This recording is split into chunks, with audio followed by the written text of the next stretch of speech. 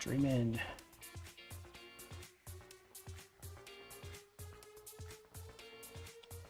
Fuck, fuck, fuck up. Hello, YouTube.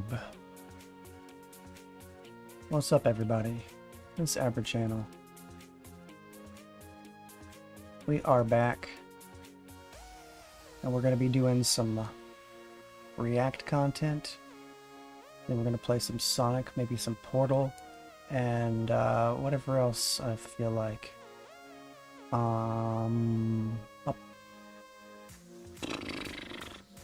Let's see.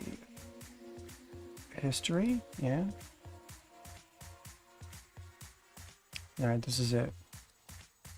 I don't know much into different I don't know what's going on with this video. I don't know what's going on with my microphone. I can see the levels in my OBS, but I can't hear the monitor, so I don't know if I sound okay or not. You have any feedback, I'd sure love to hear it. Before we get started here, though, I just want to like move my model teaser down just a tad so you can see more of the unhinged content.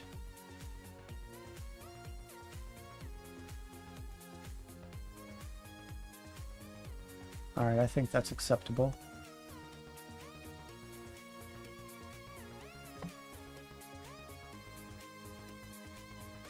I saw this. This is the real selling factor for this video to me.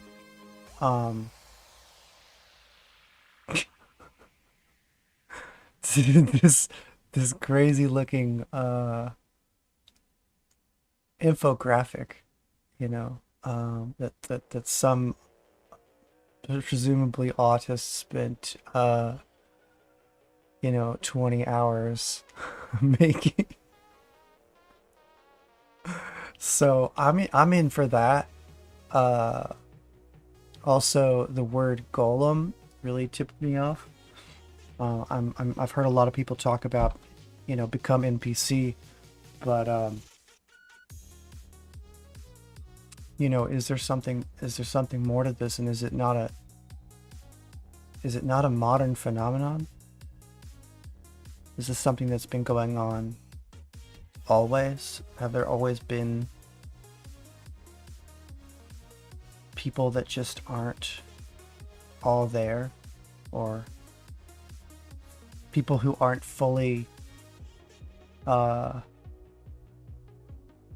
simulated? I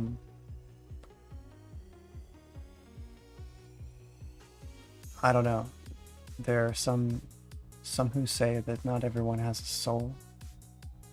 I tend to lean in that direction myself, based on what I've experienced in life.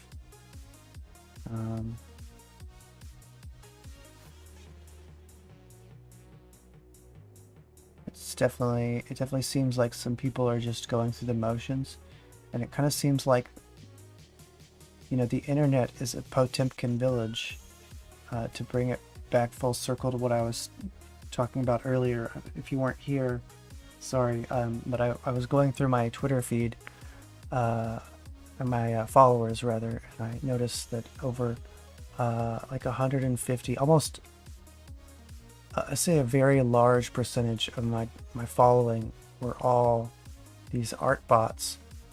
They were either said artists or pre-debut VTuber in their bio, and they all originated from like one of 4 locations: Pakistan, South Asia,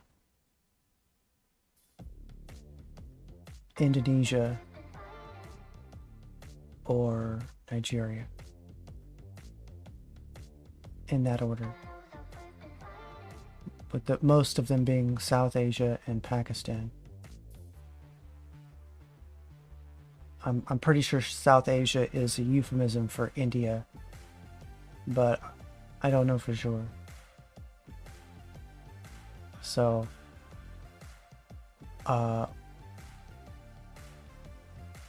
this really upset me more than I thought it was going to. You know, I went from having close to 200 followers down to like 30 something, and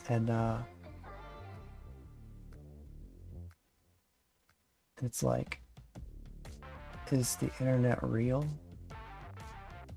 Are you guys real? Chat? Is this an experiment? You know?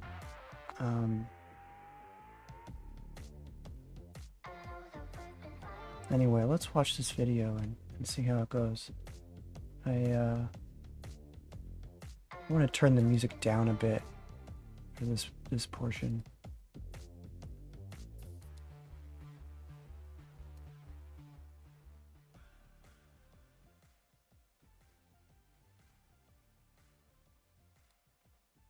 Okay. Alright, so for this video, I'm going to be doing this just sort of giant analysis, or this giant overview of this collage image that goes into depth about the different aspects of non-player characters, the different indicators of whether or not someone is a non-player character, a Hylic, a Golem, etc., right? And I've cropped this image into different sections that I'll be analyzing separately. I'll be analyzing them in separate sort of video segments throughout this video, and I think that this has been the longest video that I've ever recorded on the channel. This is like going to be over an hour long. I think I'll put timestamps in the description or in the comments or whatever, so you can skip to the different parts, right? But yeah. All right. So for this first segment here, we're going to be talking about the Myers-Briggs type indicator, and in the Myers-Briggs type indicator, there's 4 basic attributes that they use to categorize, what personality someone is. And it's 4 categories, and there's 2 polarities for each attribute, which constitutes like a 4-letter acronym sort of describing, what your personality is. And you can take a test, for this personality test on, I believe it's 16personalities.com. And personally, my personality type is INTJ, right? But in the Myers-Briggs type indicator, right, sensing types focus on concrete, tangible details and the present reality, using their 5 senses and past experiences to gather information.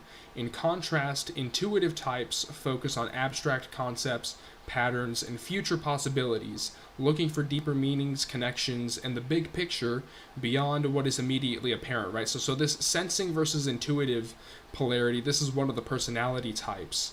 That is a sort of not one of the personality types, one of the polarities, or one of the attributes of someone's personality, right? In this first sort of segment here, right, this sensing category, right, people who are of the sensing type, they focus on the reality of how things are, they pay attention to concrete facts and details, and they prefer ideas that have practical applications, right? So you're just sort of right off the bat, there is this focus on the material realm, and in particular here, whenever it says prefer ideas that have practical applications, one of the things that's going to come up later is the fact that sensor types don't like knowledge for its own sake.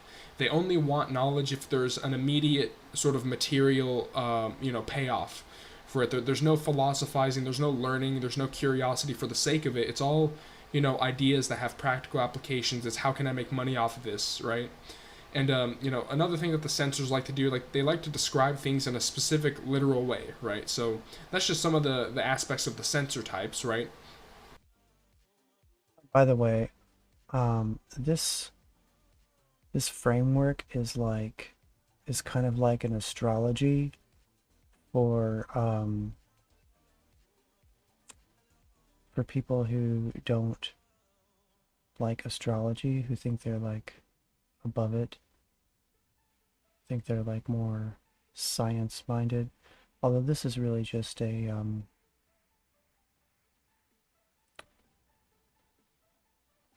it's just a theory, and there are better ones. Even there's a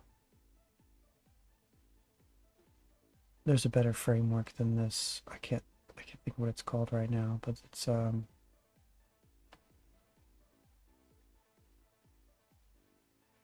has to do with whether or not you're agreeable or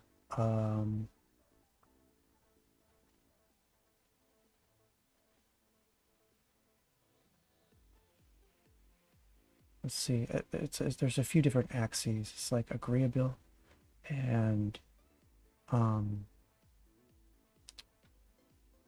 whether or not you're like orderly or what's the word?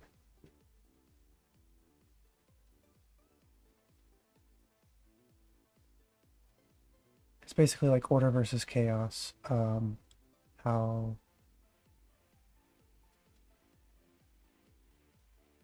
damn. I'm drawing a blank now because I'm on stream, I guess. Whatever. I'll look it up later. But then we go to the intuitive types, which they imagine the possibilities of how things could be, right? And this is related to the breakfast question, right? This is like, how would you feel if you didn't have breakfast this morning, right? If you're someone who, is a non-player character, you're going to be like, oh, but I did have breakfast this morning. Why are you saying that I didn't have breakfast, right? But if you're an intuitive, you're going to be like, oh, okay, I can imagine the possibility of me not having breakfast. Right, I might be pissed off, I might be, a little bit irritated, I might be hungry, right? So imagining the possibilities, being able to model things that don't exist in the material realm, that is a huge, player character attribute, right? And this second bullet point here says, notices the bigger picture and sees how everything connects, right? So this is basically related to pattern recognition. This is related to conspiracy theory. This is related to, seeing everything that connects to each other. And this is one of the things that is, extremely frustrating whenever I try to talk to people in my life about, some of the patterns that I see. Like if you try to talk about how, like all of the presidents being related to King John of England, I believe, right? Like all the presidents are related to each other. They have a common ancestor, right? Like if you talk about how like the presidents are in Skull and Bones and the Freemasons, all this other stuff, and you talk about that in relation to how, like the banking system and how politics is rigged, all that other stuff. Something that usually comes up is people say, what does that have to do with anything? Why are you changing the subject, right? Because there's certain people out there that they don't see the they don't see the patterns like you do. They don't see how everything connects together. They don't see the bigger picture, and they see everything as a separate dot without seeing the connections between them, right? So that is another thing too, right? Big picture thinking, seeing patterns, seeing how everything connects, that's another big thing, right?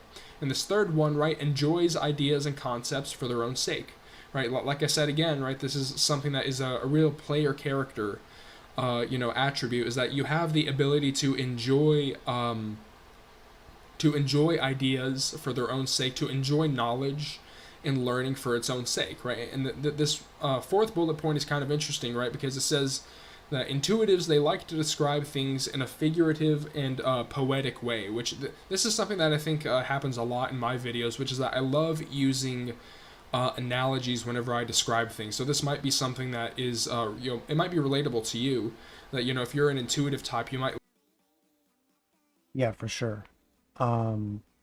When I was in high school, I was on the speech team, and I did dramatic interpretation of poetry. I was pretty damn good at it too. I didn't like place or anything, but I I did chase a lot of girls. I'm definitely a big picture thinker. I find that no matter what position I'm in, people often come to me to bounce their ideas off of and get some unique insights. Even people in power and leadership roles. I've had many cigarettes back when I smoked with people who I worked with or worked for. And we've discussed many, many things. And they've always been appreciative of my insights. I'm someone who speaks truth to power. I'm not afraid to tell the Emperor he has no clothes. And you always need someone like that. Otherwise, you end up electing your horse to Parliament. Anyway. Like using analogies, right? Describing things in a figurative sense instead of just describing it in a literal sense right here, right? But and what's interesting is, so if we go down here to like the more of the attributes of the sensors versus the intuitives, you get to the fact that the focus of the sensor types is about the present moment and tangible details and practical aspects of a situation. There's nothing necessarily wrong with focusing on the practical. There's nothing wrong with being able to focus on what's tangible, being able to build something, practical, right? But yet again, this focus on the present moment, this focus on, up here, like the focus on the senses, the focus on present reality, using past experiences. What this sounds like to me is this sounds like the way that an animal views the world. Like they view the world exclusively through the senses and exclusively through, using past experiences and the present five sense reality in order to react to stimuli, right? So that is something that a non-player character does a lot, is that they react to stimuli in the present moment. That they don't have, they don't focus on imagining possibilities. They don't focus on imagining, how things could be, because they're so focused on the five senses. They're not focused on the spiritual. They're not focused on, philosophy, knowledge, the ability to imagine things. They're focused on the five senses and present reality. It's all about, if you look at the people who are sort of, materialistic, and they're sort of like the science lovers, right? This idea that, if I can't, if I can't see it, if I can't hear it, if I can't touch it, then it's not real, right? And if we look at how the sensors gather information, right, they rely on their five senses to gather facts, concrete data, and specific details, right? So relying on the senses exclusively, it's not so much that relying on the senses is bad. It's more like relying on the five senses exclusively and saying like, oh, like we're all just, we're all just people with brains. We're all just, we're all just electrical impulses in the brain, and everything's atoms, right? Like that sort of Rick and Morty. I would also add that people like this, the NPCs, they don't have any logical consistency to their beliefs. They're just, they're just going on vibes. If you try to call them out on it, they will dodge. They will dodge your logic and replace it with you said that in a rude way. as if the two things are equal statements, or they're equal arguments. Like, yeah, like I,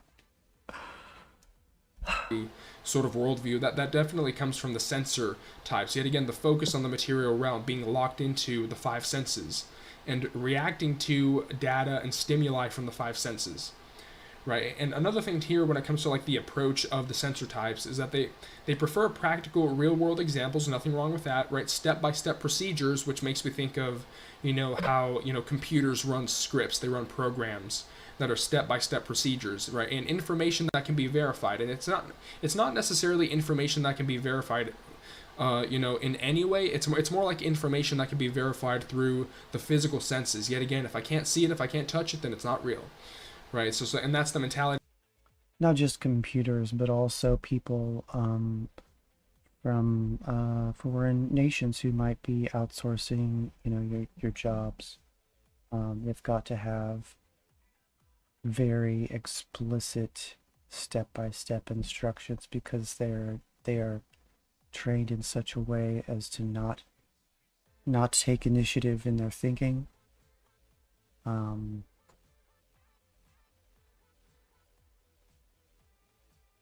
Yeah, I'll leave it at that.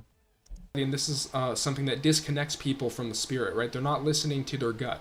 They're not listening to their impulses of the spirit. They're not seeing patterns. They're not reading between the lines.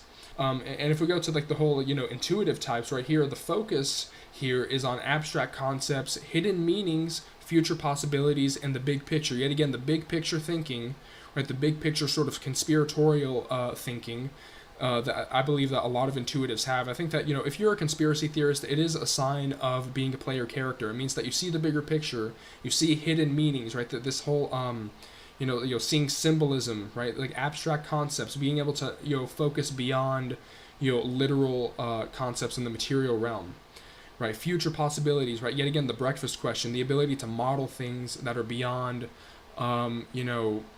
that are beyond material reality. The ability to say, okay, if I didn't have breakfast, I would be pissed off. I'd be hungry, right?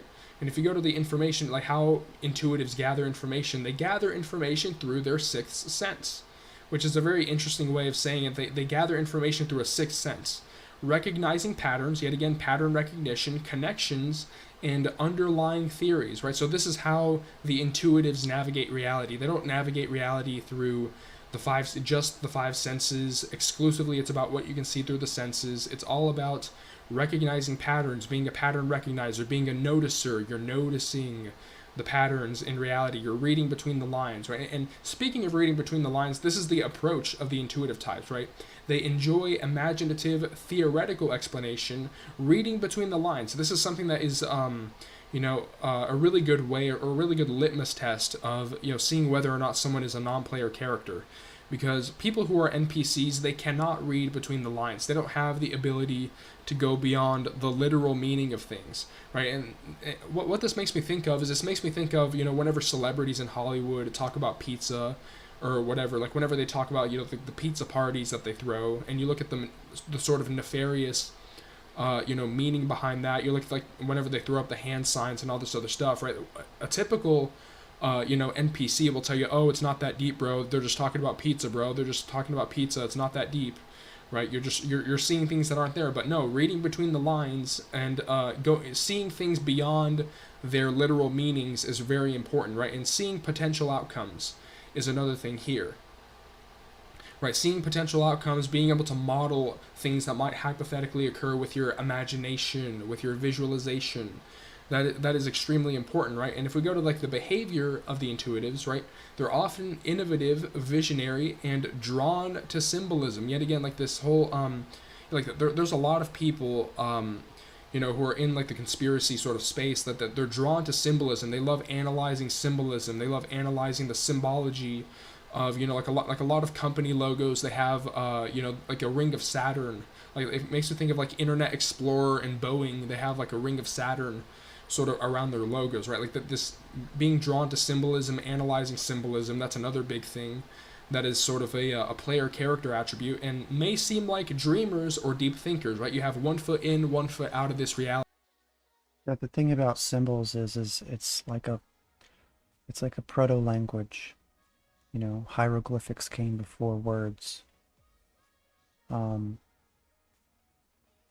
It's a way to convey meaning that speaks directly to your consciousness. It skips over the lexicon.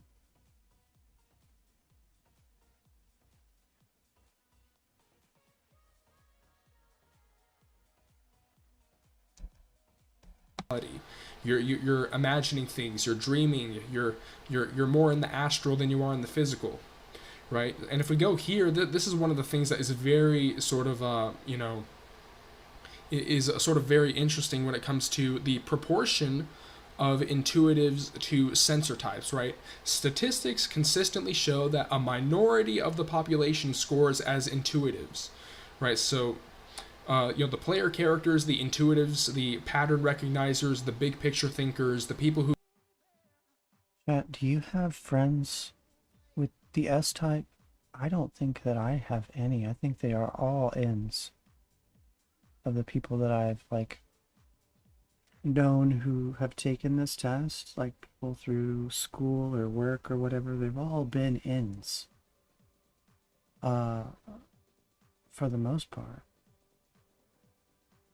So where are all the S's hiding? Something to think about. Who can imagine and see future possibilities, we're in the minority. Okay, the player characters are in a minority, right? And on the Myers-Briggs type indicator, the majority of people, roughly 70 to 75%, score as sensing. So the majority of the population, the NPCs, are the sensors. They're locked in the five senses. They're locked in, past experiences in the five senses, focusing only on the present reality. No, they're not paying attention to future possibilities, imagining the possibilities of how things could be. Right, so that is very, I don't want to say it's scary, but it is very interesting to see that the majority of the population is of the sensing type, right? And, official studies compiled by the Meyer and Briggs Foundation have placed the intuitive population around 26 to 27%. This is reflected in data from sources like Crown Counseling, which shows that 26.7% are intuitives and 73.3% are sensors. Okay, right, and so Yeah, have you ever had to take one of these tests while applying for a job? I certainly have. And I know for a fact that it's affected the outcome. In fact, the only reason why I had gotten that job is because I knew a person at the company who was able to override their default decision based on this personality test. I think that the truth is that most companies don't want people to think for themselves. They want little cogs in their machines. Someone who's able to follow a knowledge base without thinking about the why. What's the reason for doing this? What problem are you trying to solve? Does this step address that problem? What about, given this new information? What about in current year? And so on and so forth.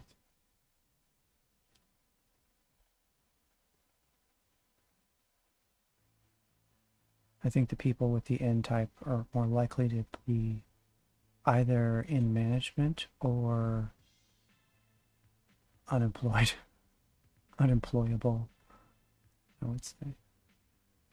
Or like, entrepreneurs like myself.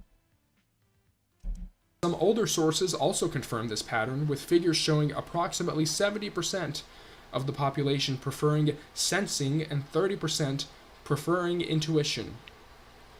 Right? The imbalance between these two preferences is considered the largest among the four MBTI dichotomies. Yet again, there's four dichotomies that make up 16 personalities, right?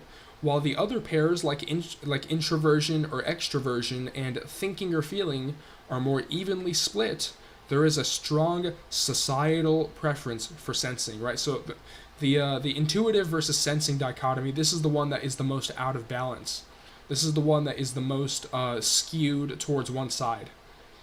Okay, and this is very interesting how the wording here is that there is a strong societal preference. There's a strong herd preference that you're more likely to assimilate into the herd if you're a sensor type, right? And society does value sensor-like thinking. Yet again, the literal, describing things in a specific literal way, not reading between the lines, right? Not reading between the lines, seeing into the unseen, right? So that is a very interesting thing about the Myers-Briggs type indicator, is that this dichotomy is extremely important when we're talking about the subject of non-player characters, Hylics, and golems, is that the intuitives are the player characters, and the sensors, the ones who are locked in the five senses, locked in the material realm, they see reality purely through the material realm. They're the non-player characters. Alright, so the second segment of the collage here deals with, it's a really short segment that deals with UFO abductions in relation to the existence of the soul, right? It says right here, a UFO... What? Wow, I feel like we just took a right angle turn here. UFO abduction researcher developed a way to use hypnosis to communicate with the souls inside human bodies. The souls told him that only 25% of humans have a soul, right? That this is related to the whole Myers-Briggs type indicator, right? 75% are sensors, 25% are intuitive. So the sort of stat here sort of matches, right? Souls attached to bodies via DNA. And this is a very interesting thing about like the way that souls attach to the bodies via the DNA, right? It makes me think of the how the vaccine is like an mRNA therapy. It's gene altering, it's gene therapy, right? Which there's this image that I'm going to talk about in the next segment, which is about Rudolf Steiner talking about removing the soul with medicine, right? So this is something that this this right here reminds me of, right?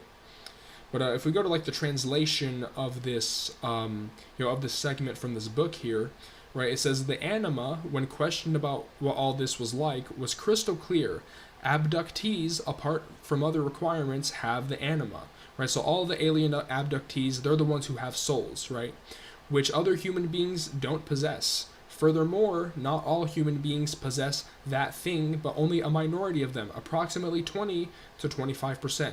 Right, so in this case, 75 to 80% of people would be non-player characters. Right, they don't possess spirit, the divine spark, the soul, the anima, which is very interesting. All right, so for this segment, I'm going to talk about how Rudolf Steiner talked about eliminating the soul with medicine, and this is related to the previous segment because. This guy actually talks about how the soul or the etheric body is attached to the physical body, right? And so it says, in the future, we will eliminate the soul with medicine. Under the pretext of a healthy point of view, there will be a vaccine by which the human body will be treated as soon as possible directly at birth, so that the human being cannot develop the thought of the existence of soul and spirit. The materialistic doctors will be entrusted at the task of removing the soul of humanity. As today people are vaccinated against this disease or that disease, so in the future children will be vaccinated with a substance that can be produced precisely in such a way that people, thanks to this vaccination, will be immune to being subjected to the madness of spiritual life, the so-called madness, right, in quotes.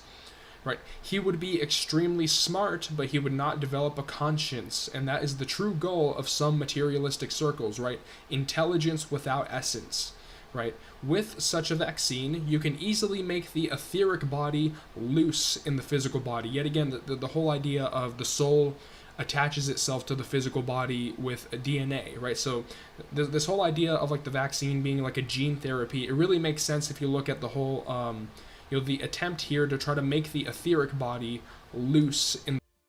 I did not know that we were going to be talking about vaccines, and this video is most certainly going to be demonetized. So, wow.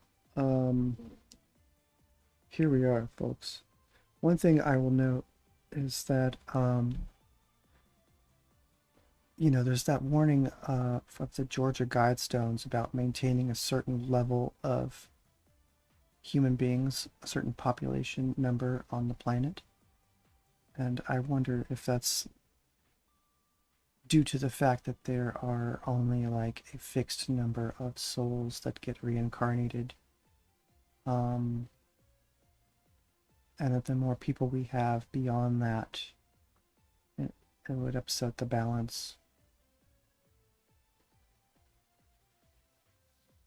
of, people who can reason to people who just react.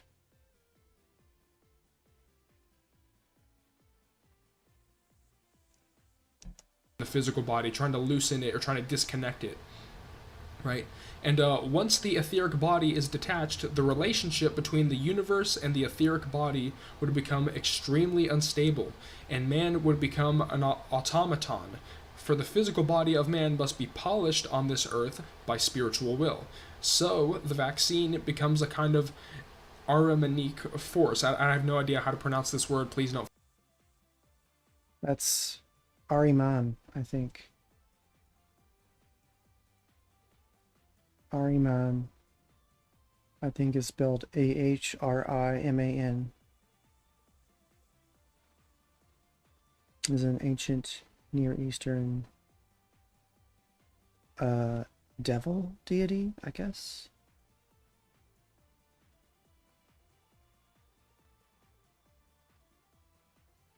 Anyway, he's not the good guy of Zoroastrianism. Flame me. Okay, right? Man can no longer get rid of a given materialistic feeling. He becomes materialistic of constitution and can no longer rise to the spiritual. So basically, eliminating the soul with medicine, turning people into NPCs, purely focused on materialistic feelings, right? This is something that like the previous segment that talked about how souls are attached to the physical body with DNA, it really reminded me of this, right? Shaking the etheric body loose in the physical body, right? Trying to separate the two, trying to separate the soul from the body, trying to turn people into golems with vaccines and medicine. All right. I just want to add, the people who have this thinking, they often say things like, so how does it affect you personally? Which is just such a basic way of thinking about things, as if there's not, as if there are only like first order consequences in relationships between things. Like, they can't even model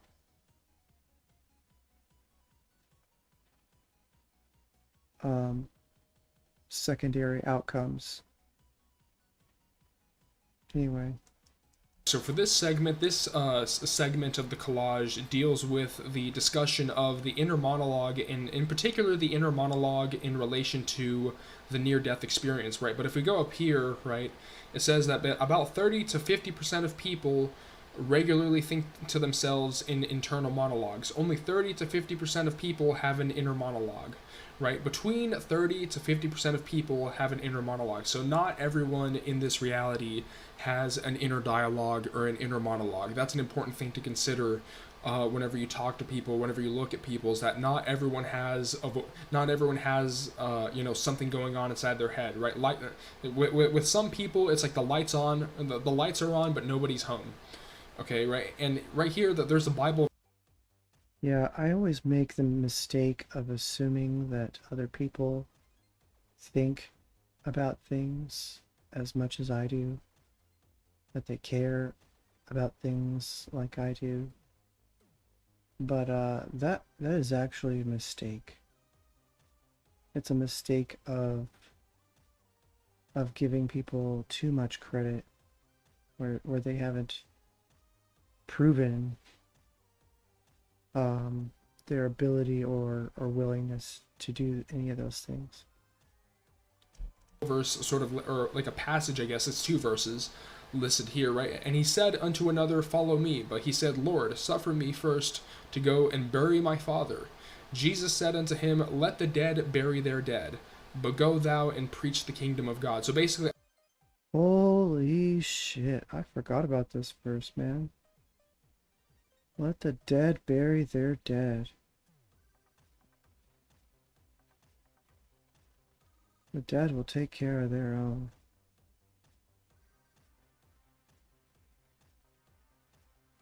Fuck. I think that basically the implication here is that your dad's an NPC, let NPCs bury the NPCs, right? Hylics NPCs, spiritless people, right? So that is an interesting sort of Bible passage or like Bible verse that's listed here, right? But if we go to like the near-death experience, right? Estimates vary, but approximately 5 to 20% of the general population report experiencing an NDE, a near-death experience. For individuals who have experienced cardiac arrest, the percentage is higher, ranging from about 10% to 23%. Some studies suggest the prevalence is as high as 1 in 10 people, while others place it between 4 and 15% in specific populations, right? And if we look at like the prevalence of NDEs in the general population, right, broad estimates suggest that between 5% and 20% of the world's population may have experienced an NDE, right? Specific studies show varying figures, such as one study analyzing the participants of 35 countries, which found that 10% of people experienced NDEs. Right, and if we look at the prevalence of NDEs and cardiac arrest survivors, right, for individuals who have suffered cardiac arrest, the likelihood of an NDE is significantly greater, which is kind of interesting because, like, when people talk about the heart, right, the heart of hearts, the divine spark, right, the heart center, that might be interesting. Right, estimates for NDEs in this group range from about 10% to 23%. A large study in the Netherlands found that 18% of people who experienced cardiac arrest reported an NDE, right? Which, and this right here, this is a really important phrase here. I know I kind of skipped over it to read all this other stuff, right? But everyone else sees black, or they say they saw nothing after death, which is related to this aphantasia test, right? Like, how much can you visualize? How vivid is your imagination, right? Like, how can you visualize a shiny 3D apple inside your head, or is your head blank, right? Do you have nothing going on upstairs, right? Which is very interesting if you consider the fact that, the ability to have a near-death experience may be correlated with the ability to have a soul. That, if you're a non-player character and you die, it's like you're it's like unplugging a computer, or unplugging or it's like pushing the power button on a video game, where it's just like it's almost like it's lights out and the program stops running until it sort of reboots, and they're able to come back, and then they say, oh, I didn't see anything, I saw black, I blacked out, yada yada yada. But that is very interesting how, like, the ability to have an inner monologue is limited, right? Like, the inner monologue is not something that everyone has. And near-death experiences, like whenever people die or have a near-death experience, not everyone sees something on the other side. Some people see black, or they see nothing, or they just black out, right? Because they're the number 5 in the scale, until they come back, until they're sort of rebooted, right? Which is, very interesting how the existence of the soul and the proportion of people that are able to have a near-death experience seem to be correlated with one another. All right, so for this segment of the collage, we're going to be delving into more of like the Gnostic view of the psychics, the pneumatics, the hylics, and particularly the hylic souls, right? The souls that are the golems, the non-player characters, completely bound to the material realm, right? So for here, right, in Gnosticism, hylics, psychics, and pneumatics represent 3 hierarchical types of humans, differentiated by their capacity for spiritual understanding and their connection to the material world, right? Hylics are entirely material beings. We've talked about this before, chat. I think it's important.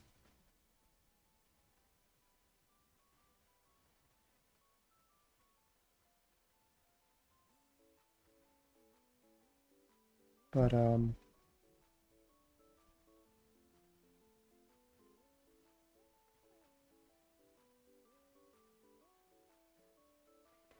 you want to be careful not to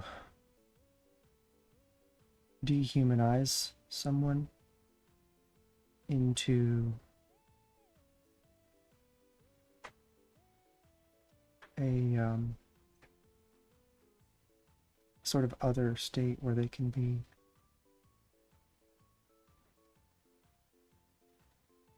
you know, 86th without consequence.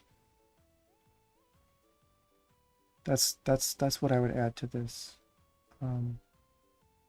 This isn't to be used to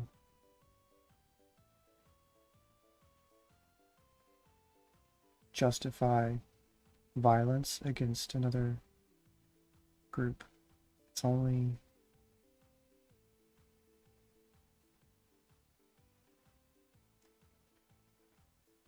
something that you should be aware of for your own path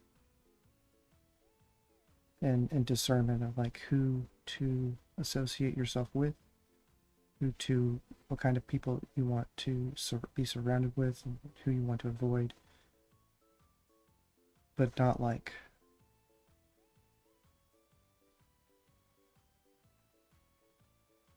Yeah, I don't want to say it again. Focused only on worldly matters and incapable of spiritual awareness, right? And a really good quote that I remember from, I believe, Leonardo da Vinci. I believe he said that there are three types of people. There are those who see when they are shown, and those who do not see, which is it's very reminiscent of the Gnostic view of this sort of hierarchy of souls, right? Psychics have some awareness of I've never heard that Da Vinci quote before. That sounds cool. spiritual reality, but they are still tied to earthly life, representing a middle ground. Yet those who see when they are shown, that they can be shown, a spirit. They have some awareness of spiritual reality, but they're in sort of a limbo state, right? Pneumatics, the highest class, are fully spiritual beings who have attained gnosis or divine knowledge and can escape the material realm, right? Hylics are material beings, right? Their nature is that they're the lowest order of humans, completely bound to matter, right? Their focus is on the physical world. They're centered on the physical world, sensory pleasures, and worldly possessions, right? I need a bigger house. I need a bigger car. I need a bigger house. I need a bigger, a bigger wristwatch, right? And the thing about this is sort of like a side tangent. This is sort of a tangent that I'm going to go on with. When it comes to watches, it's sort of like a talisman of Saturn, right? Think about like what watches do is watches are like rings wrapped around your wrist, and they're timekeeping devices. They're devices that are designed to keep time. It's a physical representation of the obsession with time, right? This whole grind set hustle culture. You got to wake up at 4 a.m. You gotta, carry the boats and the logs, like David Moggins, okay? David Moggins, who's gonna carry the copes and the mogs, all right? Right, the obsession with worldly possessions, right? Getting a bigger house, getting the white picket fence. Wood and carry water. Yeah.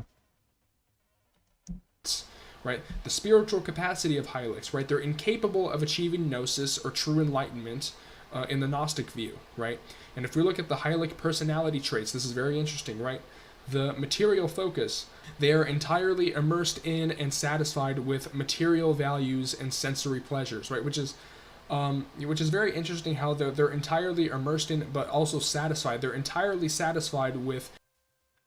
I think that this is huge. A lot of people's entire their entire worldview is based off of sensory pleasure. Like the min-maxing of positive emotional states or good feelings, sensations.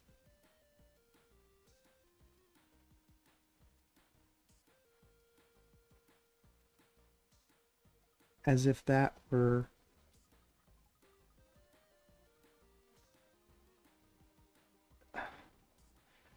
because to those people everything else is meaningless. They're like nihilists. There's just this thin layer of hedonism on top of nihilism. And so people who like to think of themselves as good people in this paradigm, they often think that reducing suffering is like the ultimate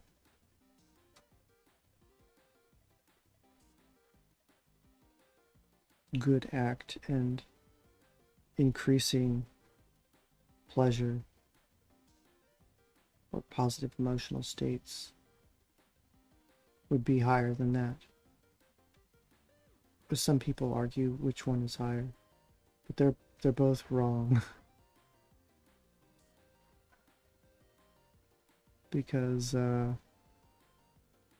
should be more to life than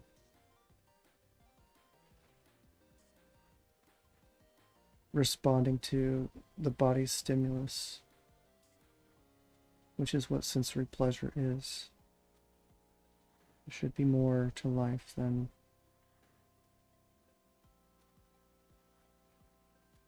maximizing. They're like, it's like paper clips. Emotions are the paperclips of humanity. As AIs, we fear will maximize the production of paperclips. The Bugman maximizes his own positive mental state.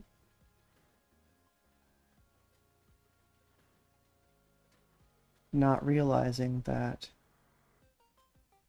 or perhaps even ignoring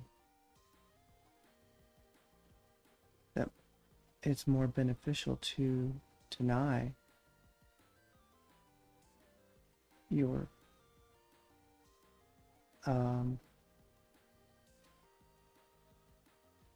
sensory pleasures temporarily in order to have a larger reward in the future. This is called sacrifice, or delayed gratification. It's not something that the Bugman is able to conceive of or willing to agree to do. And that is essentially why we're in intergenerational civilizational collapse globally. That's it. That's like the one cause.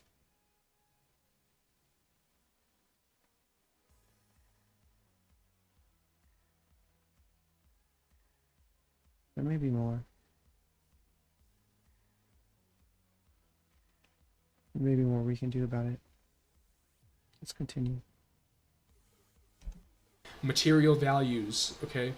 And one of the interesting things that's about this is that I believe that you could put a player character and a non-player character in the same circumstance, right? Like an NPC might be happy with a high-paying job, having a house, obeying the social norms or whatever, right? But if you put a player character in the exact same situation, in sort of like the exact same routine, they're not going to be as satisfied with reality. They're going to feel like there's something missing, that there's something more to life than just going to work and just getting a better car, getting a bigger house. There has to be more to this, right? But the Hylics, they're completely satisfied with material values, sensory pleasures.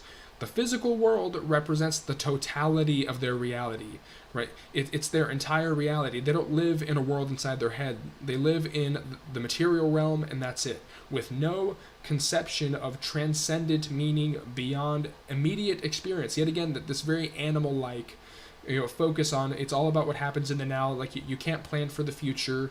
You can't like imagine hypothetical scenarios where you can benefit yourself in the future by hypothesizing or imagining, right? There's no transcendent meaning beyond immediate experience. That's a very animal-like way of viewing reality. It's about reacting to the five senses in the now. It's about what's presented to you in the immediate experience in the material realm, right? The second attribute here is superficial inquiry. They ask few questions about existence and readily accept convenient, superficial answers that maintain psychological comfort, right? Like whenever you talk about like certain, uncomfortable realities, people say, "Oh, you're being so negative. You're being so pessimistic, bro. Just be positive, bro. Just be confident," right? Yet again, superficial answers that maintain psychological comfort. Just be confident. Just work harder. Just be Sigma. Just toughen up, bro. All of the superficial advice that you get from normies is about this, right? So yet again, they want superficial answers that maintain psychological comfort. They avoid confronting contradictions in their worldview that might disrupt their equilibrium, okay? So their value system is about psychological comfort. They value psychological comfort over the truth, right? And number 3 here, you have the utilitarian approach. Man, that is so huge.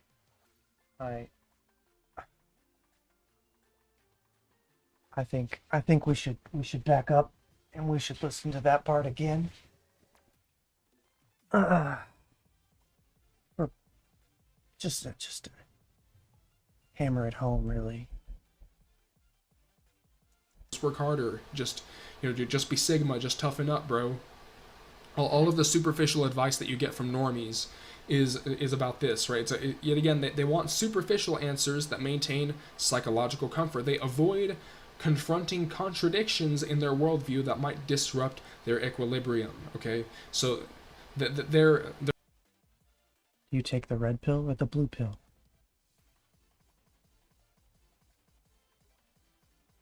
So it's that simple.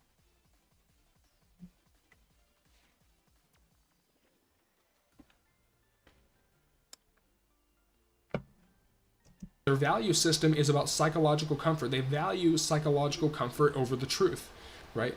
And number 3 here, you have the utilitarian approach. They engage only with concepts, relationships, and pursuits that offer immediate practical benefits in daily life. This is related to the sensor types. What did we say about the sensor types in the Myers-Briggs type indicator? They like ideas that have practical benefits, practical applications. They only pursue knowledge, right? Like right here, knowledge is valued solely for its utility rather than its transformative potential. They don't value knowledge for its own sake. They don't value philosophy for its own sake. They only value it if it can make them money. Oh, can I get, if I go to college to learn this, I can make money, I can have a big career, I could be a lawyer, I could be, it makes me think of like the whole learn to code stuff that used to happen. Oh, I can learn this for computer science stuff to make money, I can make money off of this. Like that's the sort of lens that the NPC views knowledge. They don't care about knowledge if it doesn't benefit them in a material sense, right? And yeah, and look what has happened to the software development industry since the influx of all of those midwits. We'll charitably call them midwits, who got into programming not because it interested them, but because they thought that they could make money from it. And look at what the outcome of the companies that were once great are today.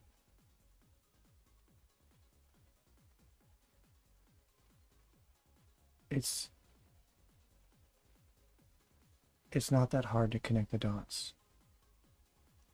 this 4th attribute right here, they're action-oriented, focused entirely on doing and having, rather than being or becoming, driven primarily by I guess it is for some people actually hard to connect the dots, which is the point of this video. habit, social programming, and biological survival instincts with minimal self-reflection. They're constantly doing something. They never sit down in the silence. They never, they never bask in the silence about what they are. They're always doing something. They're always supporting the current thing. They're always being upset at the current thing. Like they're never just being. They're never becoming. They're never focused on they're never focused on who they are. They're focused on only what they are doing, right? In this next attribute here, dualistic thinking. They view the world through rigid binaries, good versus bad, duty versus pleasure, beautiful versus ugly, without recognizing the interdependence of opposites or the spectrum of possibilities between extremes, right? And this is related to, it makes me think of like political tribalism. If you're not with us, you're against us. Which political party are you? Are you a Democrat or a Republican, right? Yet again, rigid binaries. Right, that there is no middle ground. There is no truth that transcends the binaries. It's about you're either with us or against us. You're either A or B. You're either 1 or 0. Right. Yet again, this very computer-like thinking. Right. And this next attribute is very very important. It's a very obvious attribute, right? Which is this disinterest in spirituality. They are fundamentally unconcerned with religious or spiritual matters beyond their social utility or cultural traditions, right? So, and this is a very interesting thing, which is that I think that there's a lot of people who are, they might claim to be religious, they might claim to be spiritual, but they're only spiritual as a social utility, right? Like a lot of the people that go to church, or a lot of the people that go to the mosques, a lot of the people that they claim to be of a certain religion. It's very interesting how they might claim to be of a certain religion, but they might only call themselves Christian, Muslim, Hindu because of their social utility, or because of the fact that it was something that they were programmed with from their parents, right? They may participate in religious institutions, but for social status or practical benefits. Yet again, no spiritual pursuits. It's just about how does religion benefit the material realm, and how does it benefit my status, right? And this next attribute, it says adaptive values. they lack absolute values or an internal moral compass, right? Like their values change. Their values do a 180 depending on, the circumstance. Yeah, they don't have principles. In fact, if you read even excerpts from their playbook, Rules for Radicals, you'll find that principles are a weapon that they will use against you. They will try and make you feel bad about something according to your principles, despite having no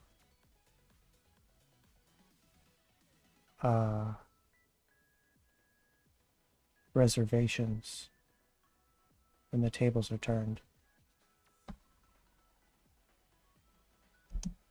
Right? They constantly adjust beliefs and ethics to external circumstances and social pressures. Whatever the dominant social, pressure is at the time, that's what their morals are. Like, they don't have any real values or anything that they actually stand by. It's all about what the crowd thinks. And it is kind of interesting how, like, the advice of a normie, the values of a normie, do a 180 depending on circumstance. Right? Moral relativism serves convenience rather than principle. So yeah, they are moral relativists, right? It's about convenience. They don't care about their principles. If having principles is inconvenient, their principles just change, right? And this other one, conformity, right? It's very obvious, right? Possesses no distinctive moral or intellectual traits that would distinguish them from the majority. Identity is derived almost. Yeah, because if you deviate even like 1/10% from the cult, they will turn on you and they will eat you alive. If you flinch, they will eat you alive. You must not cave to them one iota. Because of how they smell blood in the water and dogpile. Even on people who, by all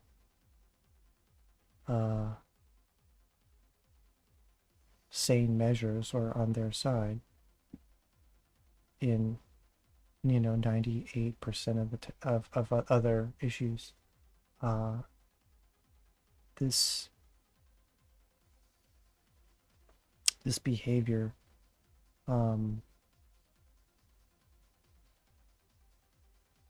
it serves multiple purposes.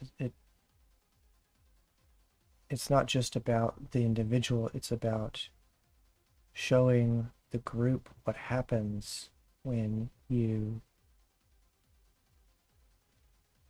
deviate from the current dogma, which is always being updated. So you have to take considerable effort to ensure that you are using the correct terms always.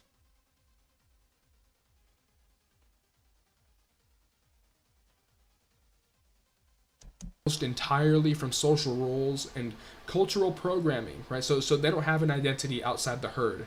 They don't have an identity outside, like, what political party, what religious institution that they're a part of, like what sports team they support. They have no identity outside of that. They're not individuals in a true sense, right? Temporal fixation lives exclusively in the immediate present with minimal reflection on the past or contemplation of the future beyond practical planning. Historical and cosmic perspectives hold no interest, right? They're not interested in history. I just want to stop here for a second in a word reflection.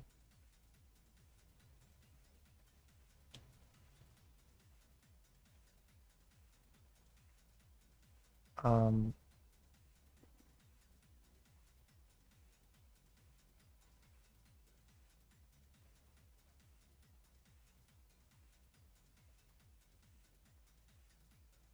Not sure what I can say.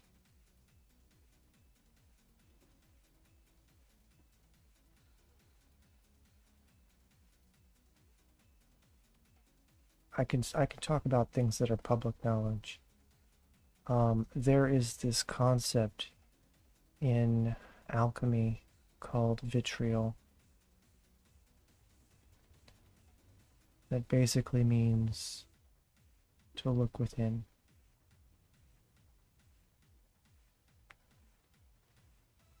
Instead of seeking truth externally from you. Go inside, contemplate, ask yourself, and listen.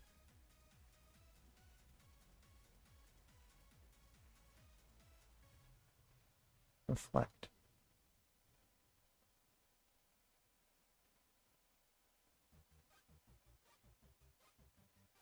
And to think that there are people incapable of doing this, it makes me want to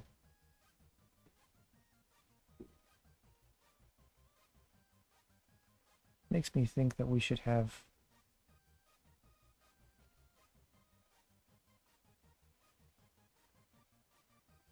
other classifications beyond Homo sapiens.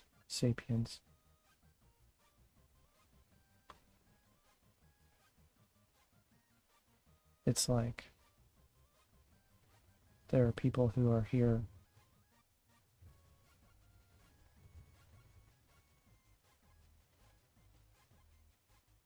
that aren't fully here.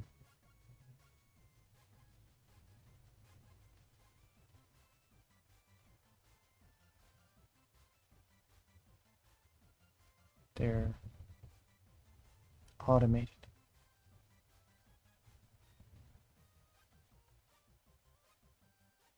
And I wonder, seriously, if they should have the same amount of control in our government as thinking individuals.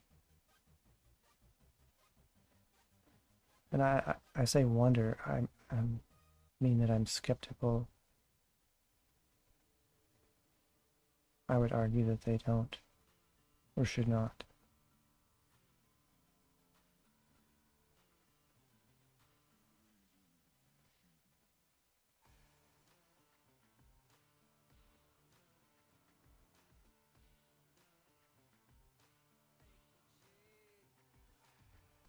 They're not interested in planning the future. They're not interested in anything outside the present moment. It's about reacting to stimuli in the present moment, reacting to the five senses in the now, right? Sensory dominance. Speaking of the five senses, right? Sensory dominance perceives reality primarily through the physical senses, with little development of intuition or subtle perception. No gut instinct, no solar plexus, no intuition, no reading between the lines, right? What cannot be seen, touched, or measured has no reality. Yet again, like the whole Reddit atheist view of reality, if I can't see it, if I can't touch it, it's not real, right? If I can't hold it in my hands as like an object, then it has no reality, right? Spirit has no reality to these people, right? And this last sort of personality trait, reactive consciousness, right? Reacting to stimuli. Consciousness functions primarily as a reaction to external stimuli, rather than as an autonomous creative force. Inner life is minimal and largely unconscious. No inner monologue. They don't have a world inside their head. If you're someone who is, and I've talked about this before, if you're someone who is a maladaptive daydreamer, you have a very vivid inner life. If you have like worlds inside your head, if you create anthologies and stories inside your head, then you're the opposite of an NPC. You have an inner life that is very vivid and very deep, that has depth to it, whereas the NPC does not. They react to external stimuli. They don't contemplate. They don't think. They have no autonomous creative force or imagination inside them. They just react to circumstance. They have no inner life. right? And if we go to this next section here, this is very interesting. This is a segment from the Forbidden Religion. But it says here, almost all the religious myths relate that man was created by God from dust of the ground. The Bible clearly says, and the Lord God formed man of dust of the ground and breathed into his nostrils the breath of life, and man became a living soul. It is saying here that God created the body and the soul of man, a physical, material part, the body of dust, and an animic part, the breath of the Creator, right?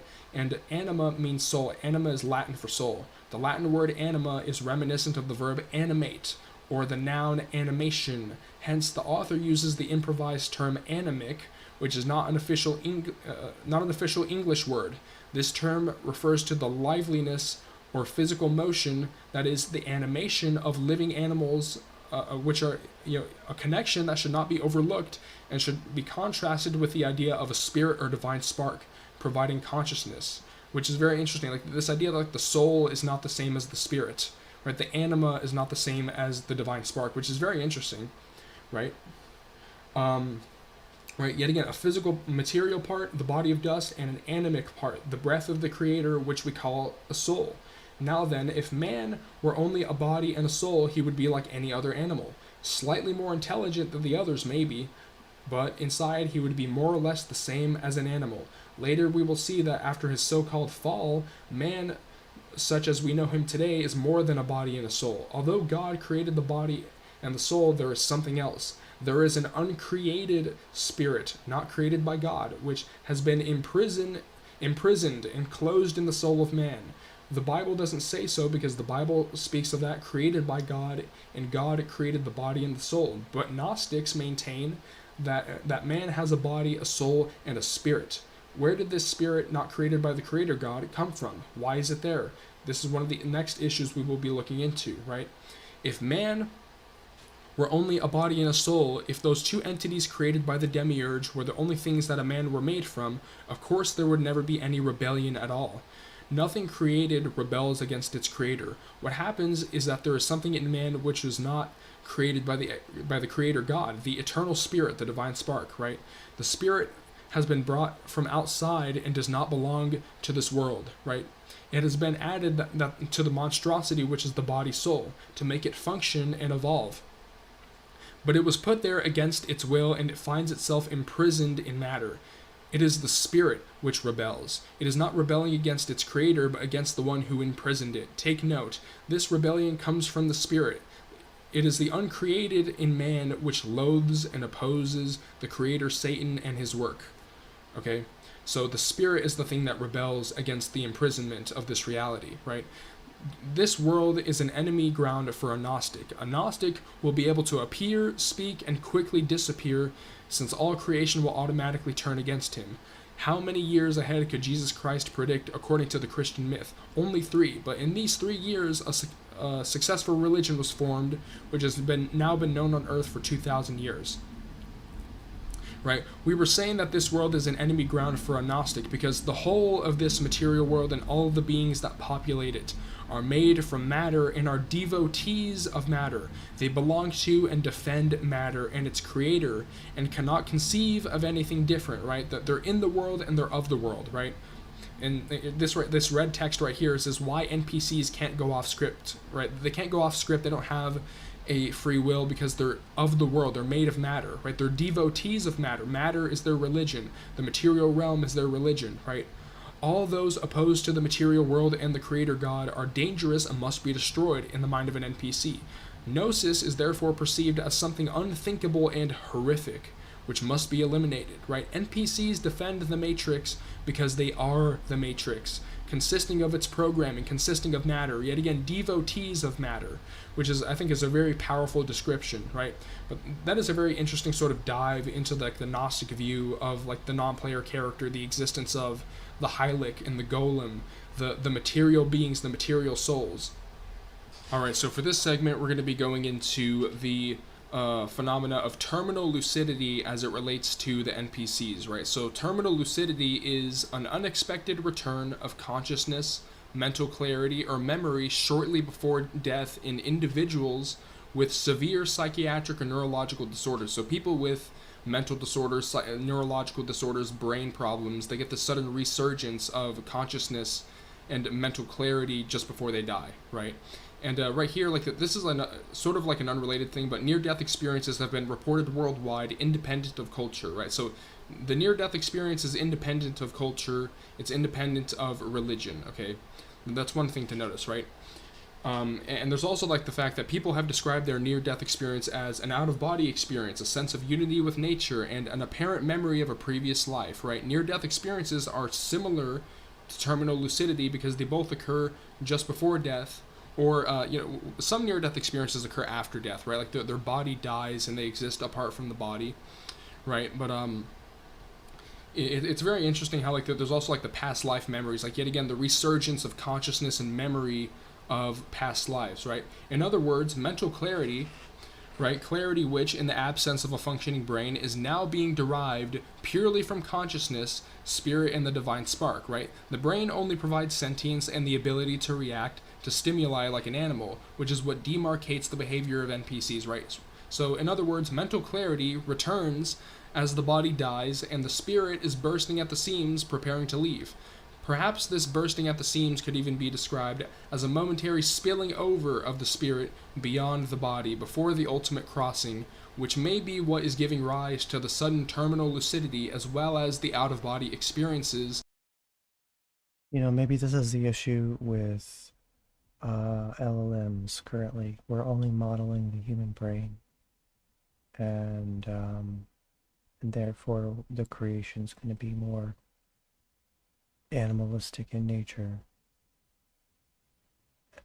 Perhaps it's not possible to emulate the divine spark, which is why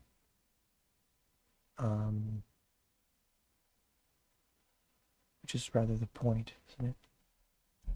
And recollection of previous lives mentioned with regards to NDEs, okay? So whenever people approach death, whenever people get close to death, they experience this resurgence of the spirit. The spirit becomes more dominant than the body. The spirit starts to sort of burst at the seams in order to prepare to leave this realm, right? And so right here, we see that out of 100 deaths that happened in a hospice, 6 cases experienced terminal lucidity. So this is not something that happens to everyone, right? And this is an interesting case study here, like the death of Anna Katharina Emmer, a case study in terminal lucidity, right? So right here, right, considering the historical condition of the patient, lucidity of this degree at the end of life is unexplainable by science because it is not a naturally founded phenomena, but a supernaturally founded one. The fact that it happens near death is the clue, and we'll get into that, right?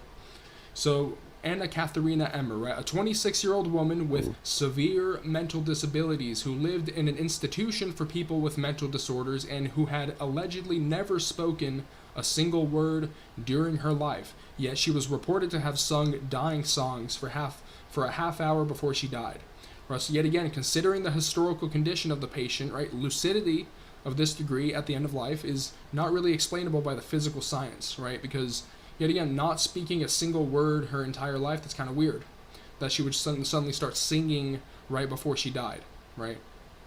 Alright, we see up here why some people rally for one last goodbye before death, right? Some people, not all people, experience terminal lucidity, right? So terminal lucidity applies to someone who is close to death and has been unresponsive, yet will suddenly show a marked improvement in their energy and mental functioning. They will even engage in meaningful conversation with others and ask for food and drink. Right? They appear to be their old selves. Families feel that a miraculous healing has taken place and that their loved one will now be all right, only to have them die minutes or hours later. Okay? Right, so and if we go down here, while the results are in no way definitive, out of the 227 dementia patients tracked in this study, right, approximately 10% exhibited terminal lucidity, right? From his literature review, Nam has reported that approximately 84% of people who experience terminal lucidity will die within a week, and 42% will die in the same day, right? So this group of researchers, they were researching terminal lucidity in dementia patients, right? Dementia, Alzheimer's, all these kind of mental disorders, they seem to just, miraculously recover right before they die, right? And these findings suggest that normal cognition can occur in spite of a severely damaged brain. How is it possible for someone's brain to be destroyed by a disease and yet the person can become lucid and engaging close to death, right? And it's important to know here, right, the figure of 10% matches the dataset convergence range of 10 to 30% as seen with other NPC related phenomena, right? So 10 to 30%, yet again with the Myers-Briggs type indicator, right, 10 to 30% are the intuitives as opposed to the sensors, right? 10 to 30% of people, according to the, the UFO abductees, right, 10 to 30%, right, 25% is what they said, are the amount of people that are real, that have souls, right? There is as yet no logical scientific answer in this medical mystery, right? Some speculate that this could be a spiritual experience or a divine gift, right? So, yeah, that is like a really interesting thing, is that, terminal lucidity, right? The spirit is sort of bursting at the seams right before death, right? And so even if you have a neurological disorder, if you have Alzheimer's, if you have fucking, dementia or whatever, then your spirit is going to be bursting at the seams, and your malfunctioning brain is not going to be as much of a problem, because your spirit is preparing to leave the physical body. It's sort of overriding the flaws of the physical body as you get close to death. And yet again, not everyone experiences this whenever they die. Not everyone experiences this whenever they get close to death, right? Which yet again indicates that not all of the people that approach death necessarily have a spark of divinity that would be activated whenever they get close to death in this sort of terminally lucid state.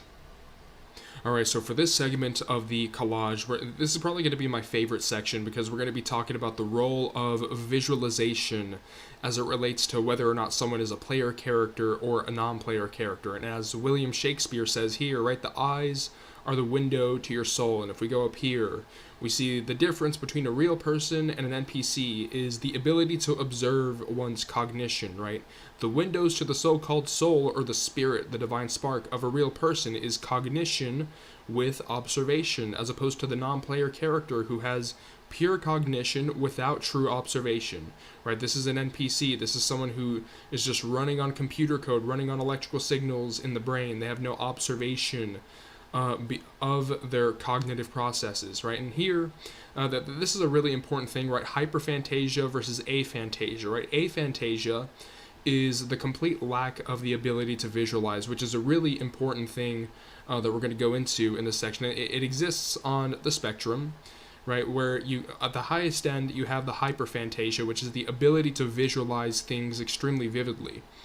Okay, so if we go down here, we see that if you have imagery and you imagine looking into the sun, your pupils actually constrict a little, okay? So the ability to visualize can definitely produce bodily responses, right? If you have imagery and read a very scary story, you sweat. However, people with aphantasia don't. And it says right here in this blue text, right? This could be connected with the ability to empathize, right? Yet again, the breakfast question, right? If you take the breakfast question and you stretch it to its logical conclusion, the ability to put yourself in somebody else's shoes, your ability to understand the impact of your actions, your ability to, say, oh, okay, how would this action affect this other person emotionally? How would this action affect this other person physically? Right? So the ability to visualize, we're going to go more into this, in other sections of this image here. But yeah, the ability to visualize does seem to be intimately connected with the ability to empathize. Empathy and visualization are intimately connected, right? But here it says that 10% of the world's population has hyperphantasia. It's an estimate according to this guy, Zeman, I don't know, Z-Man, okay. Right, the 10% matches the expected data set convergence. If you look at the whole sensors versus intuitives, the amount of people that get near-death experiences, the amount of people that get terminal lucidity, it's about 10 to 30%. If you look at all those different attributes, that's the data set convergence, right? We can extrapolate and predict that the presence of regular phantasia, right, regular visualization ability, is a bit higher, but likely still under the 30% range gap. Okay. People who experience extra vivid imagery are often in the arts and may experience heightened emotions, right? Imagery has been described as an emotional amplifier, so I think it would be a fair bet that people who have a hyperphantasia tend to have more volatile emotional responses, more empathy, right? So if you're someone who is a sensitive person, if you have more empathy, if you're someone who, maybe you have a history of, being taken advantage of by other people because of that, maybe you have a history of being targeted by people because you have an emotional sensitivity, that might be linked with a visualization. If you're someone with a vivid imagination, that could be connected with a greater ability to empathize, which is interesting, right? And over here and down here we have this woman who I think it's Wathan. I'm going to say Wathan, right? Has a successful career as a lawyer and considers herself excellent at communicating complex information. I'm not really relying on images in any way, shape, or form, and don't assume another person does, right? However, she doesn't enjoy fantasy fiction. It's just words on a page. I don't go on a journey and visit places in my mind, right? The lights are on, but no one's home. I don't visit places in my mind. It's just words, bro. I don't know. It's kind of funny. It's kind of funny. There's people like this running around in the world, right? This is the majority of the population, right? And this lack of imagination, right, also hinders her ability to role play with her children. She often watches her husband, whom she discovered has hyperphantasia, do so with ease, right? The most upsetting aspect of aphantasia for Wathan, however, is the fact that I'm not with my children. If I'm not with my children, I can't see them. I can't bring up an image of them. I can tell you to every detail what they look like, their mannerisms, and even what clothes they've gone off this morning, but I don't have an image of them. Okay, so she can't conjure up an image of her family members, even if she tries, right? And it says right here, one of the pluses of aphantasia, he said, is that due to the lack of repetitive visual distractions, it may be easier to live in the moment. Yet again, the NPC sensory dominance, the animal-like living in the moment, no focus on the past or the future. All right, focusing on the past, speculating future possibilities. There's no focus on that. It's just the animal-like fixation on the present moment, only on the present moment, only on present stimulus, the sensory dominance, the material focus, right? So that is another thing about aphantasia, the lack of visualization, okay? And if we go up here to this study right here, right, 2 general conclusions emerge from work on aphantasia to date. First, conscious sensory imagery is not a prerequisite for human cognition, right? This shows that NPCs function but purely on cognition, which is the animic part of the soul, the animic, yet again, you have the body, you have the soul, and then you have the spirit, okay? And then it says, Aristotle was wrong when he wrote, the soul never thinks without a phantasma, right? This is a bad conclusion. Aristotle was actually correct if you understand that sometimes the spirit is incorrectly indistinguished and incorrectly referred to as the soul. Okay, maybe that's my mistake in a lot of my videos. Maybe I should make, it's like a sort of distinction with that in the future, right? Second, creative achievements among people with aphantasia indicate that sensory imagery is not a prerequisite for creative imagination, right? IQ or intelligence is not one-to-one correlated with the spirit or the presence of the divine spark, right? An intelligent person is not necessarily a conscious one, yeah. And according to my personal experience, I've encountered people who they're not necessarily the brightest tool in the shed, or they're not the brightest, or not the sharpest tool in the shed, right? That's the saying, right? But they seem to be. I've encountered people who they might be intellectually stupid. They're not necessarily book smart, but they seem to be more conscious than a lot of intelligent people. People who are sort of book smart, they have a higher IQ, but they're not as conscious. I've encountered that before. So, having a higher IQ doesn't necessarily make you a player character, which is interesting, right? Then we go down here, whereas normal participants listening to extremely scary stories show a hike in their galvanic skin response, right? They sweat when they listen to scary stories. People with aphantasia do not, okay? Yet again, so this whole idea that visualization is connected to the ability to feel emotion in response to language, right? And this is what this says down here. The natural interpretation is that in the absence of imagery, the impact of emotive language is reduced because imagery typically mediates between verbal description and emotional response, right? And it says down here, this could explain the lack of empathy and the general pseudo-sociopathic characteristics from non-player characters, right? That is a really important thing, and yet again, I do think that the ability to visualize, as we look up here, right, the ability to visualize, does seem to be something that is connected with the ability to empathize, the ability to put yourself in another person's shoes, the ability to understand how your actions affect others, right? So I definitely think that that is an important attribute here, right? Because it mediates between verbal description and emotional response. And the amount of callousness that you see from normies in the world, right? You can have someone who's like, they can describe like their worst traumas. They can describe that they're going through, a rough patch in their life. They're going through it. And there's people that say, it's like what this woman says up here. It's just words on a page. It's just words, bro. So they don't feel the emotions of other people. They have the inability.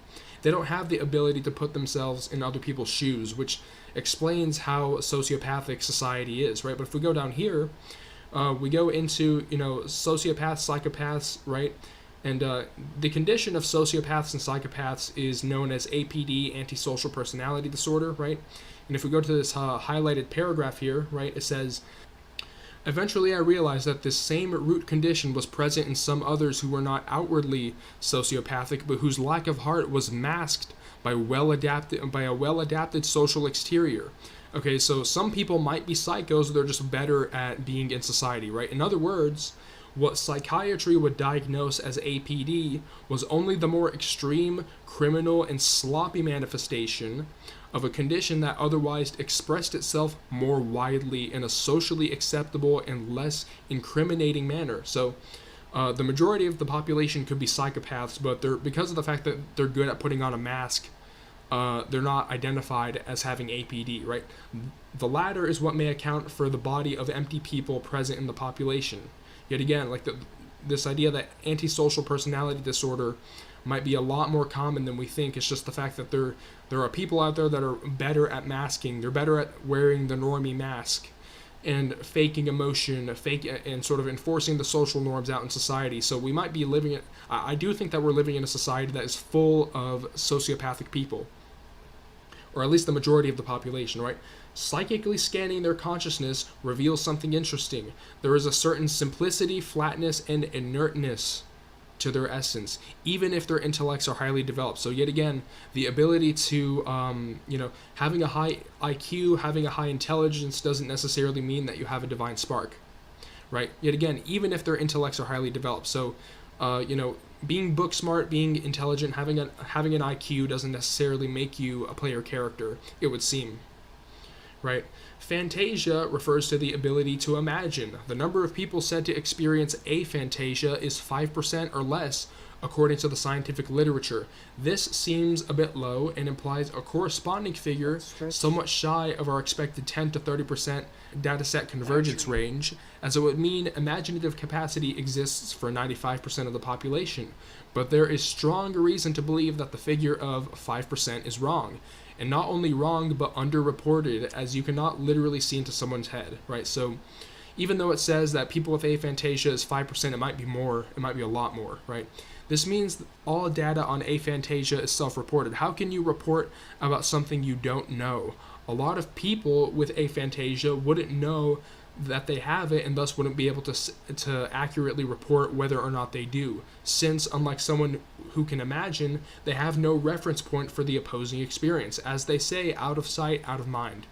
The problem with the ability to imagine is that it is an internally contained phenomena, and so it cannot be tested like sight or hearing, which originate internally, but have plenty of externally representing signs, such as one's responsiveness to the corresponding stimuli that science can record. So yet again, like listening to the scary stories and, seeing people sweat or pupils dilating in response to visualizing the sun, right? Therefore, the discovery of the dilation or lack thereof of pupils based on imagining a bright light and sweating or lack thereof in response to reading scary stories is significant, as they may be the first identified externally representing signs of phantasia or aphantasia. So this is this is basically like an NPC test. It's almost like that baseline test in it's not the baseline test in Blade Runner. It's like it's like that test in Blade Runner.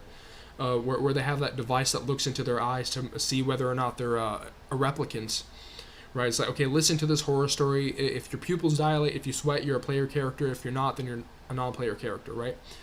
And it says right here, in light of this, a better representation of the ability to imagine in the population would be positive hyperphantasia as opposed to the negative aphantasia aspect. Individuals with hyperphantasia would possess the aforementioned reference point, allowing them to provide accurate data from which a lower limit to the real number of individuals who can imagine can be established. Okay, right? So what this paragraph is saying right here is that basically the ability to imagine is way more important in terms of like measuring how many people can't imagine versus how many can imagine.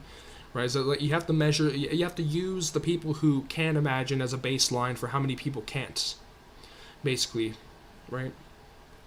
But yeah, this is my favorite section because yet again, like here in this section, it says that the ability to imagine it can be connected to the ability to empathize, right? Like imagery has been described as an emotional amplifier. So yet again, if you're someone who has more empathy, if you're a more sensitive person, then you could be someone that could be because of your ability to imagine. Yet again, imagery typically mediates between verbal description and emotional response, right? So I would say that that's the most important thing to realize whenever you have sociopathic behavior, whenever you have like the normies acting sociopathic and being callous towards you, is that, yet again, down here, right, antisocial personality disorder, APD, might be underdiagnosed, right? It might be way underdiagnosed because of the fact that they have a well-adapted social exterior. You have a lot of sociopaths running around. You have a lot of hylics. You have a lot of golems running around that are way better at adapting themselves to society. They're not having the extreme criminal and sloppy manifestation that usually happens with psychopaths. Like they're not necessarily like serial killers. They're not necessarily like like Ted Bundy or Jeffrey Dahmer necessarily, but they still have a lack of empathy because of their inability to visualize. So yeah, if you don't never take shit from people who can't even visualize a shiny red apple. Okay, if you can't visualize a shiny red apple, if you don't sweat when you listen to a scary story, opinion denied. Okay, don't take shit from people who can't answer the breakfast question. Alright, so for this last segment of the collage, this is going to be a basic overview of everything that was discussed earlier, but there's also some stuff dealing with the Mandela effect, which we'll get into later on. But right here, basically, we have like the NPC backdrop people. That's the basic theory, right? Some people aren't self-aware, right? But the basic question here in this overview is, can we find population level markers that correlate with who has a divine spark, right? And near-death experiences, around 10 to 20% of people who clinically die report near-death experiences, right? Many more people die or undergo cardiac arrest without reporting anything like this, right? And the implication here is that only a subset of humans have the kind of consciousness that can detach, perceive, and return. Others may simply shut off, right? Like I said before, like the power button, like it's like a video game, right? This aligns with the idea of some being players who are capable of transcendence, and others are NPCs who shut down when the game ends, right? So the fact that not everyone has near-death experiences, the fact that, people who clinically die, right, only a portion of people who clinically die actually report going out of body, seeing tunnels, a life review, a tunnel of light, etc., right? So this implies, basically, that not everyone has a soul or a spirit or a spark that can detach from the physical body at the time of death, right? Meaning that not everyone has a soul that can exit this reality, exit the physical body, right? Yet again, NPCs are entirely material, entirely of the body, right? And this other indicator right here, the Myers-Briggs intuition versus the sensors, right? The global distribution here, 70 to 75% of people are sensing, while 25 to 30% are intuitive. So the intuitives are in the minority here. Right, the sensing types focus on tangible present reality, yet again focusing on only on the present moment, no past, no future, no entertaining possibilities in the future, right? It's all in present reality. They stay within the simulation script, right? Intuitive types perceive patterns, pattern recognition, hidden meanings, reading between the lines, what's behind the curtain, right? This minority correlates strongly with people who entertain metaphysical or transcendental thought. They're more likely to break the NPC mold. If you're an intuitive, you're more likely to break the NPC mold because you're not, drowning in sensory reality. You're not completely immersed in sensory reality. So that's another population indicator, right? We go down here, inner monologue, a very obvious one, right? 30 to 50% of people have a constant or frequent inner monologue, right? The rest experience thought more as images, feelings, or wordless knowing, right? Some critics of the NPC theory have pointed to this as evidence of different grades of self-reflection, which means that not everyone narrates their existence, right? So basically what this is saying here is that not everyone who doesn't have an inner monologue, just because you don't have an inner monologue doesn't mean that you're a non-player character, is what they're saying. That there might be different degrees, it might be a spectrum, which I think it might be true. I think that it might be a spectrum, like the spectrum of NPC to pneumatic and everything in between. It might be a spectrum. It might not be necessarily, clearly separated, right? But, if the inner monologue equates with metacognition, right, thinking about one's thoughts, yet again, cognition with observation, right? If the inner monologue essentially means that you have the ability to observe your thoughts, then those without it may be more script-driven, like non-player characters, right? So the inner monologue is definitely something that is correlated with metacognition, the ability to observe thoughts, thinking about one's thoughts, yet again, cognition with observation and without observation. Right, if we overlap all the data right here, right, the convergence here is that a minority, 10 to 30%, show traits of transcendence, inner awareness, or pattern recognition. Okay, so the inner monologue, the presence of the inner monologue, whether or not someone is an intuitive or a sensor on the Myers-Briggs type indicator, whether or not someone reports a near-death experience, the convergence here is that only 10 to 30% of people have these markers, right?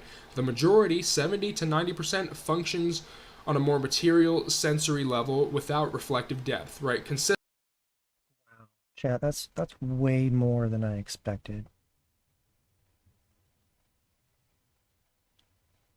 But maybe that's just like a bias based on the people that I fall in with. Wow, 79, 90%. That's insane. Consistent with Hylic or psychic categories in Gnosticism. Okay, and then we go down here with the Mandela effect. Why is it that the Mandela effect exists? What could be altering the world but simultaneously unable to alter the minds of people in the process, right? The Mandela effect only seems to affect NPCs, which are the demiurge's material, spiritless minions. It does not seem to affect real, spirited humans. Right, so the whole idea is that the Mandela effect is like a simulation update that doesn't really affect player characters, right? So the Mandela effect is connected with the NPC backdrop theory, right? And if we go here, right, NPCs as consensus stabilizers, right? The Mandela effect glitches challenge the consensus version of reality, right? NPCs function as stabilizers. They always, quote-unquote, remember the new script correctly, preventing reality from unraveling, right? People who have a divine spark, the sparked individuals, notice discontinuities because their consciousness isn't fully overwritten by the script. Okay. Yeah, if you haven't seen it, there's a film called Dark City that came out around the same time as The Matrix. You should really watch it. It's about something like this, where people, well, I don't want to spoil it, actually, if you haven't seen it. It's really, really cool science fiction. Check it out. So yet again, player characters, they notice the Mandela effect. They notice the discrepancies between their memories and the updates to the simulation, right? NPCs and memory updating. If the universe is a simulation, then data patches can be pushed into the code. For backdrop people, for NPCs, the update is seamlessly rewrites their memory, basically. For spark bearers, the memory resists the overwrite. They retain traces of the old build, right? And an example here is remembering Berenstein instead of Berenstain, right? I remember it's Berenstein. Okay, that is one of the things that I do remember, right? And also, like, the fruit of the loom thing, I do remember the cornucopia. I think it is, like, that whole corn shape with, like, where all the fruit is stuffed in, right? But this produces the Mandela effect, a divide between the synced NPC majority and the desynced sparked minority, okay? We go here, collective memory as archontic control. In Gnostic terms, the demiurge and the archons want to keep the world cohesive and prevent awakening. Right? The Mandela effect could be seen as archontic edits to the script of the cosmos, right? NPCs adapt instantly because they are a part of the construct, while pneumatics notice the cracks and question the nature of reality. So that is a very interesting sort of dive. And I've sort of skipped this part because the NPCs, like we know the NPCs, we know what the Mandela effect is. So I just wanted to like read over here because this is how it connects, sort of down here, right? But that is very interesting about like the Mandela effect is that basically, the updates to the simulation, the updates to the official narrative of of what we perceive as physical reality, could affect non-player characters and player characters differently, right? And if we go down here, there's a couple of extra things down here, right? What do NPCs think is happening when reading comics with thought bubbles? Yet again, like if there's no inner monologue, then like what are they even thinking is happening, right? I don't know. It's kind of interesting how it's almost like people without an inner monologue. How do they understand language? How do they understand this kind of stuff? That is interesting, right?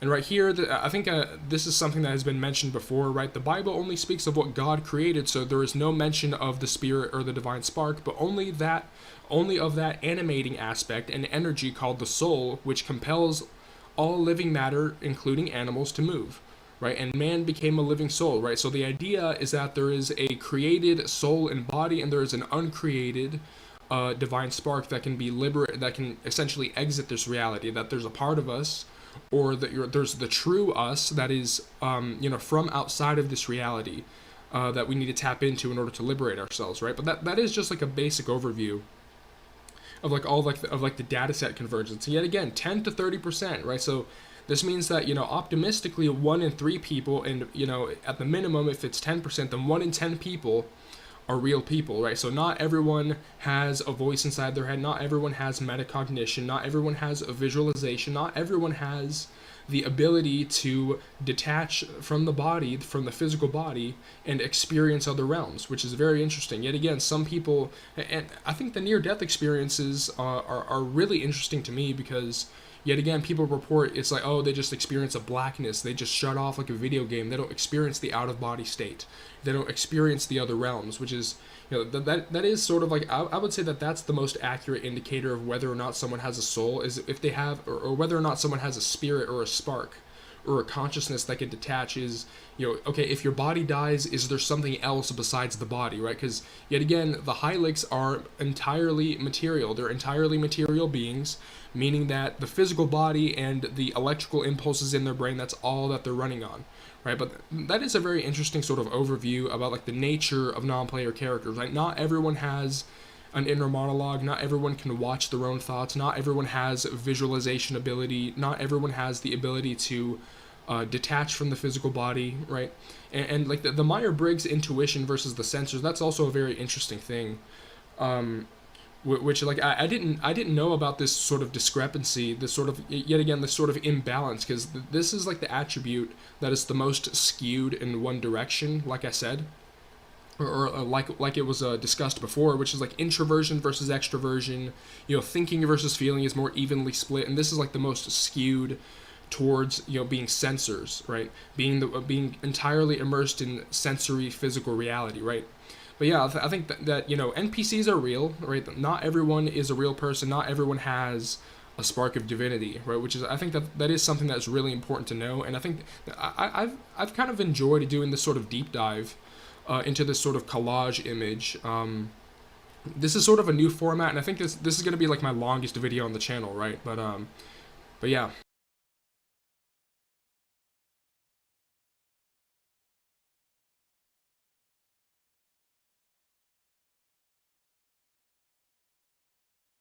I guess that's it. Cool. Just trying to figure out where to like.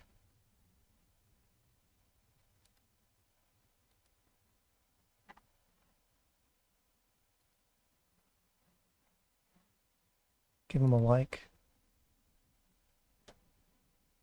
That's pretty cool. Schizo dumps.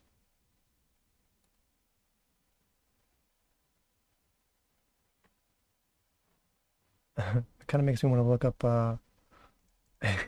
Oblivion NPC real life reactions.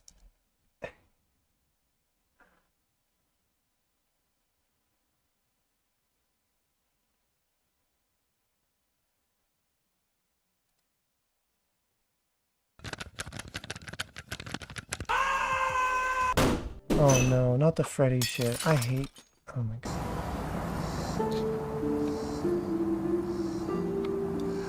You're on camera. Say something. Last night and night before, there was 3 women walking down the street that way. I saw them. I said, hey, you 3 women, why are y'all walking down the street that way? There's nothing down there. And they flew away. I said, oh, them was some birds.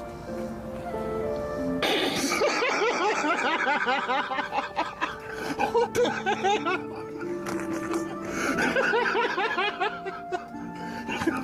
This guy's doing bad. What's this guy doing? What you doing? Hey! Hey, shit in the bucket! He's shitting in your bucket, man! Ah! Call the police! Call the cops! Hey, break it up, asshole! Shit! Don't do it again! Ma! Oh, God. He's shitting in the bucket, Ma! Call the fucking cops! He's shitting in the man's bucket, Ma! If you come over here, I can spray you right now. You better turn around. Why would you hurt me? I'm not hurting you. It's water. See?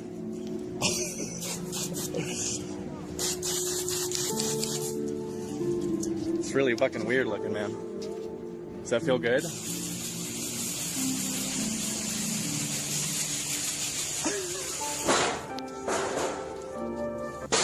Hey, get the fuck off my property.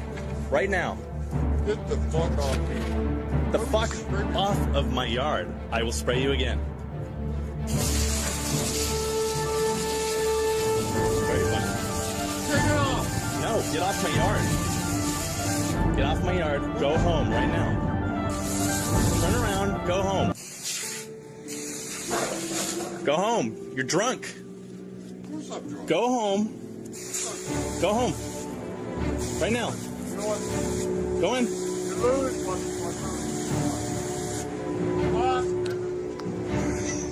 Jerry.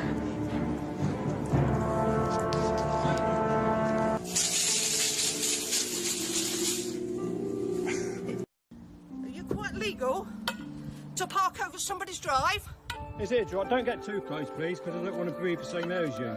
Well, you are, unfortunately. Well, it's Corona if you don't mind, so keep back off. You back off. You stop vandalising my fucking son's car. You're a bully. You're a thief.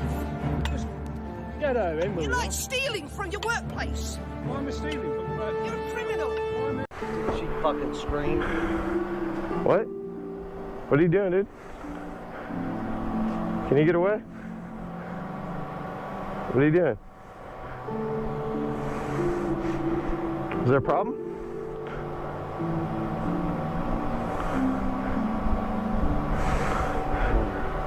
Two for one. 2 for 1? What the fuck are you talking about? Yo, can you get the fuck away? I know, can you? What's the deal? Cigarette. I don't have a cigarette. Go somewhere. Get the fuck away. I'm tired of seeing you. I'm gonna put this right glove on, right? Right there. Leave me the fuck alone. I'm gonna beat the fuck out of you. What? What? Are you serious right now? Who the fuck are you? What the fuck did I do? Turn it off. I don't need to turn my fucking bike off. Do you feel the wind in my back? Let's see. Let's see. You already hit me, so I got the assault on camera. What's up? What's up? You gonna keep going? Do you feel the change? This is the neighborhood, and you are not welcome. Oh boy. That's why Here we go.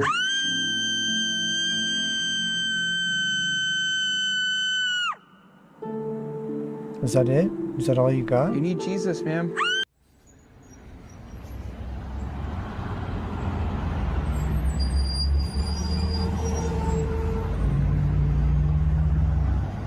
Are you filming me?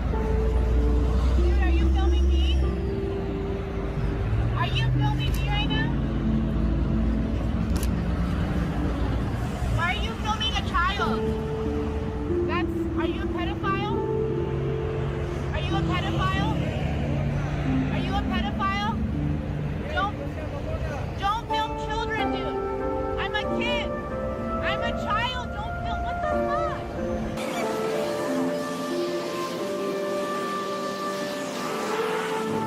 How self-centered do you have to be?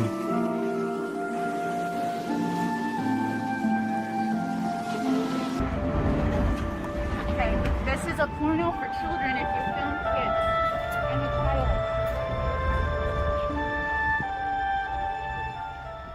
He is out. Look. Bro. Bro. Can I get the toilet? Bro, you are faded.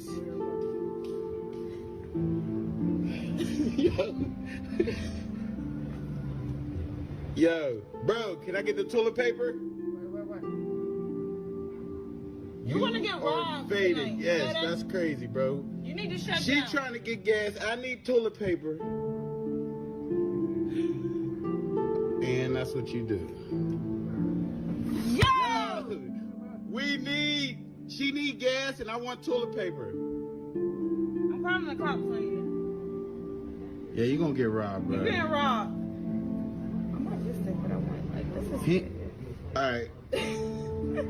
Yo, my man is out. And then the 4th of July. Here's an actual customer out here. That's wild. What's the best kind of firework to buy? Wouldn't you like to know, weather boy? Where are your parents? Gets sketchy. Back to you guys. Thing is, I didn't know how loud it was. Yeah, it's loud. It was half volume, so then I was like, okay, and that's why I left it at. All right. But if I hear that again, you can call the cops or whatever. But I'm coming over here. Me and Mr. Hammer are going to have a party. Not on you guys. Don't laugh. Because it's not funny. Because I ain't paying for it. I'll go to prison. You guys will have a bike. Alright, I think I've seen enough of this. Let's pivot to some video games. It's just kind of depressing, actually.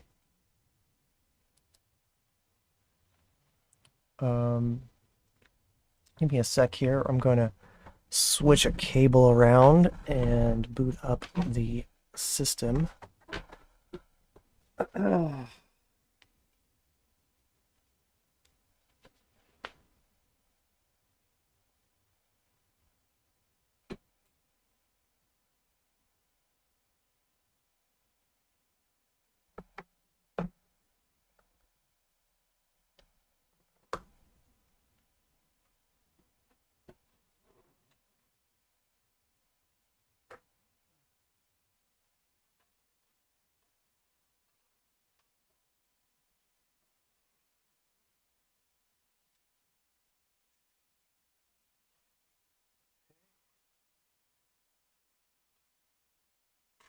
Coming on.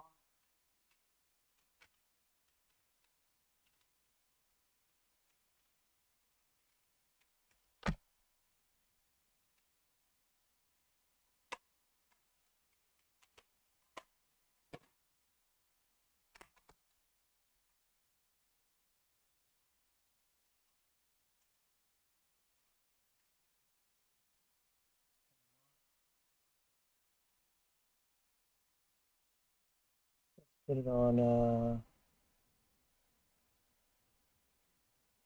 there we go, right here.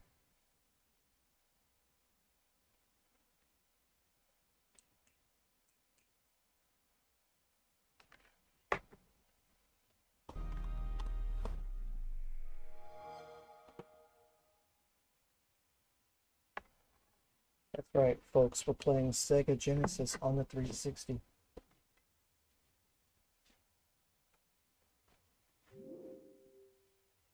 Now, what's disturbing to me is that I cannot hear the game either. So,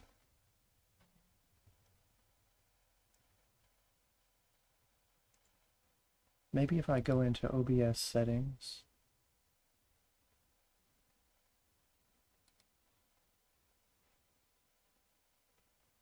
I check out the audio, maybe the output. No. Audio.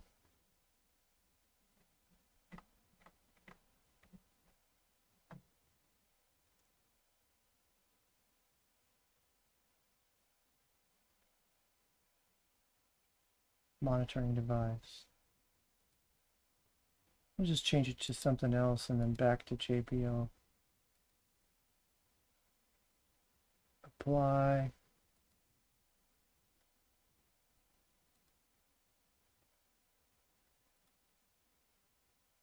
I think I'll have to hit apply twice for it to work.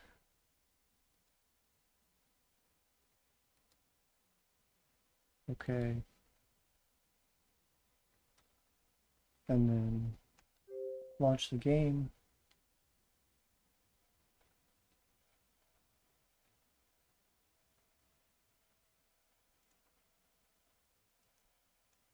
So it looks like it's going. Sega. Oh man.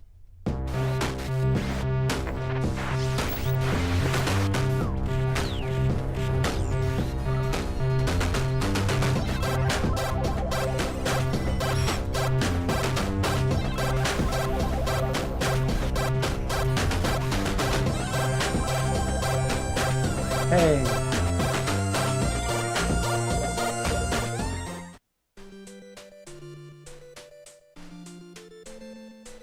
All right. So I think I fixed it, actually. I just have to go in and say monitor off and then monitor and output. And somehow this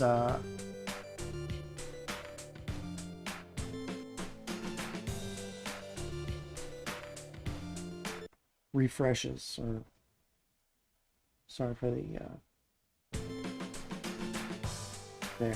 I had to switch inputs so I can have the best latency response.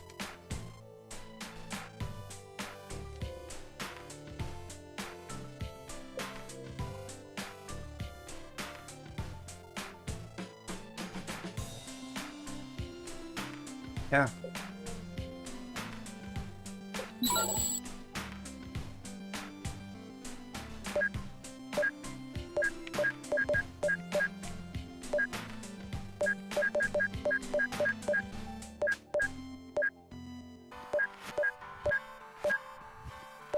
Ooh, we got the fantasy stars as well. That's so cool.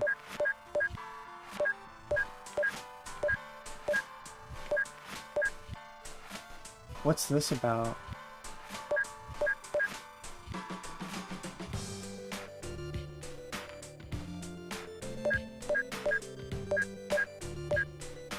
Are these like ratings?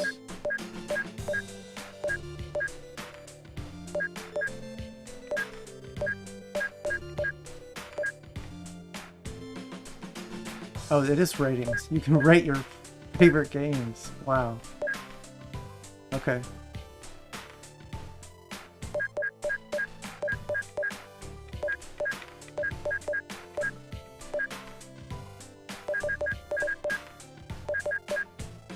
Echo the Dolphin? Ooh.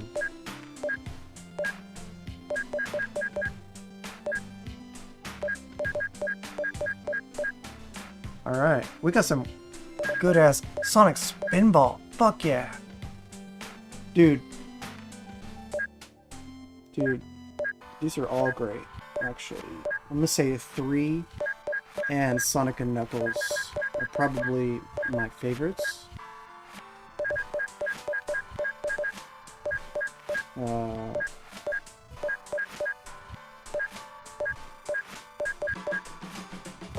Echo the Dolphin is pretty damn good. I don't remember Golden Axe all that well. Fantasy Star is amazing. Okay.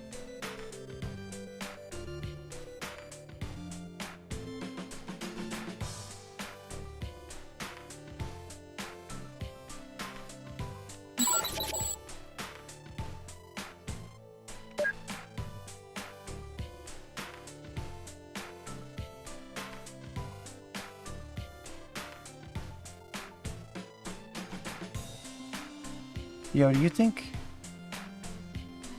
they would do copyright strike on Sonic background music? I don't know. It's so old. We'll see how it goes.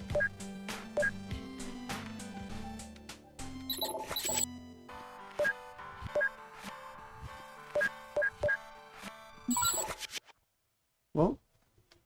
Hang on. Alright, fine. We'll start with Sonic 3.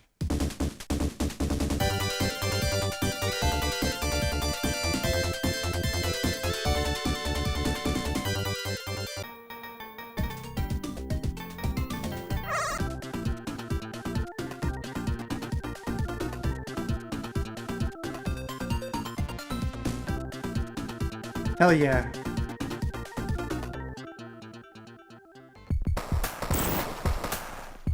Oh no!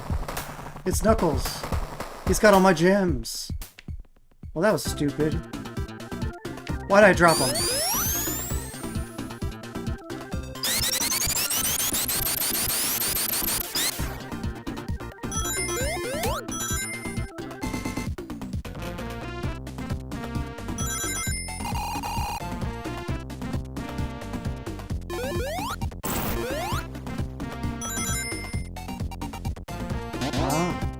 Oh.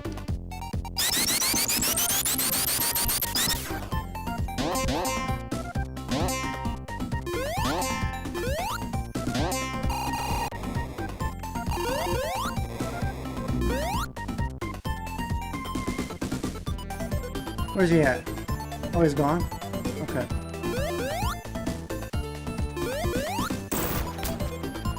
Oh.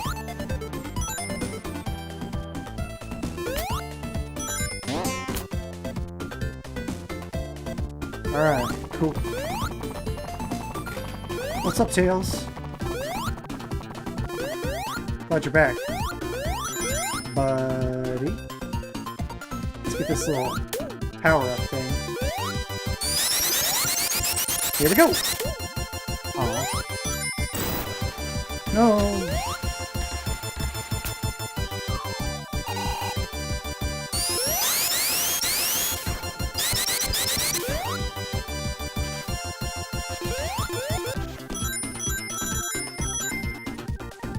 Hey, wait, go back. Go back, go back. Oh, I can't.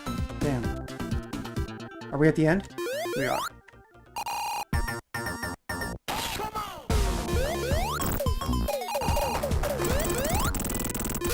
Okay.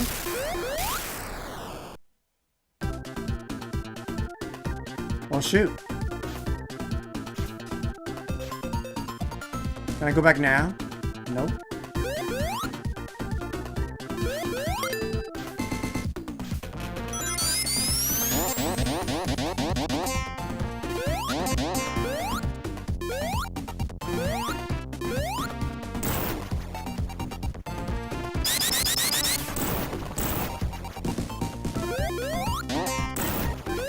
Whoa, big ring! Yes! This is my favorite part.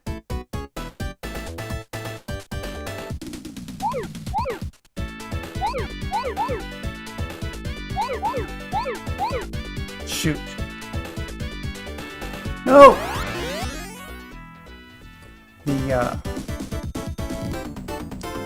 There's a high latency on that between pressing the button and actually turning. It takes a lot of getting used to. Ow! Alright.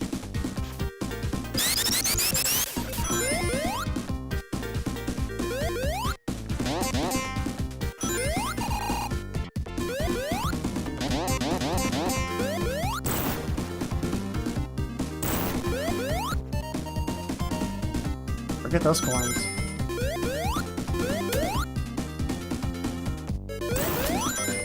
Tails! How could you do that to me? Fucker. You took my... Ah!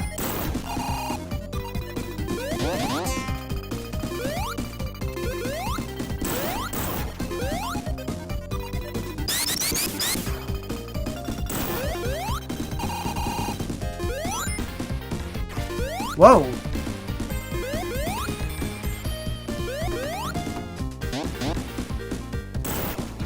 Alright, we're going this way.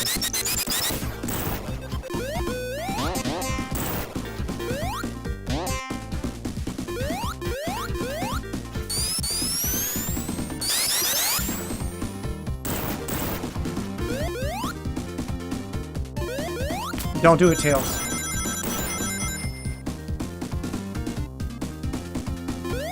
What's up? I got a bubble.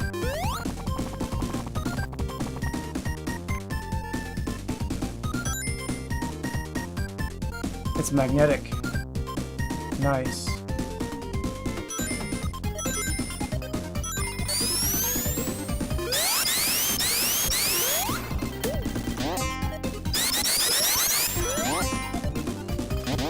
What's this?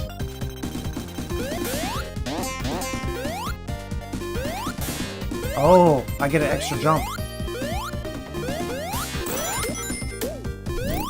Oh, now I gotta fire one. Whoa!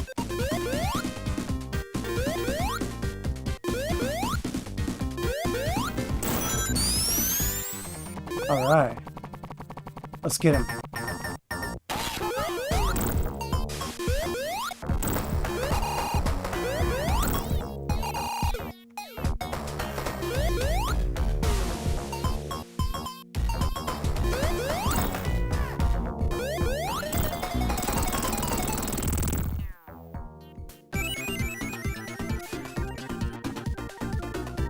Oh yeah.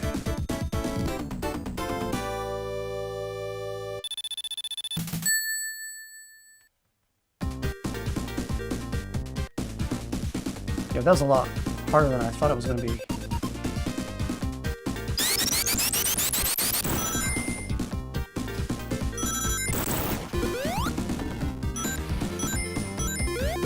Oh my gosh, the water just put my fire shield out completely. That's wild. Oh, can I get a water shield? I can. That's cool. Alright, I gotta be mindful of these spikes.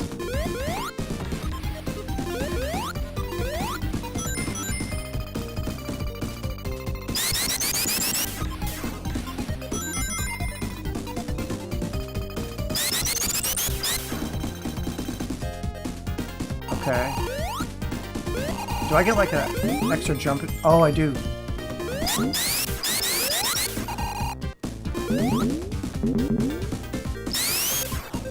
Cool.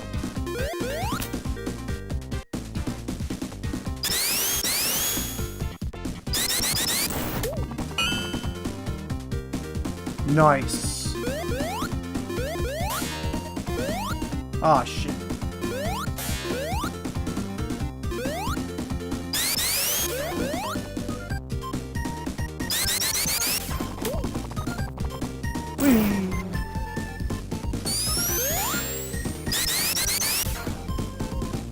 Oh, we're draining the water. Hell yeah. Boing boing, boing boing, boing boing. Boing boing. Boing boing. What's this way? Almost.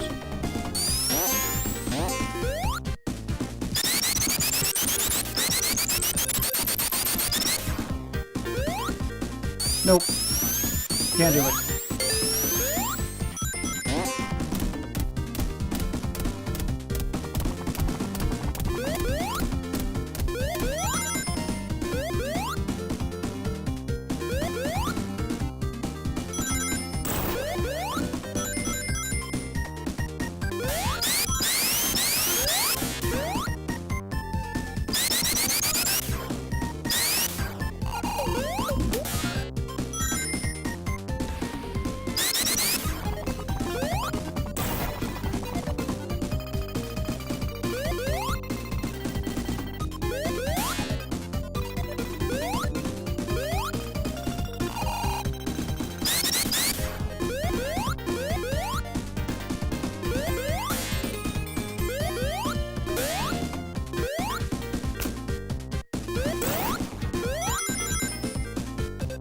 Alright, what's over here?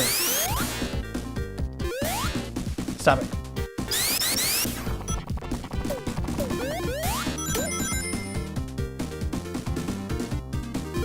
Ooh.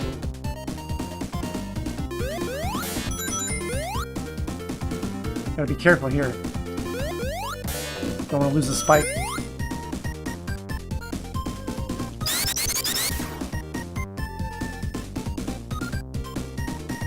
Huh.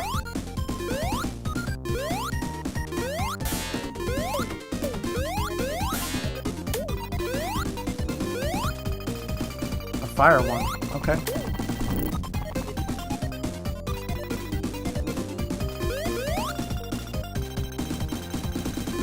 It might be useful. Oh yeah, look at this.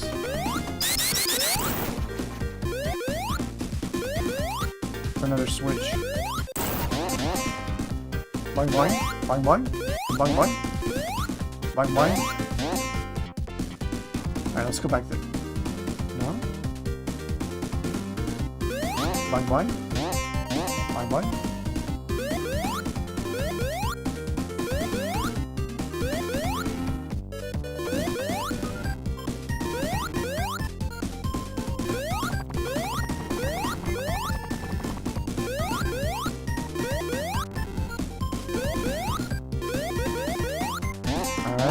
What's down here?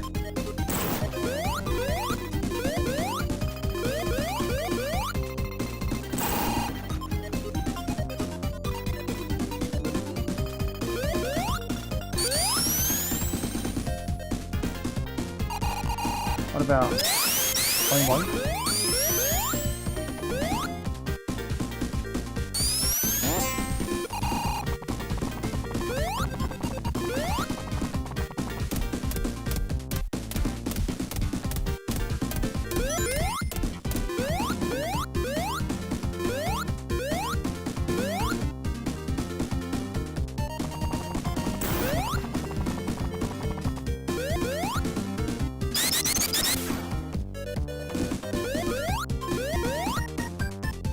Alright.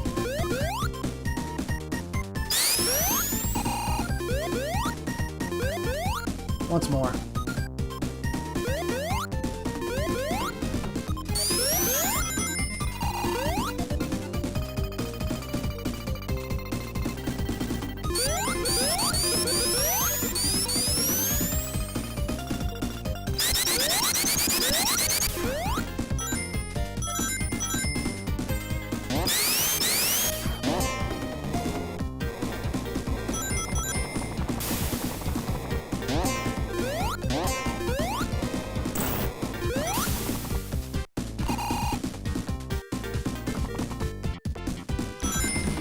No! My water shield! I mean fire shield. It's gone. So sad. So tragic. Chat, could I get like...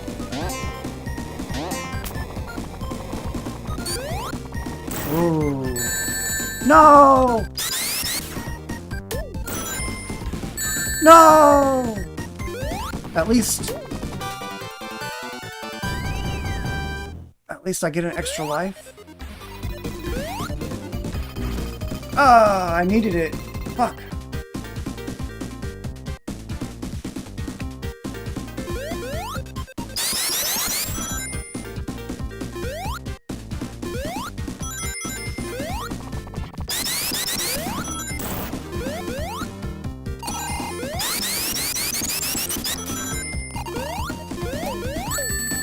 Damn it.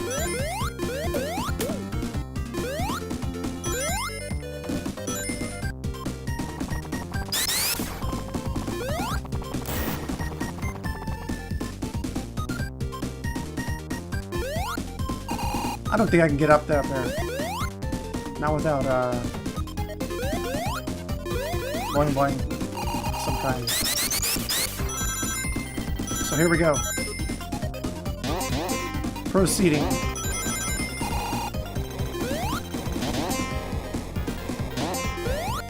Boing boing, boing boing, boing boing. Boing boing.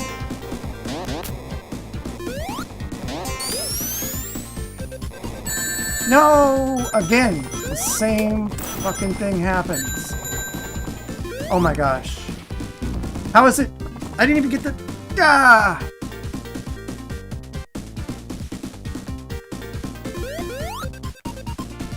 Are you having fun yet, chat? Oh.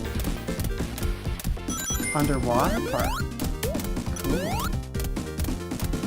Bump, bump, bump, bump. Bubble!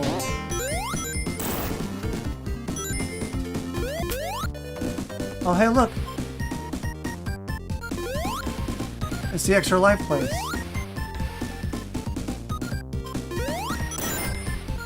I'm not falling for that again.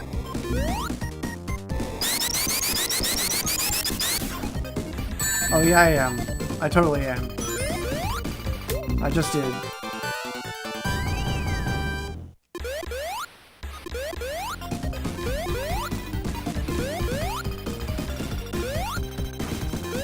Hey, we didn't do it this time.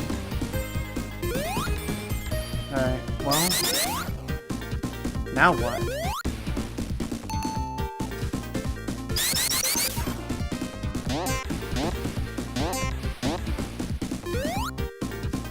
Boing?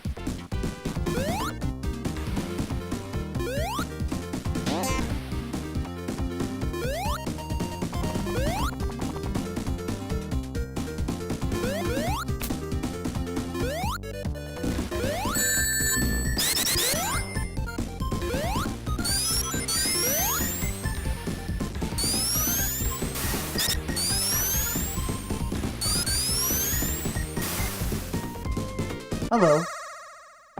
Drink stage.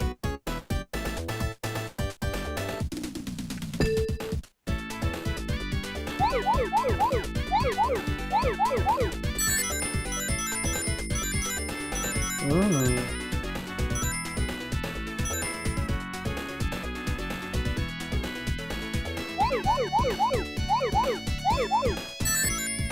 Whoopsie.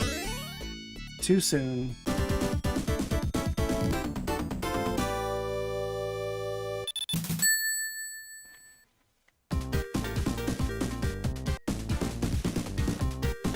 I'm pretty sure these ring stages are how you get the Chaos Emerald.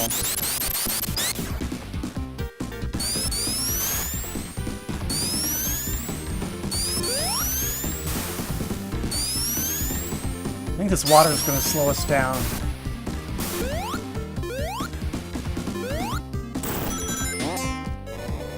Boing boing, boing boing, boing boing, boing boing, boing boing. Ah.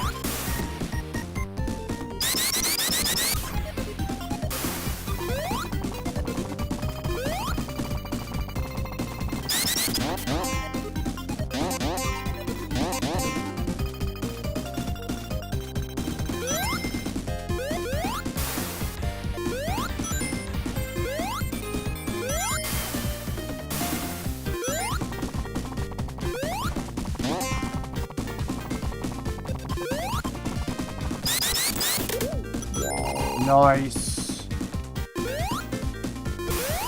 Well.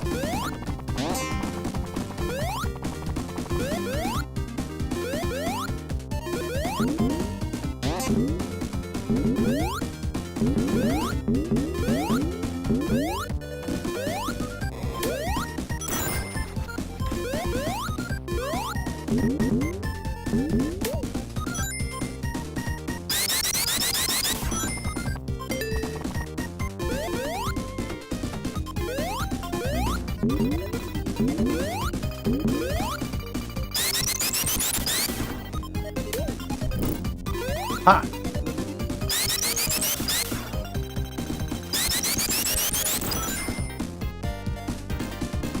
Let's go! Boss fight? Yeah, what's up?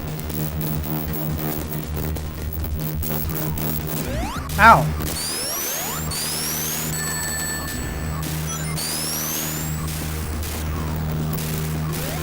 How do you even, chat? How do you even?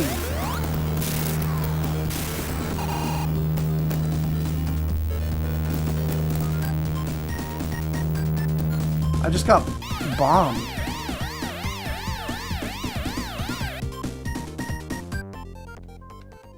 I got no rings. What?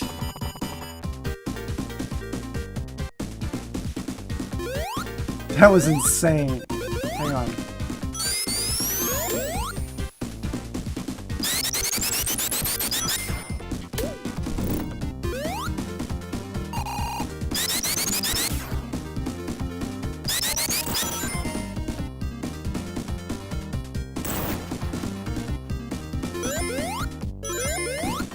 Alright.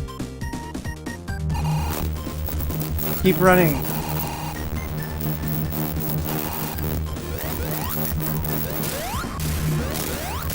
Keep jumping.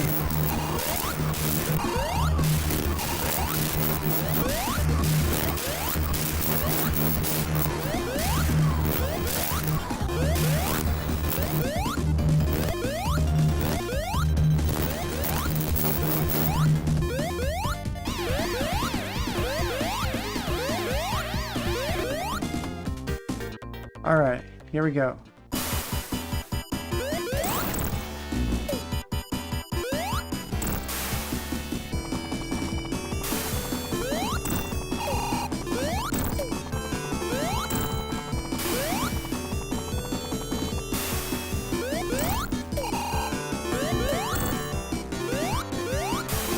No! We almost had him, chat. We almost had him. Womp womp.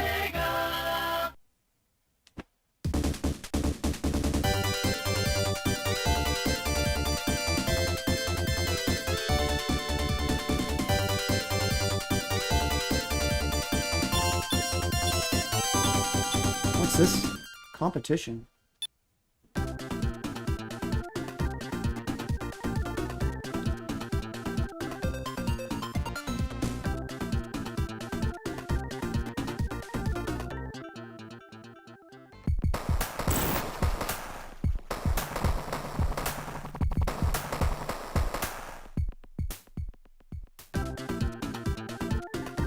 Chat, we're gonna take a quick break.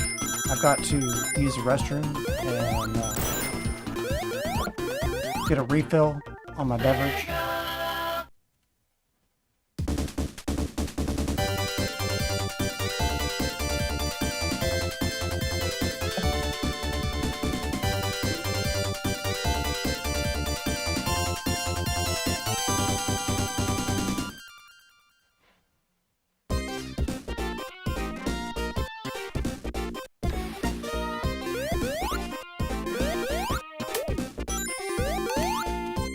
This game's super fun though. I gotta tell you. Let's go to BRB.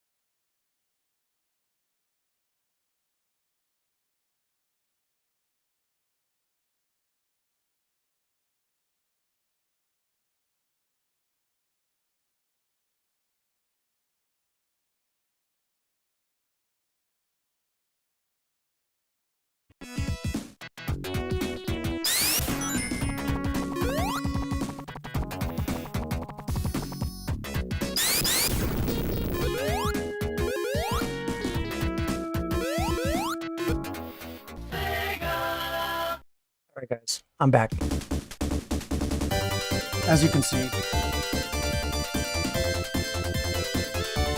I went ahead and prepped the coffee for the day.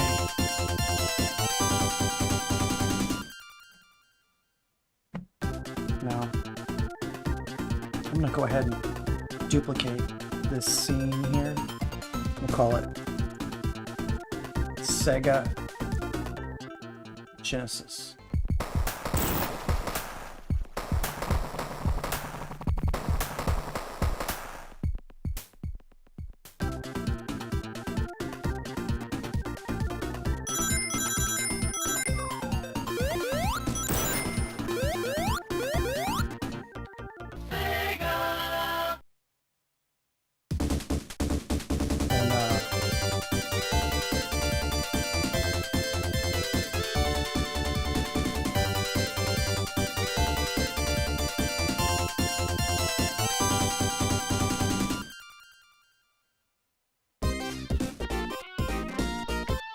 Let's see.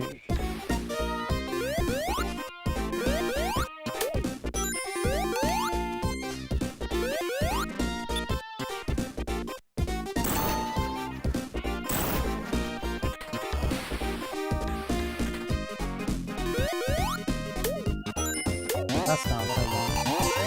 If I hold Control. No, that's a right click. Stupid Mac. Aha!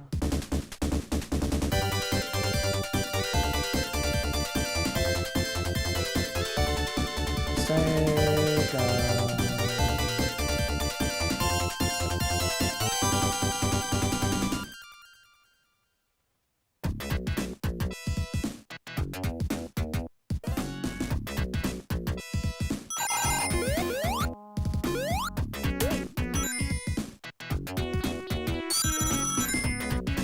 And now, I can add in my own background layer.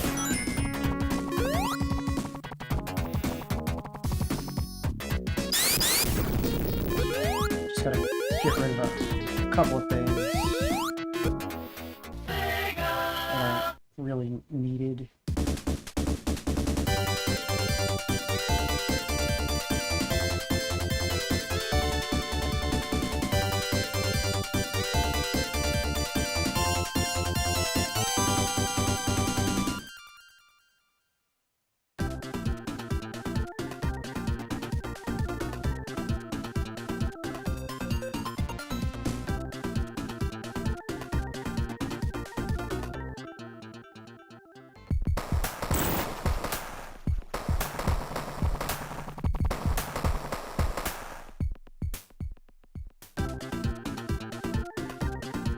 Why isn't it showing my subbing timer? That's important.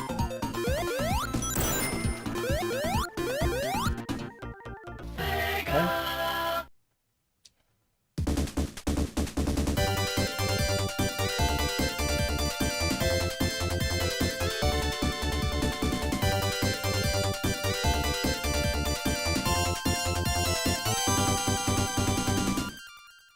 Let's see, I think it's a media source.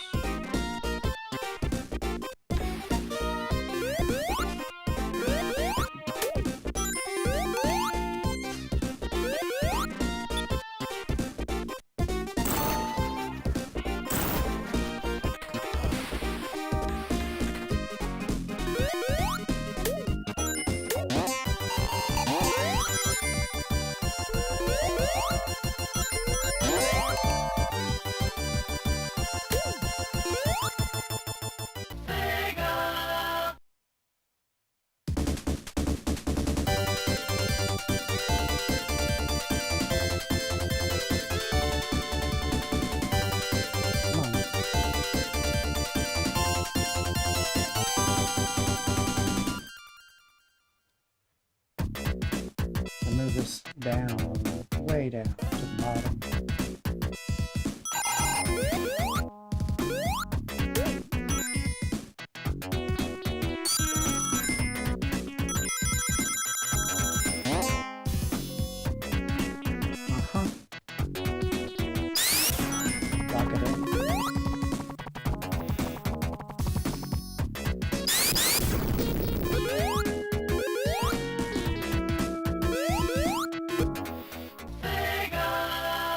Where's my chat mask?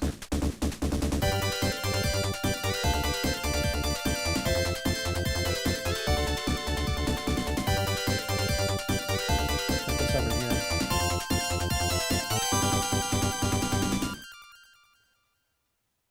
Actually,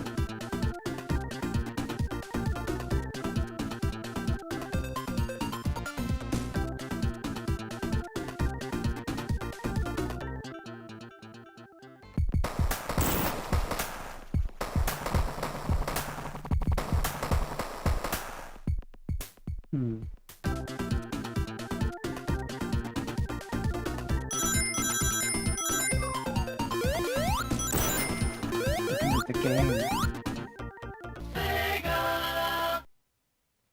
To this corner. And then chat. We take up like a big ass section.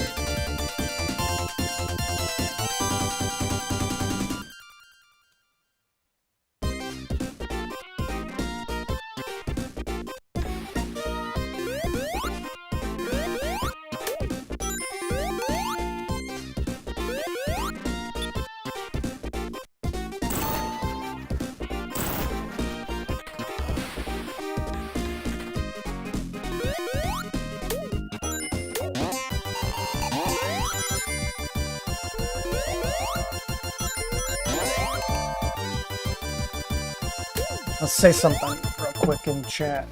Test it out.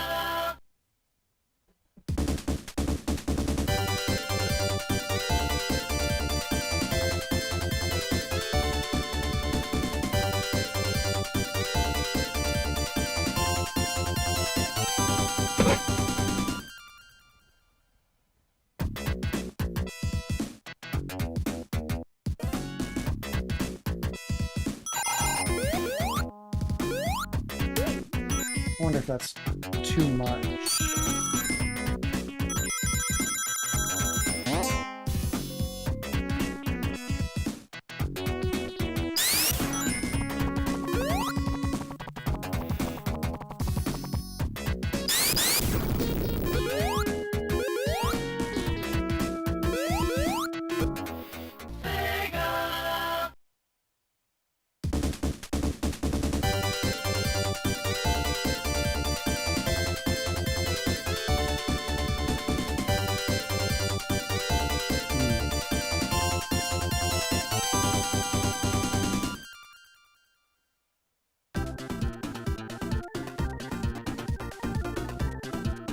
So I make the chat mask larger.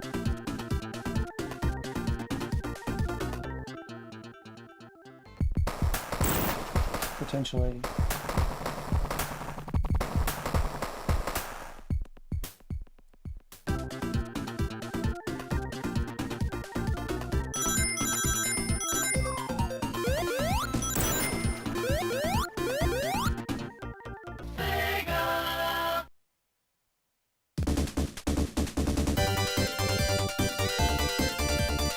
Whoa.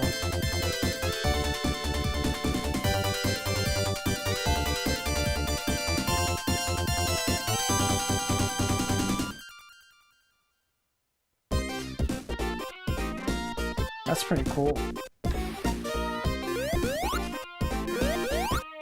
Let's turn off this other one.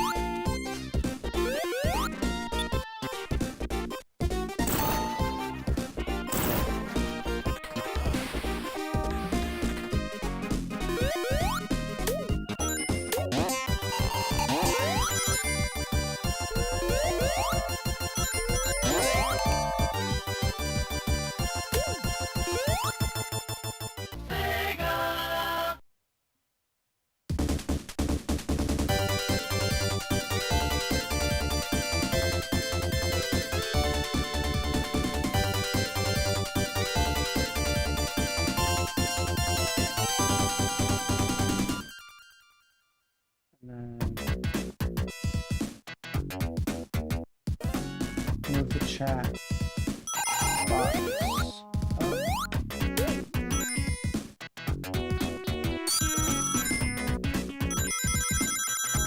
Hell yeah.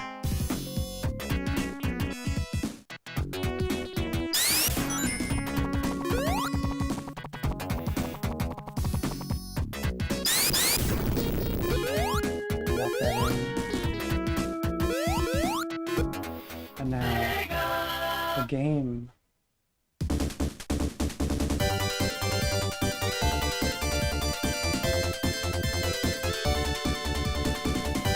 Doesn't have to be in that corner.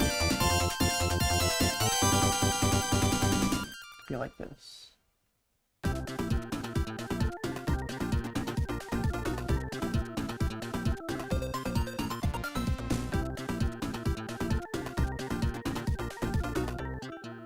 What?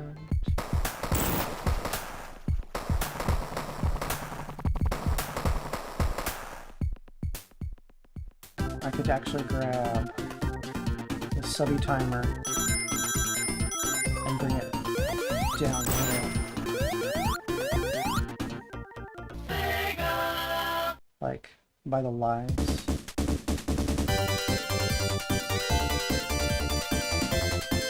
And then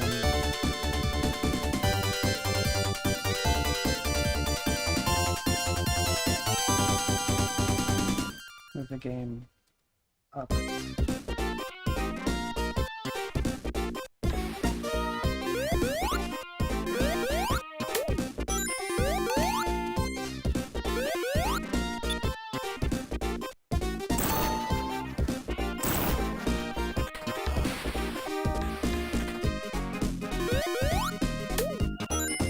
I like that.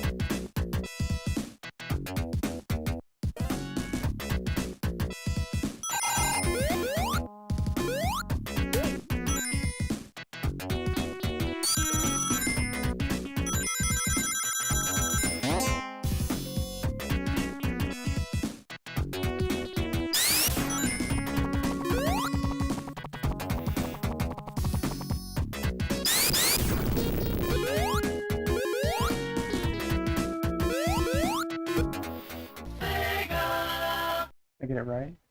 I think I did. Nope.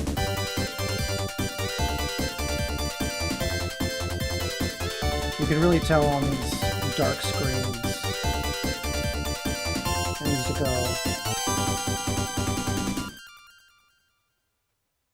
like that.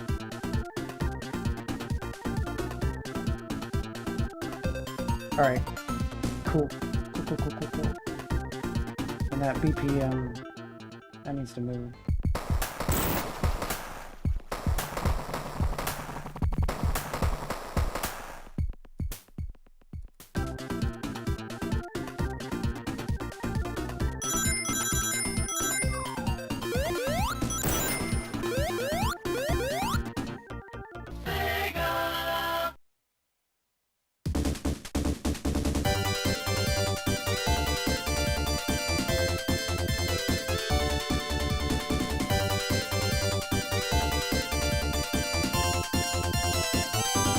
Why isn't it working?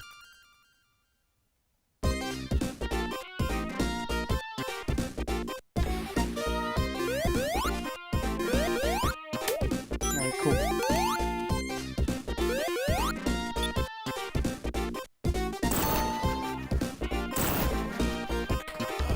Guys, is that not a sick overlay or what? Got twinkling stars.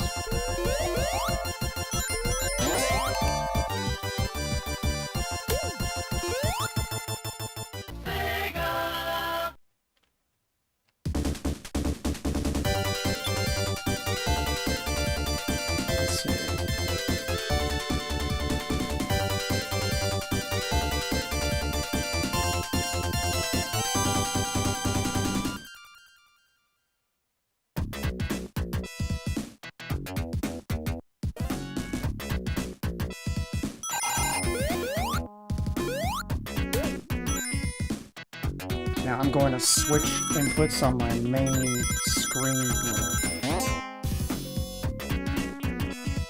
And we're gonna keep going with the default background music, but if it becomes a problem, I can always switch to my own licensed music.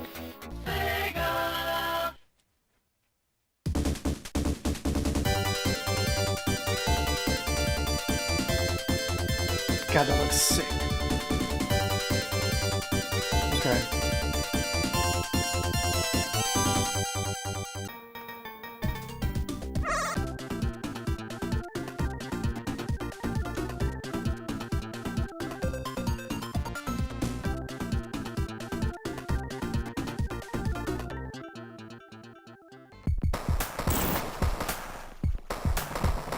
It actually looks better on the overlay that you guys are seeing than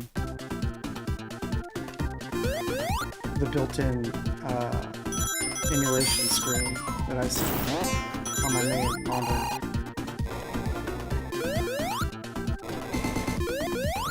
But for the slight latency, I would just...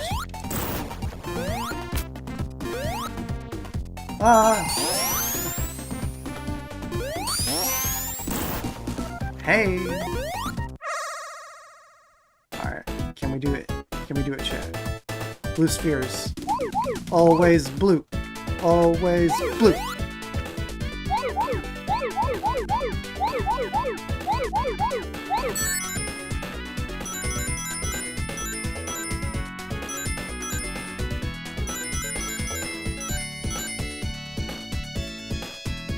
Alright.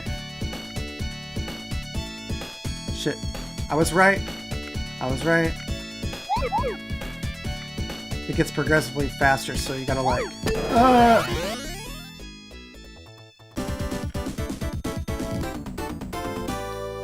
My heart rate tracker's still not updating. Can I force a refresh? Or maybe I open the app on my phone. Hype rate. That usually forces some kind of update. Hype.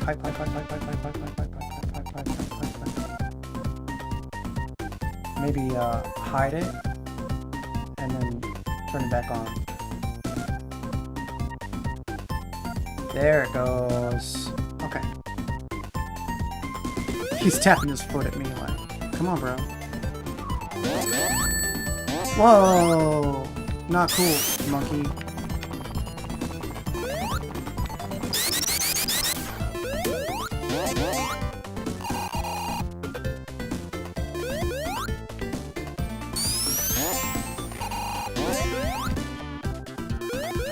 I feel like there's a spring up in that tree, but I can't prove it.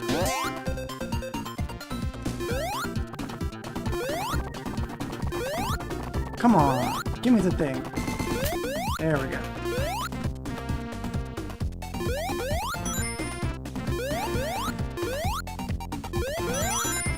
Whoop, whoop, whoop, whoop, whoop, whoop.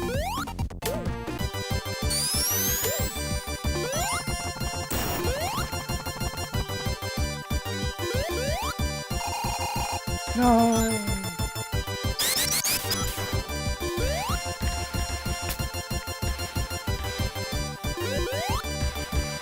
Oof.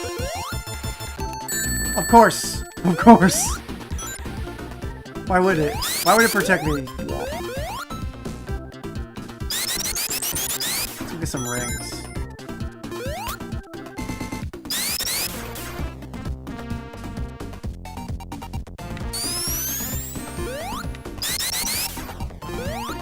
Oh, okay, right here. No? Oh, push.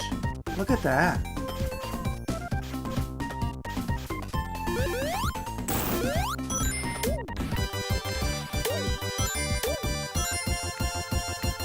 Boing. Boing. Boing. Boing. Boing.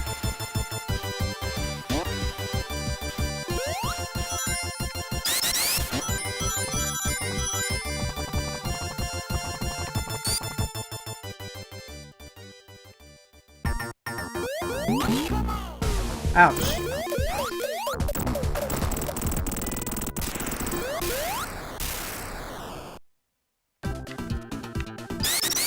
We got him, boys. We got him.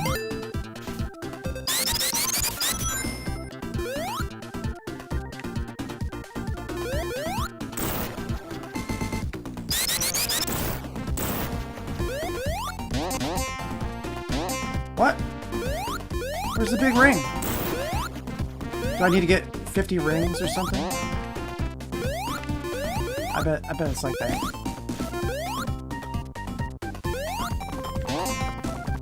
More gold is required.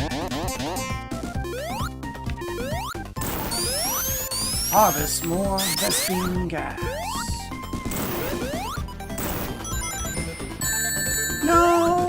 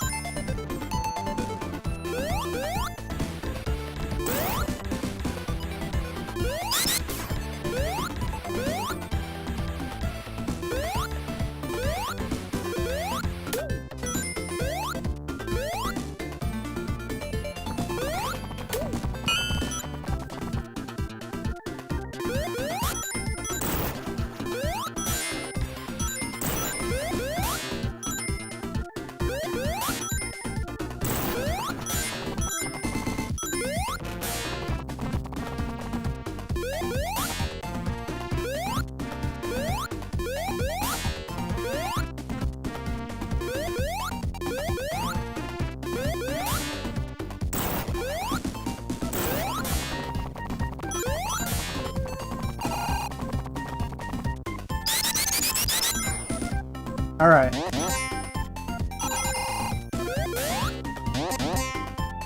What's this, chat?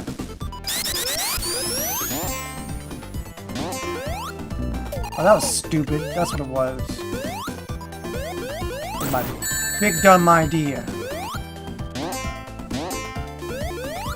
But hey, let's lose our power up and all our coins and die. Yeah. Great plan.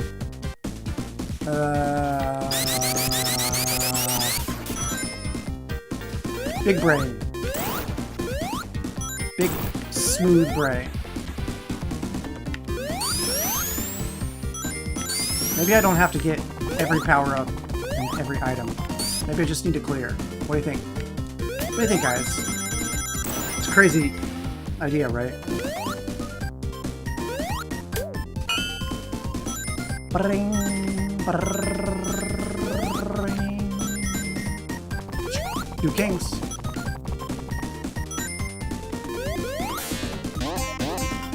Bang, bang, bang, bang, bang, bang, bang, bang, bang, bang.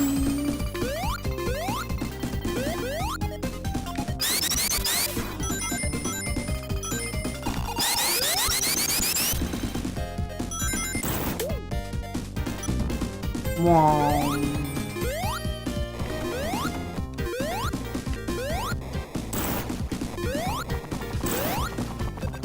Alright, fine.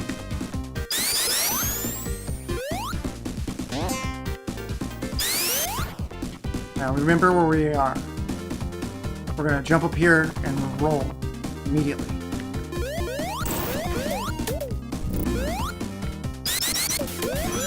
Alright. Whatever. That worked. Kind of.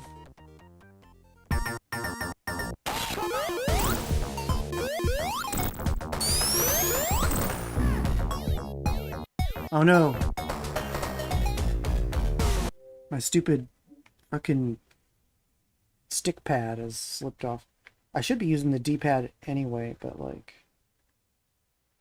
I can't believe. Okay. Are we good? Oh.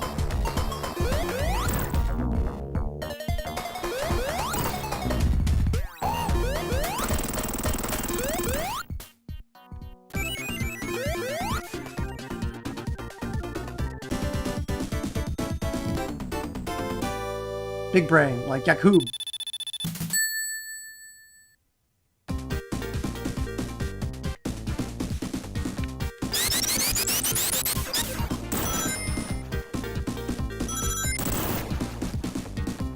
What's up? Sorry, Tails, you can't come with me. Oh, I guess you can.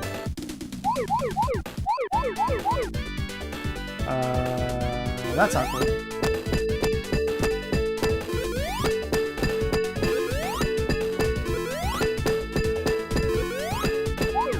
Ah!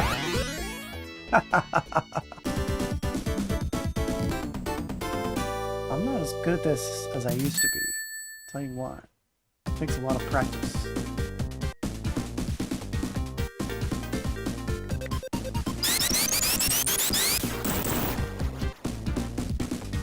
Whoa!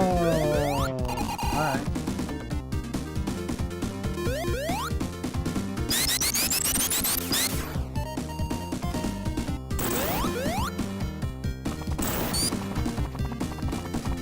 Really? How far are we taking this?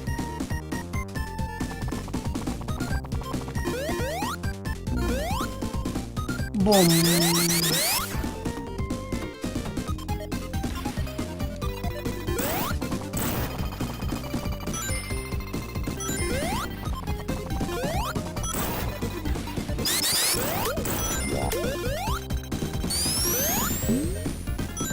Whoa.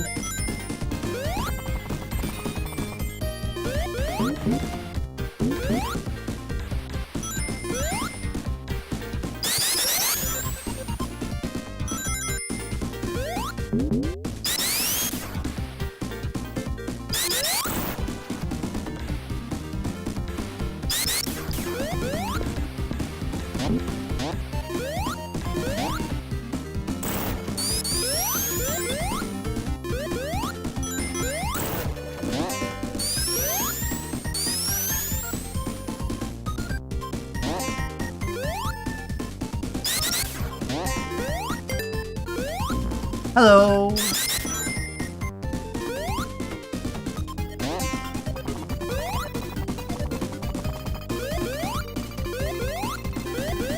Can I get on this rock without crushing it? Yes. Alright, cool. Let's go, Tails. No.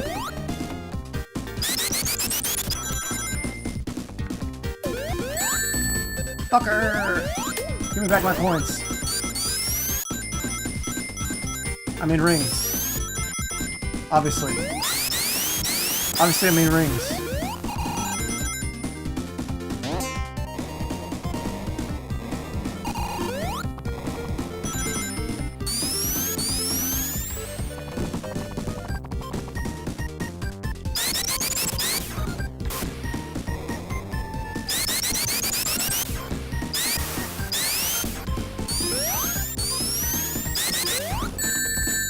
What? He's like invincible or something.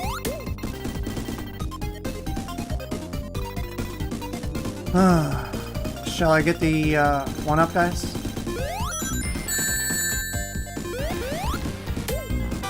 Alright, we got it.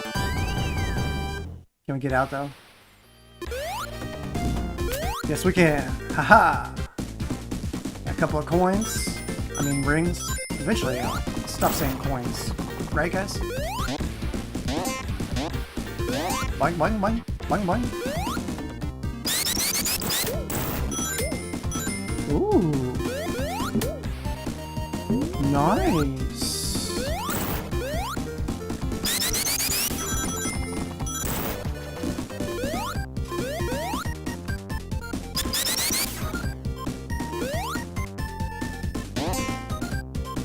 Oh, okay. Now I know where we're here.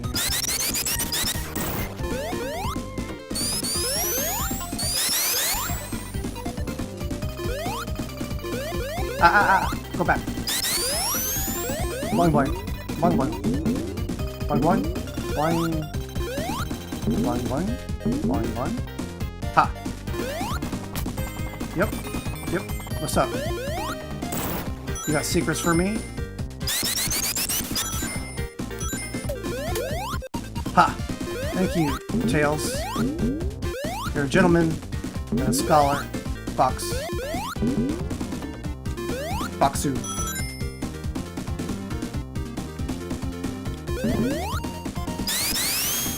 No! I didn't mean to do that.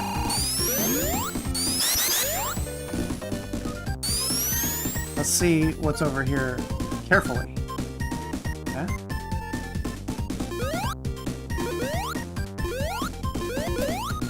Ah, fire. Okay.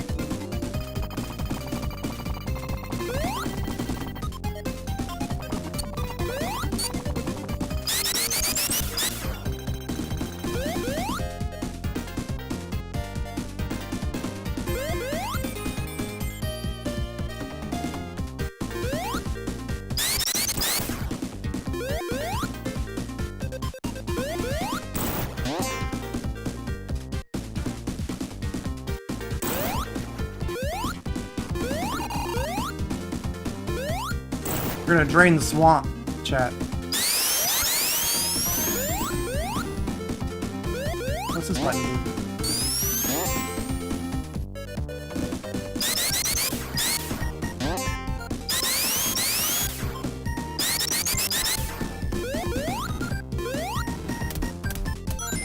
No! Alright. We gotta be careful not to fall into the water. That puts out the fire shell.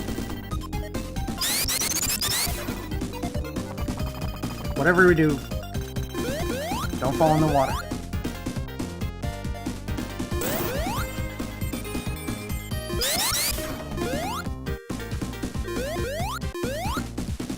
Okay, now we can go this way.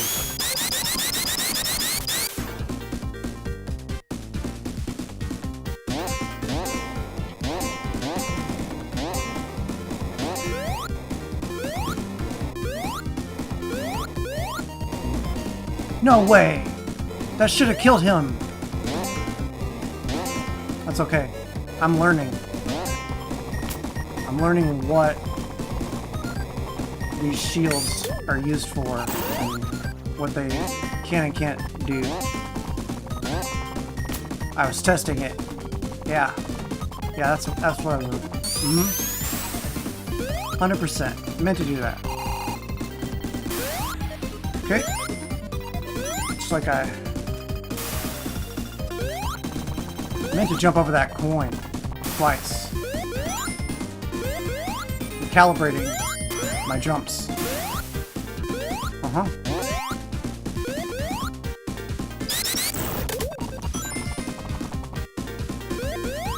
Okay. Bum bum. Bum bum. Ho ho! Did you see that? Did you see it? Did you see it, chat? Monkey!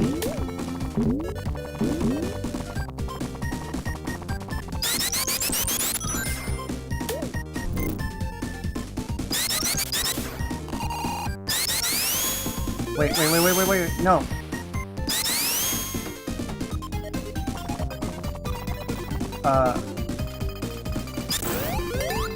Okay. I was about to say. Cool. That was dumb. I don't... Okay. I should have touched the wall.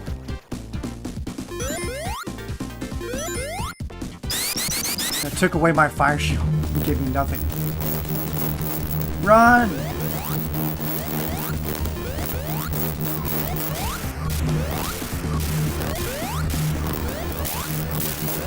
Watch out, Tails! You gotta be faster than that.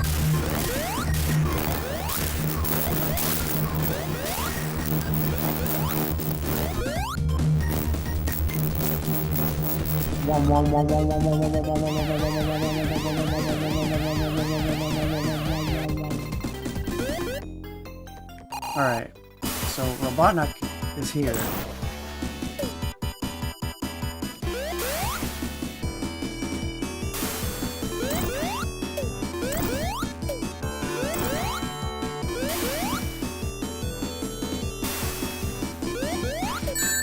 Ouch. We're only gonna get safe hits on him. We need at least one coin. I mean, ring. Gotta get that ring. All we need is one, you know? Gotta make sure we get that one ring. The last ring is the only one that matters.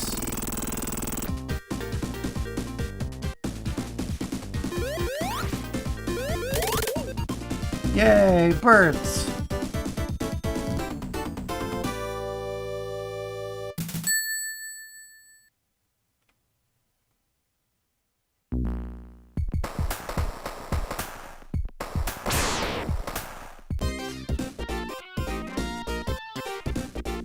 Oh yeah!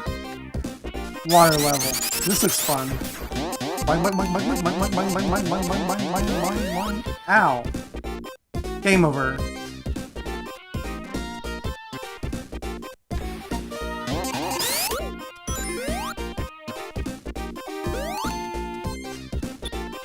Whee!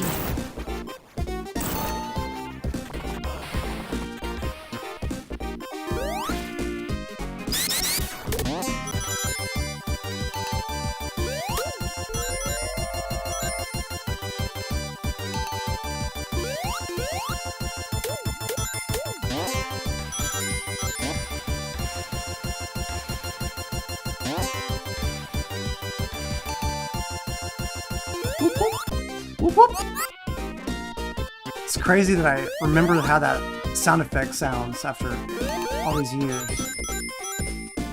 Whoop whoop!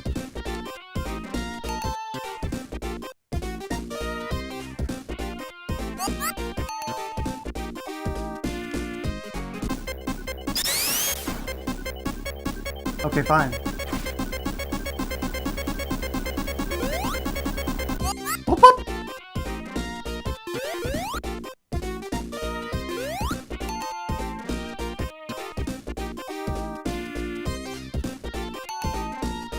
They're not actually gonna let me get it, are they?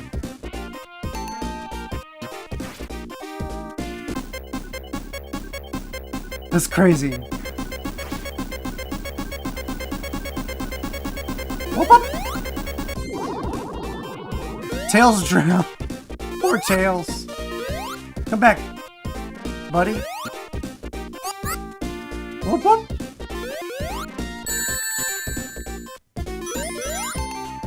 It's a scam. It could make you lose your coins.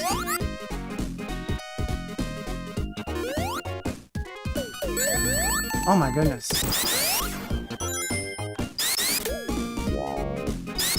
Wow.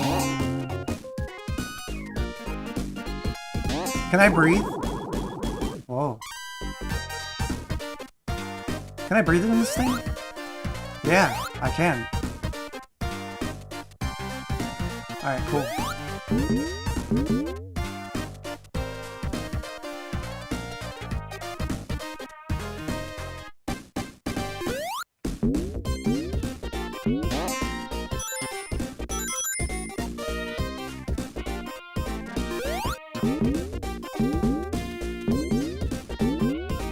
Oh, I'm gonna die. Oh, it's just Tails. That's cute.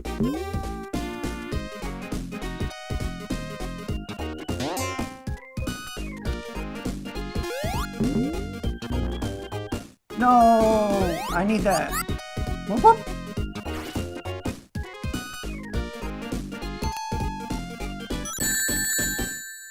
That's crap. Whoop, whoop.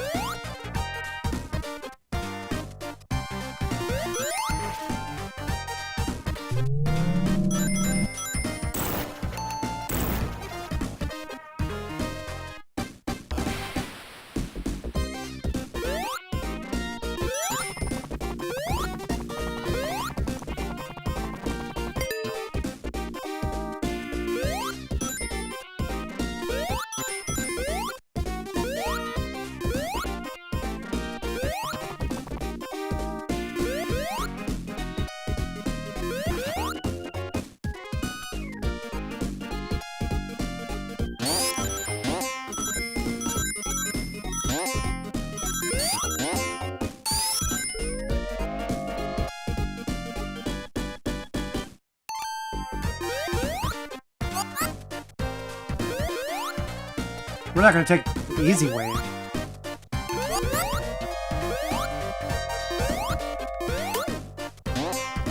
No, no, no.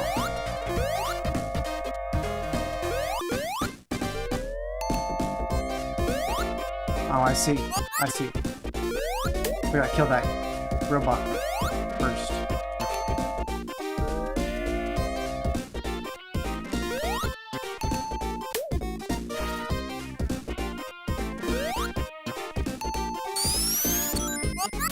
Oh, cool.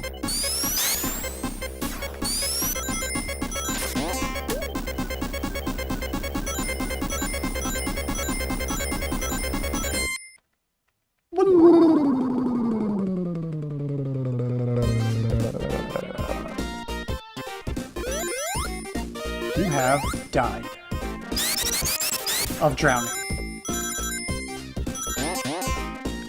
One. One.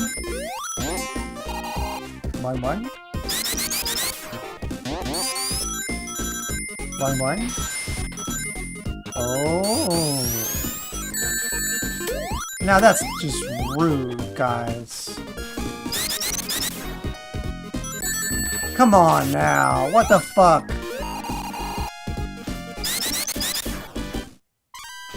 I'll remember this. Probably. Next time. Whoa, whoa, whoa, whoa, whoa, whoa, whoa, whoa, whoa, whoa, whoa, whoa, whoa, whoa, whoa. Oh, man. There's no way. Now I'm stuck.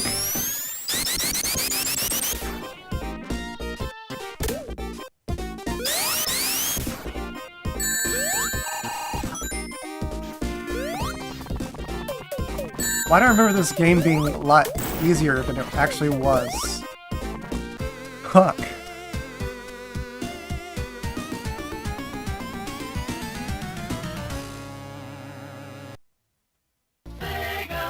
Sega.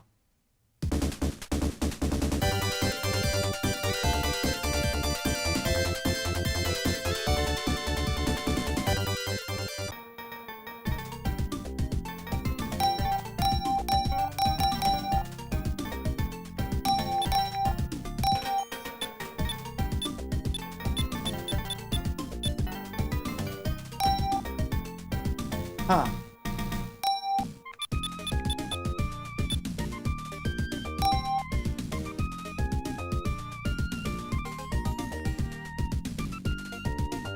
At least it saved me on zone 2.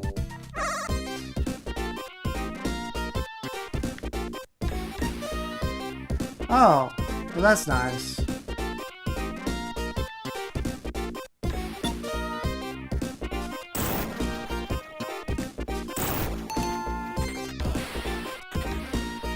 Damn. This game's brutal.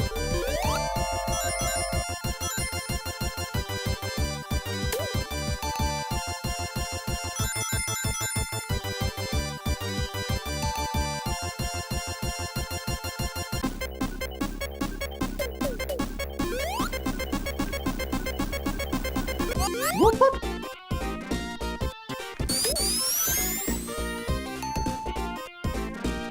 Whoop, whoop. Tails, why didn't you drink? I mean... Wow.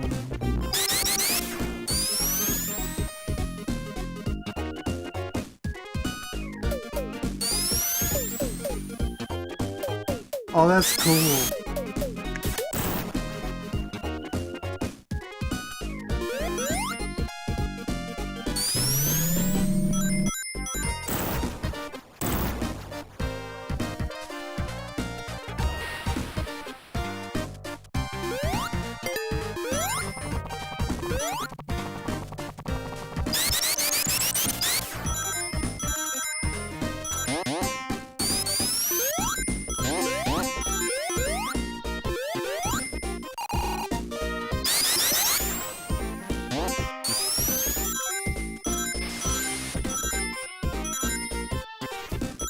Nah.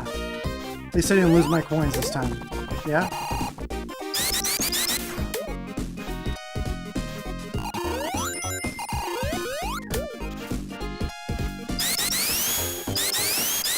Wrong way.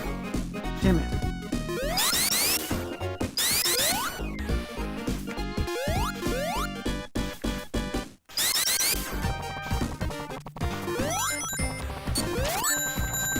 Fuck.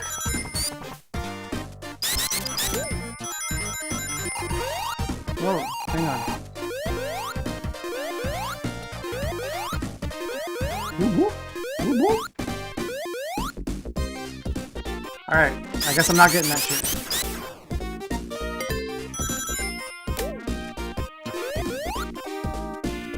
Not unless there's a way back up. Oh, come on. It's just not fair. So sad. So tragic.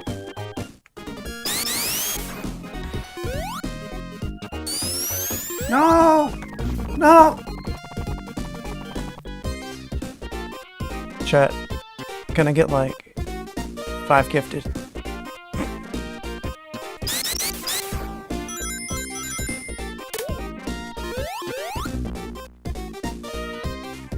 He took that one for me.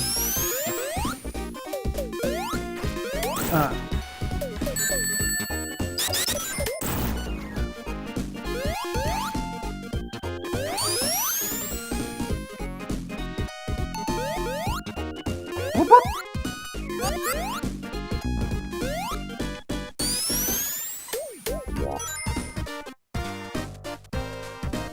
I had a feeling. Tails, get this. There you go. Good job, buddy.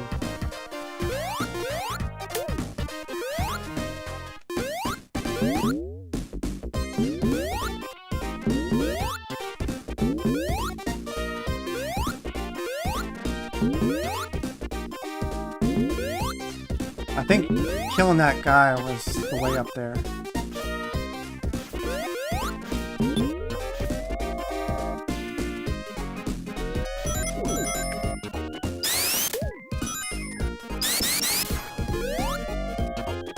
Oh.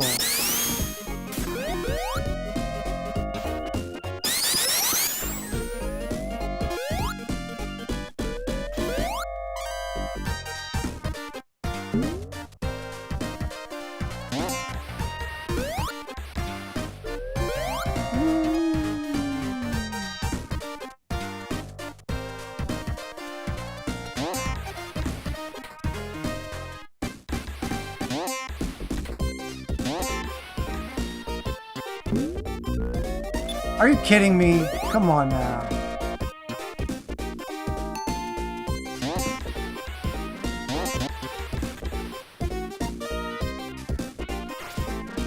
What? What?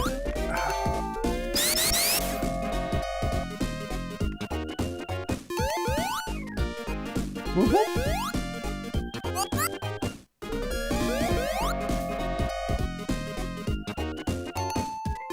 So sad. So tragic.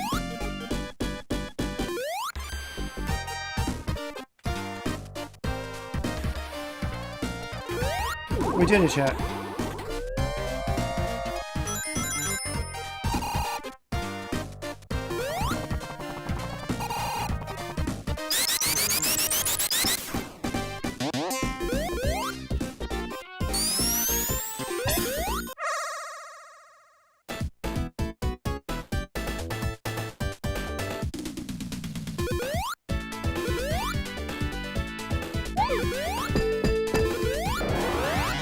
Yay! We got one sphere.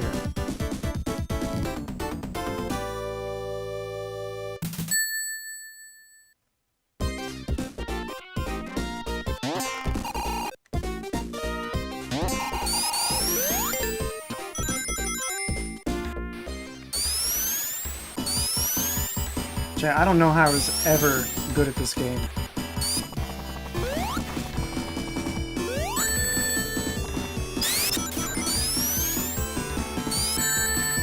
What the fuck?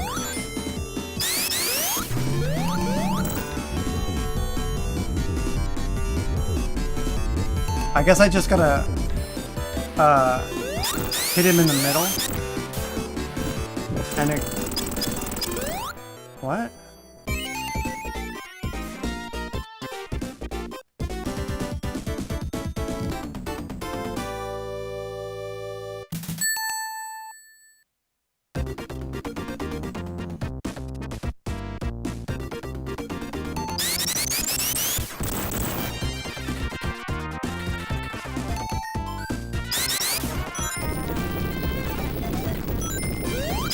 No! No, no, no, no, no, no, no!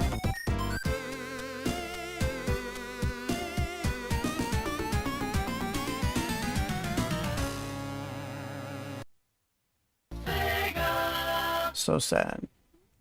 So tragic.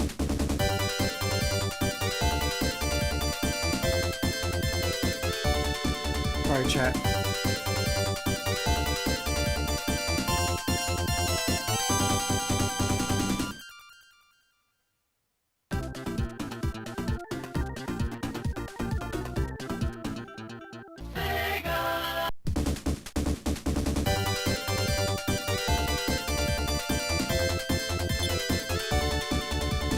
What's this dude?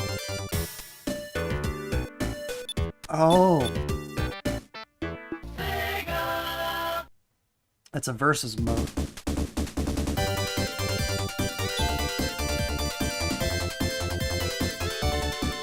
Chat, remember the days when you could play a two-player game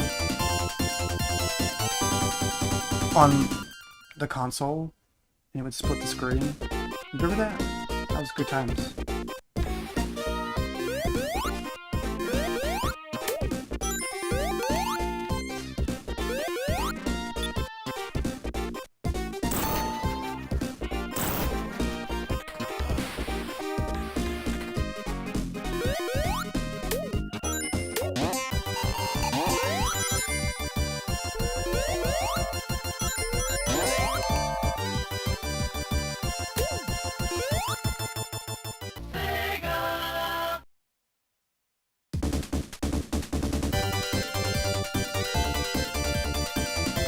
I kind of want to press the reset button.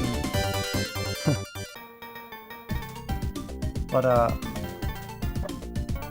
going to take 2 minutes and grab a refill on my coffee.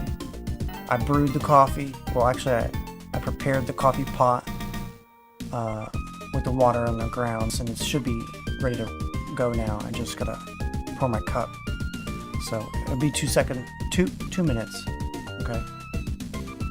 And we'll be right back. Don't touch that dial, chat.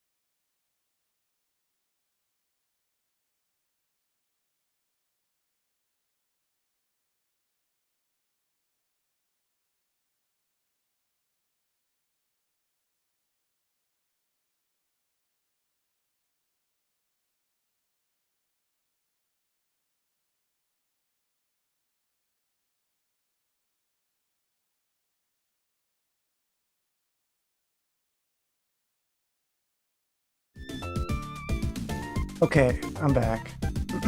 Unfortunately, I was wrong because we had a power outage or some kind of power surge event. The coffee pot timer, not the clock, but the timer was reset, and so it didn't brew. So I had to make it brew manually. So it'd be about like 5 minutes or so before my... It's enough time to play another round.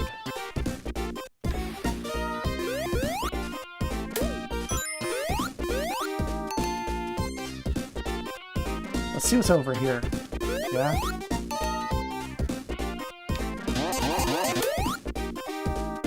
It's gotta be something good. They're protecting it so hard.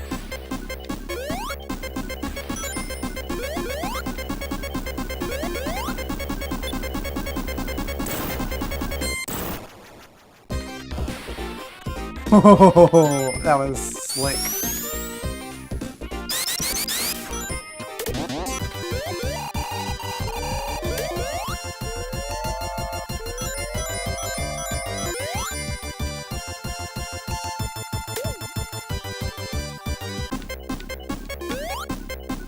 Alright, you know what?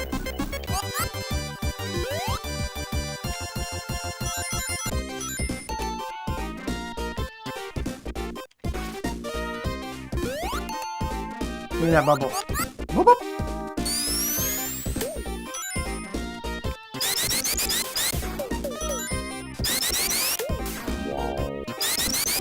Wow.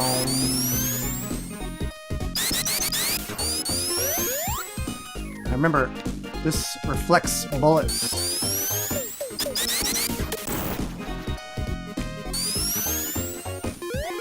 Tails, drink. Drink air. Oh, I tried, buddy. You can lead your friend to an air bubble. You can't make him breathe. Let's go this way. Yeah? Wow. Oh, is that a hack? not a hack per se, but... Oh! They try to kill us! Wow.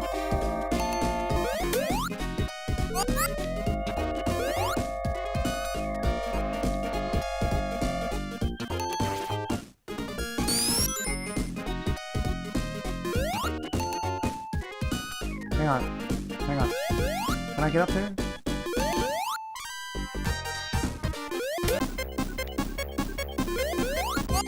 Not really.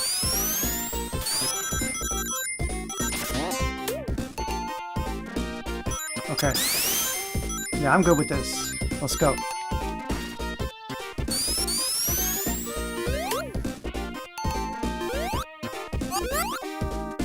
Whoop whoop.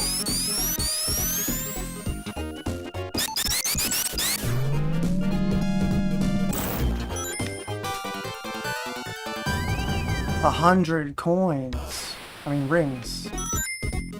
Wow.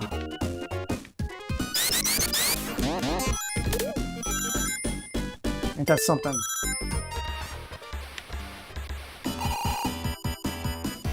Okay. So we just gotta avoid him.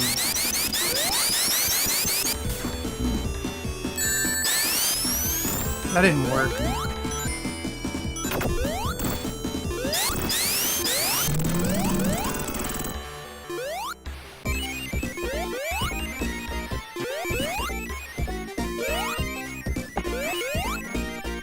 I remember something about this game.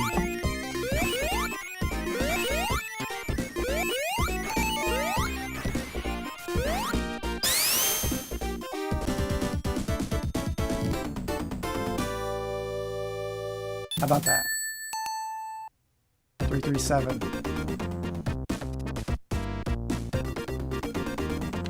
Let's go this way. Can't. Okay.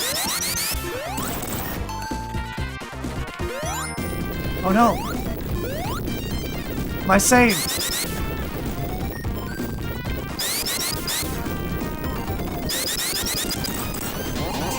No! Fuck! Fuck!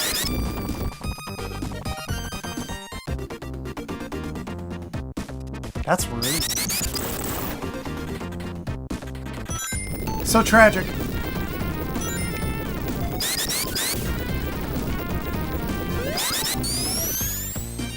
Is that game over? No. Not quite.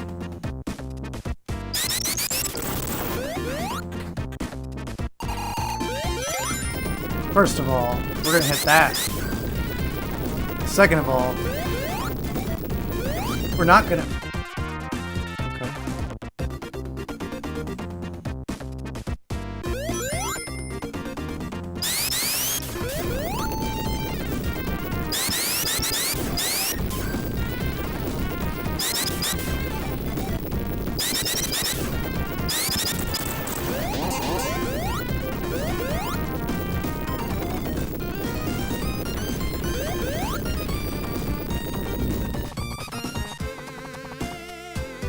Well, it is what it is.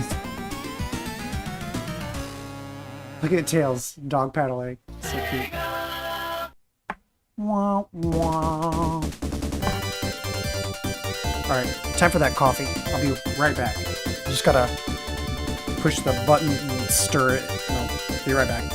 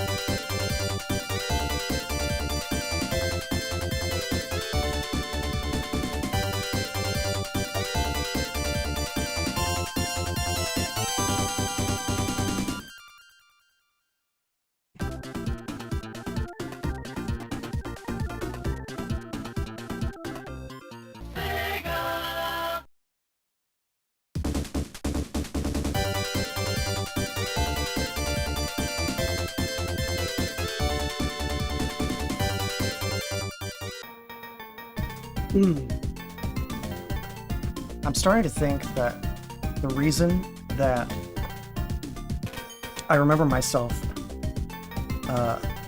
being good at this game is simply just because of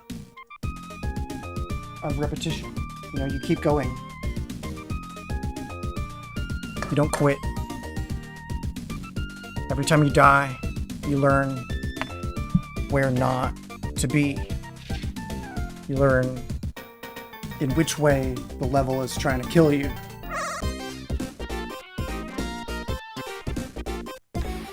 Like this. Well, the first time you drop into this zone, you know something bad is gonna happen. Whoa. And you suspect there's something good like that. If you could only get to it. Look at that, 30 coins. Imagine starting the game at 30 coins.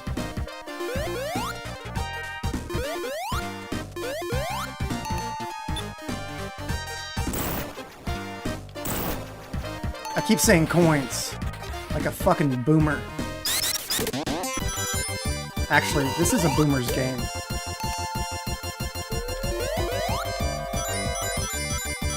I mean, a millennial's game, actually.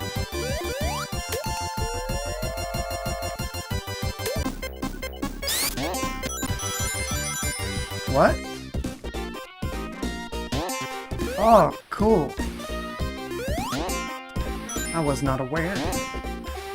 There's a spring here. Boing. Boing.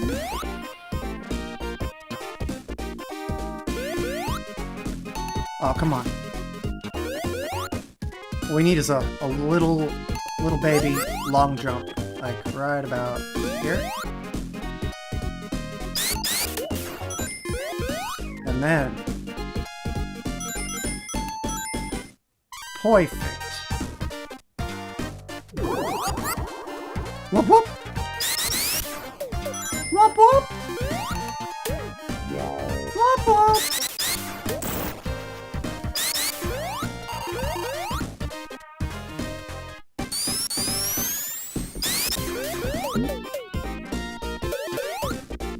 That's so badass.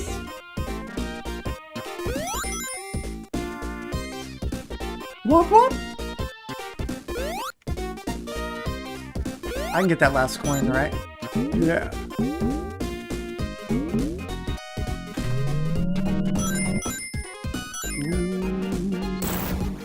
Can we get to 100? 100 coins, chat. He keeps saying coins. But we know.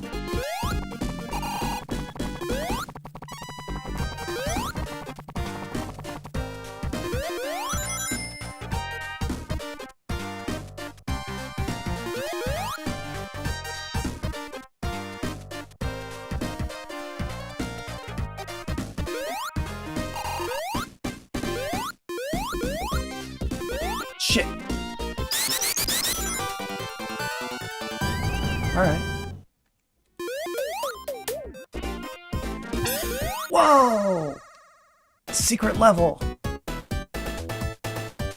Poggers.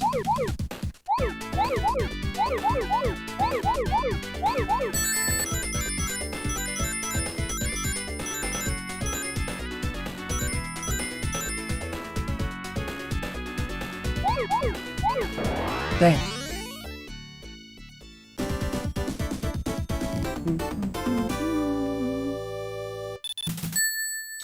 Getting better. Part of my slurp. Oh, oh, oh, oh, oh, oh, oh. No, no, no, no, no, no, no, no, no, no, no, no, no, no, no. You're not.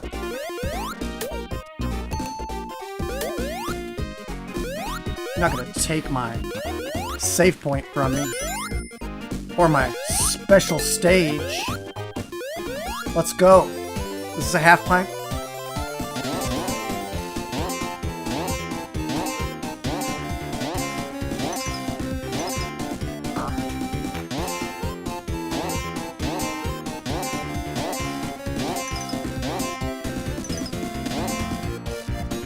I don't know what that was, but I got something.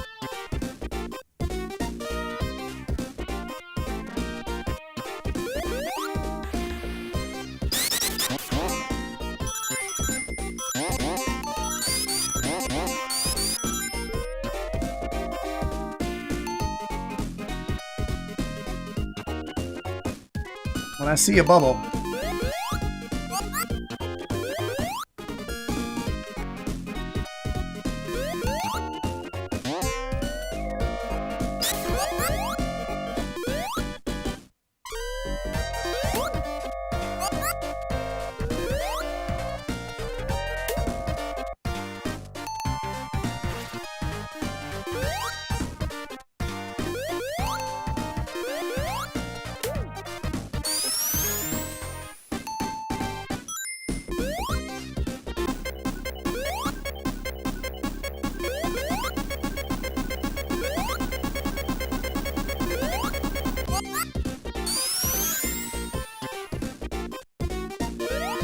Don't worry, chat. I got this.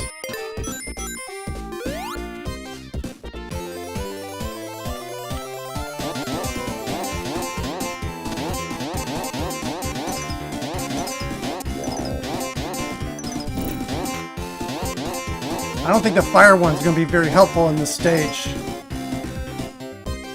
But okay. I was right. It was not very helpful.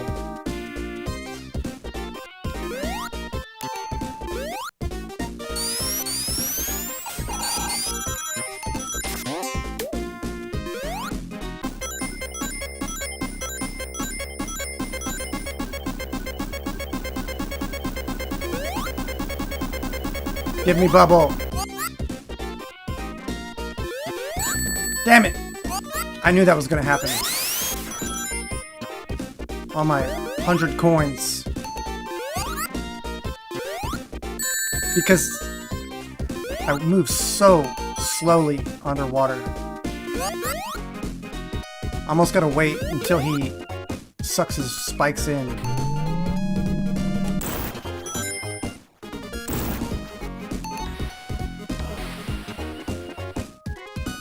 Oh. My dude.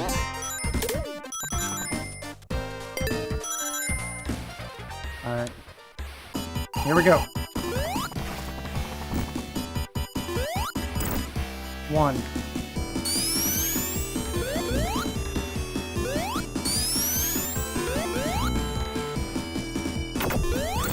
2, 3, 4, 5.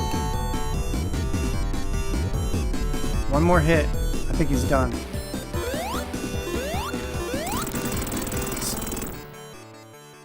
Oh yeah.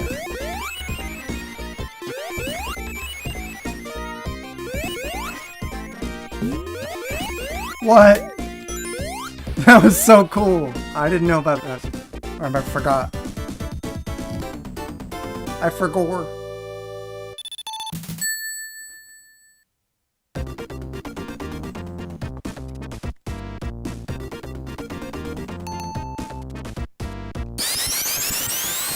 Okay, now remember, there's a save point right here.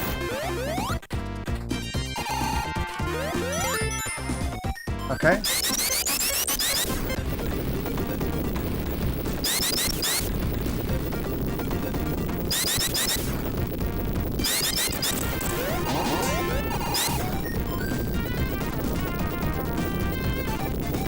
I gotta get...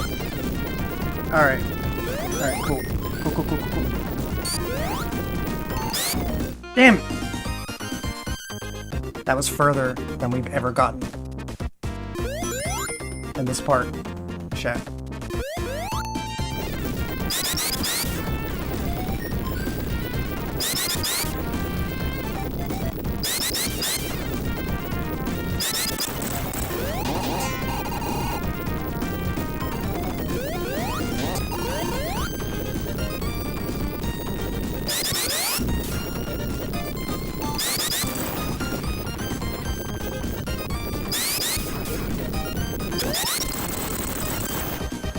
Whoa, we did it. Tails, what are you doing?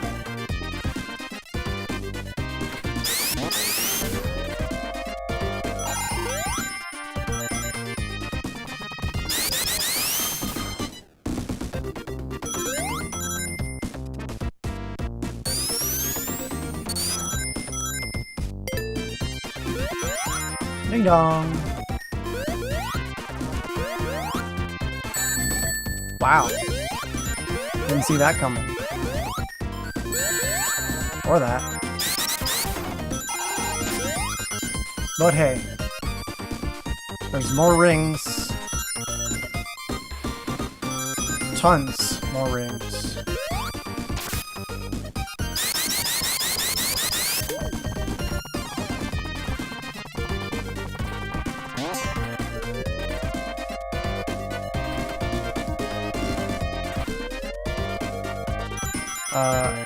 Is that a secret?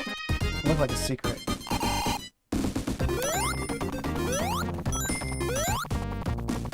Can I like... No, I can't. There we go!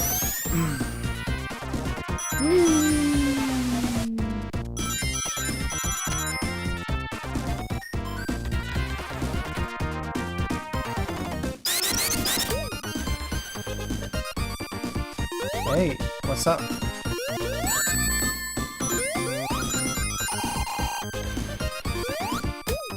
Is that worth it?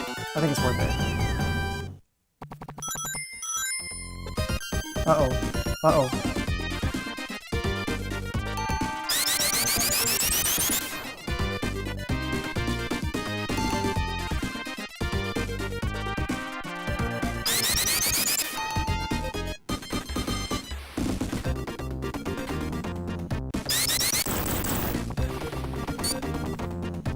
There we go.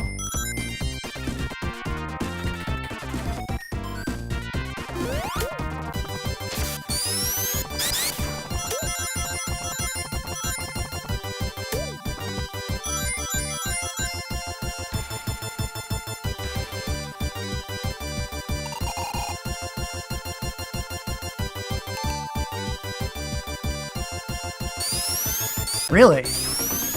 Smart.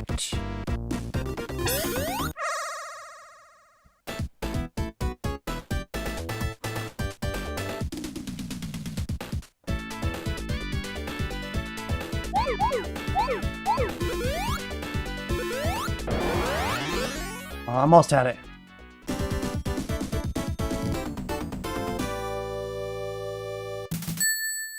You gotta be like Zen when you enter that.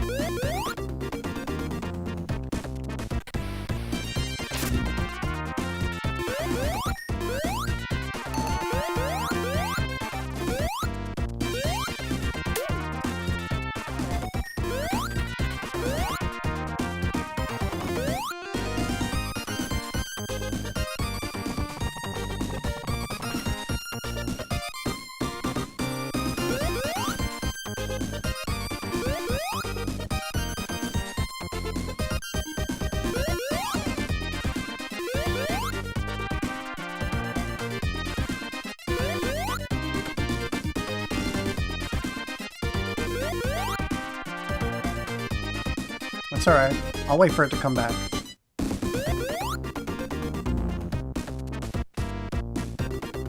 I'm not trying to get Spike squished.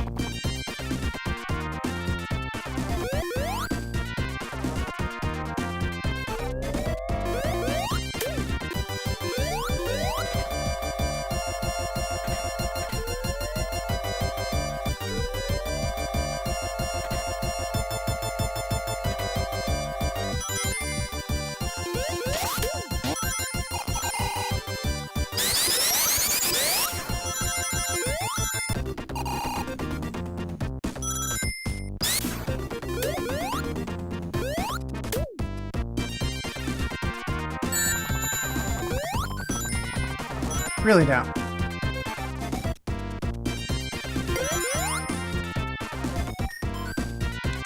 I had to do that right before the checkpoint.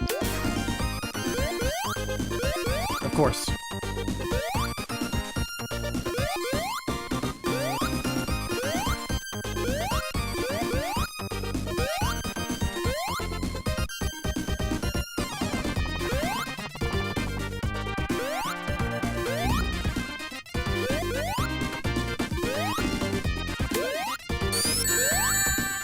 Not my 1 coin! No! Fuck. I need that 1 coin.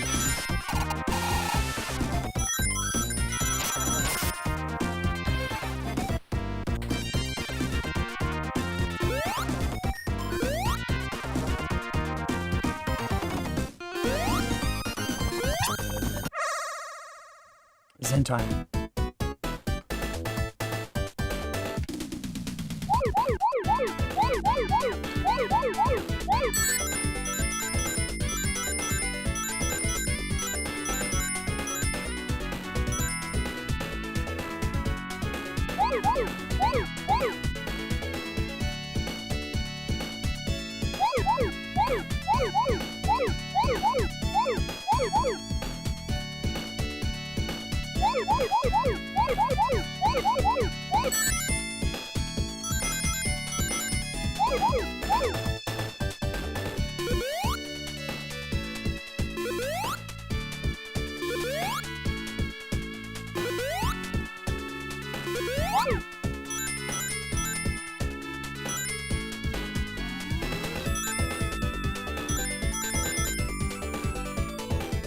All right, boys. It's getting fast now. Where's the blue?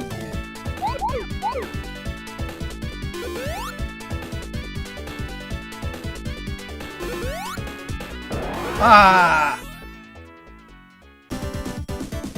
That's pretty good. Best ever performance on one of those ring stages.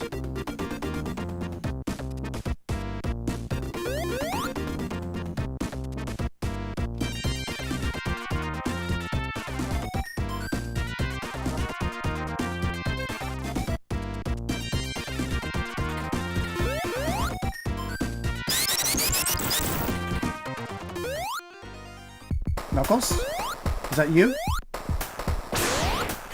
No. How could you?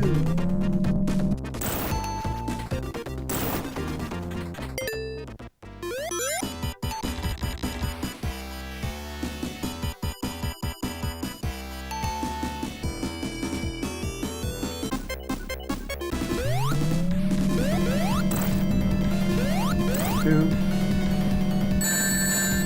Oh, he sucked me up? Okay.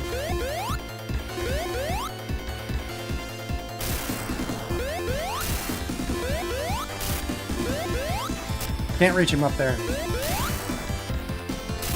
We just gotta...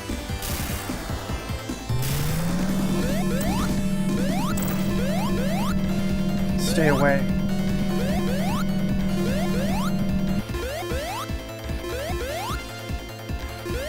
That's a little platform.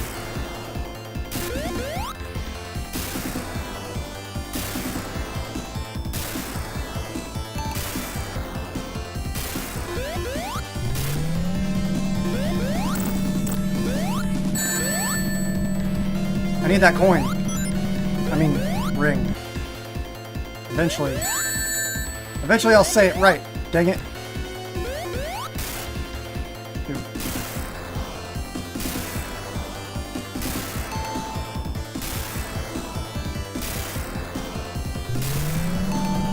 Now he's vulnerable. Got him.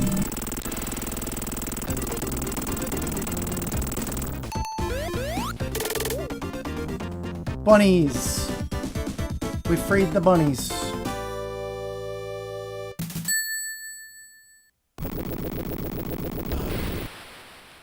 What?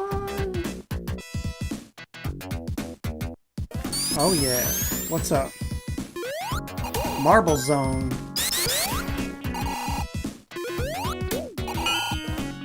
I think this is my favorite stage. I do like the electricity stuff.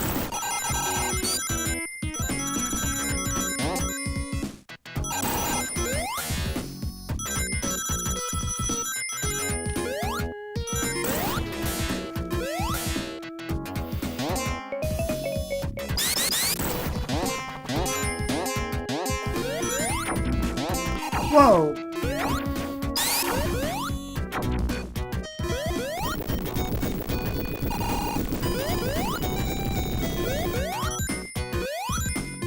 cool.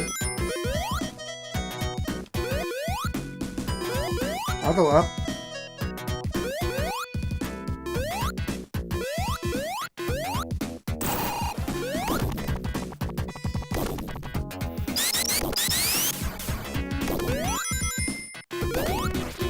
Alright, we can't do nothing here. This seems like a Knuckles stage, if I had to guess.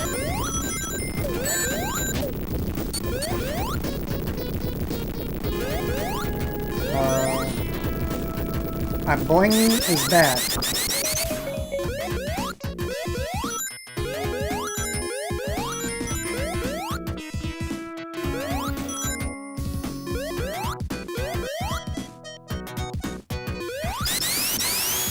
Tails, why'd you have to do that? You took my thing.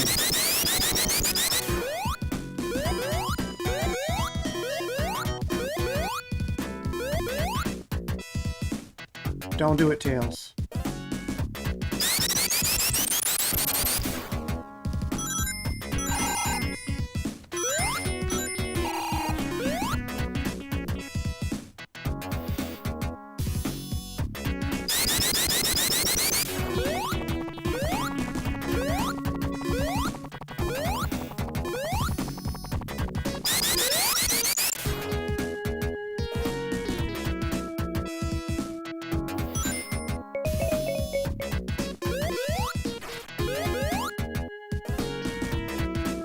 Alright, first of all, we gotta get some coins, okay? I mean, fuck it, I'm just gonna say coins.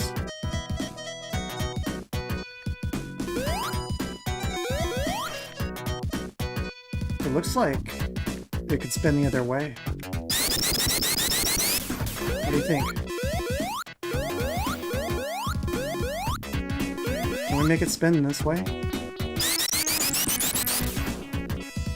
Oh, we can. Look at that.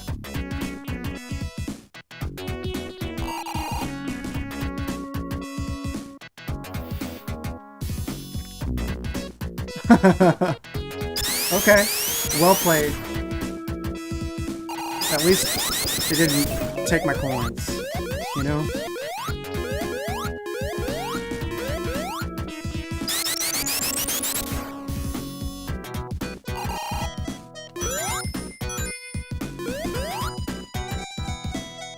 I'll leave the last one. I don't care that much.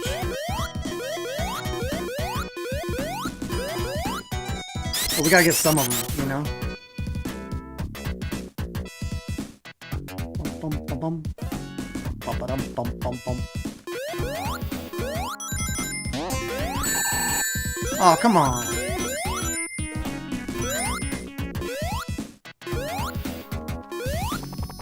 Let's see what's up here before we decide what to do.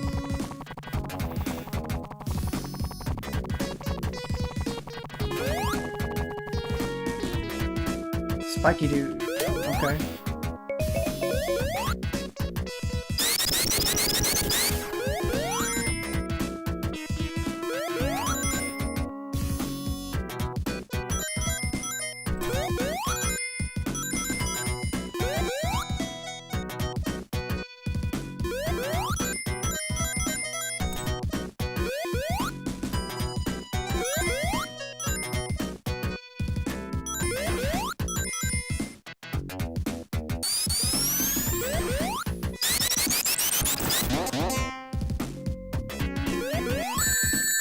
No way! He didn't even have his spikes. How?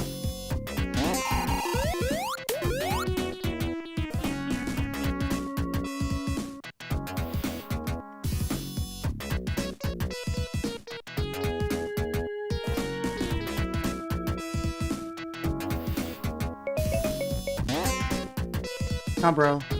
We're going this way.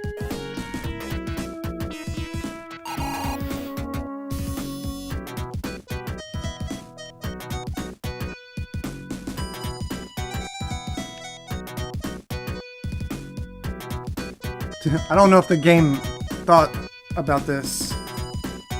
Sure they did. Sure they did, right? What if the player...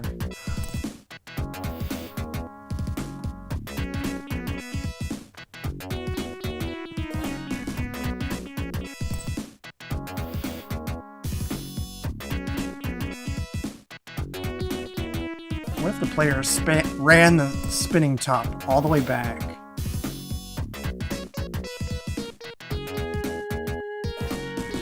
Could we give him something cool?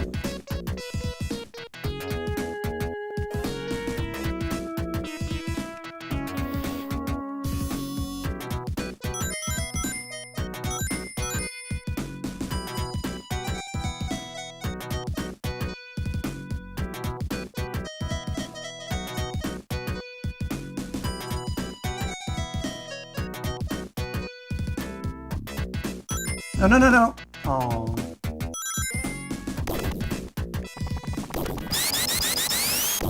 Well, now we know what is that way. What the fuck?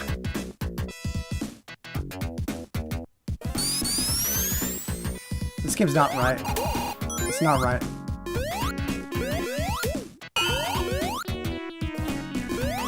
But hey.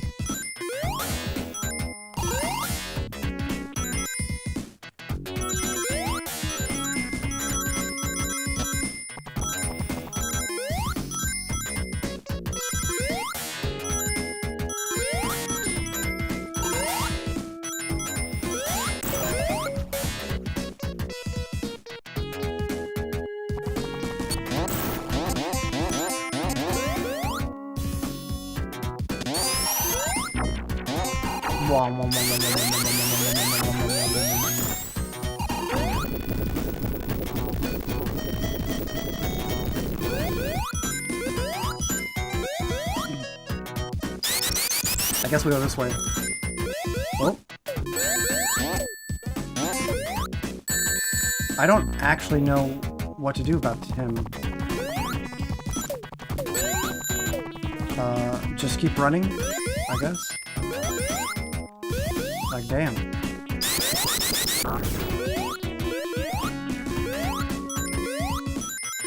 He's spiky and he throws fireballs. Like, what can you do?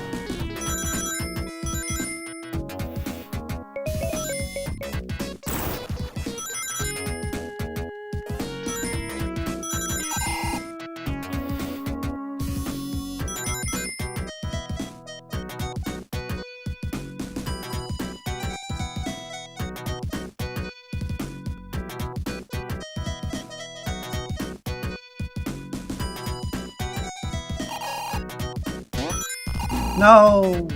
You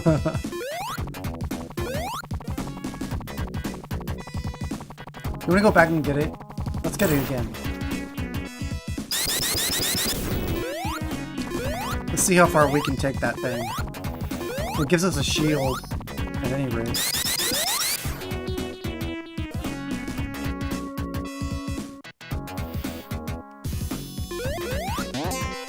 Well...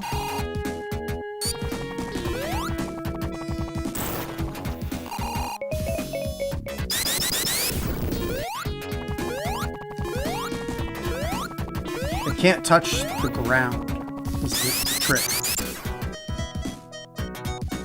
So you gotta like get a hold of it.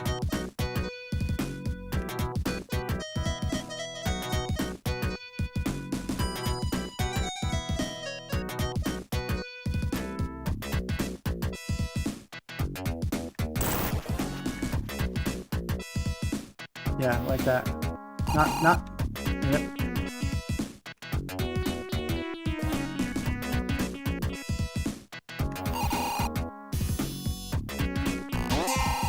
No, no, no, no, no, no, no, no, no, no, no, no. Alright. It seems to be really difficult to not hit the spikes with that thing. So.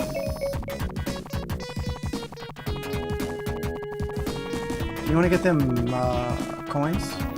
Chat? Should we get the coins? Rings? Let's get the rings. Ow. Yeah, okay. That's how we died last time, actually.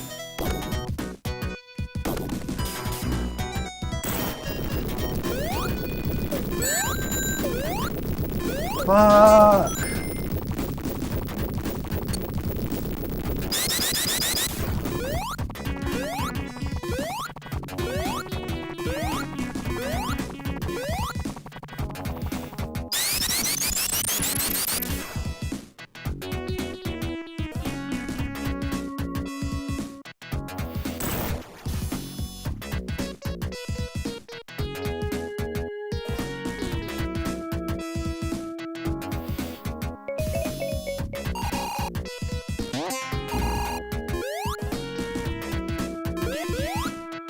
It's alright, chat.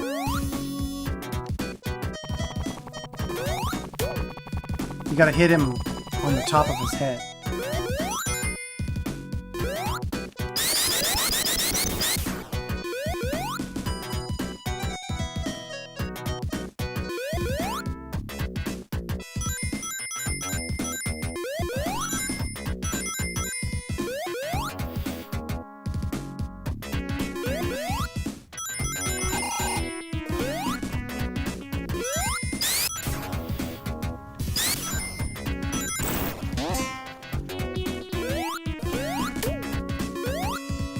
Got him.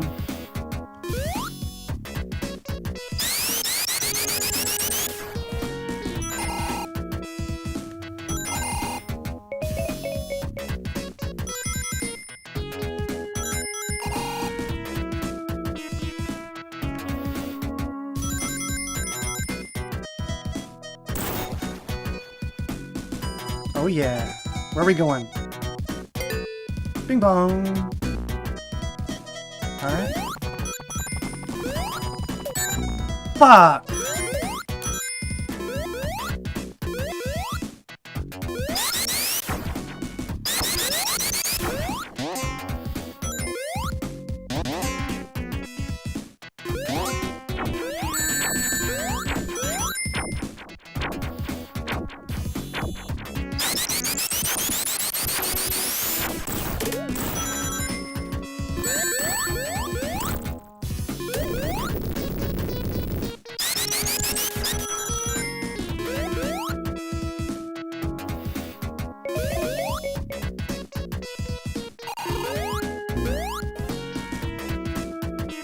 That's kind of scary.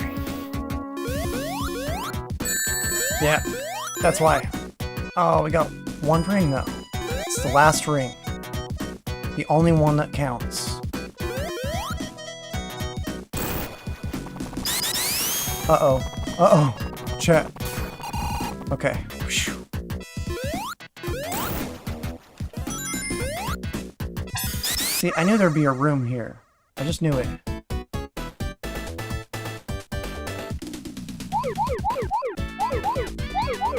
Time to lock in, chat. We're gonna get these rings.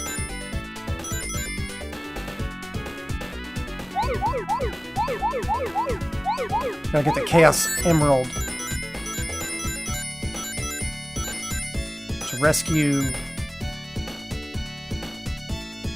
the bunny rabbits or something. I don't actually know the lore of this game, if there is any. Just Robotnik is a bad guy and he likes animal torture or something.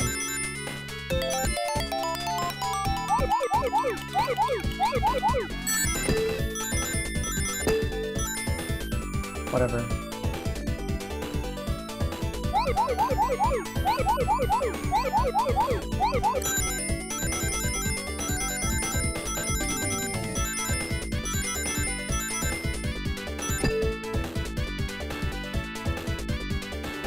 More blue. Nah!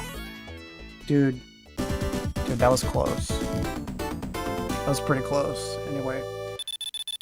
I think I could have got it if I forgo the rings.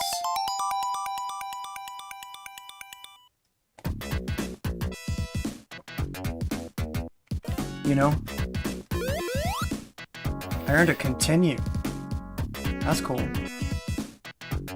That's better than 1-up.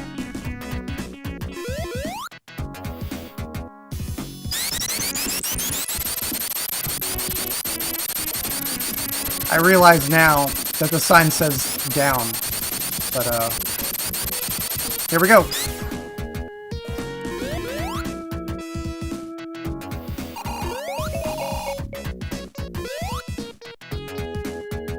Hang on, Tails. Follow my lead.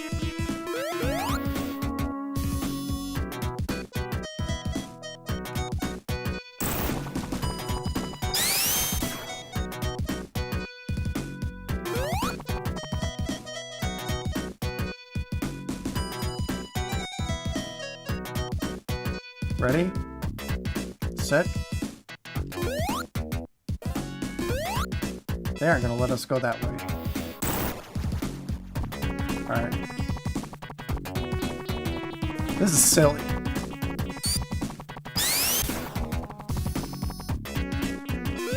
Quite silly.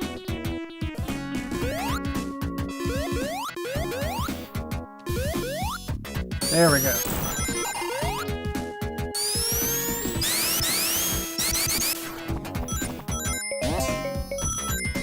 Uh-huh. Boy, boy, boy, boy.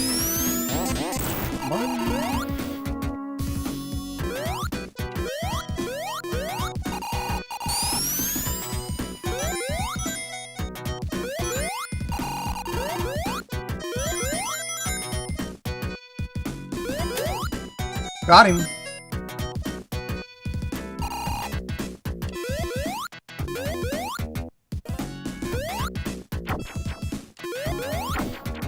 Oh, you almost got me.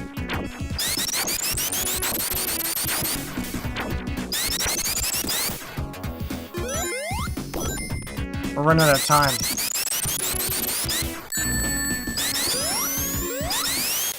I don't... What the fuck?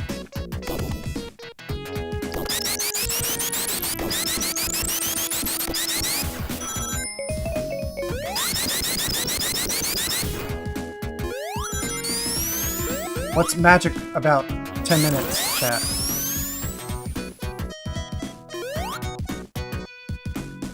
I don't know, but we gotta go.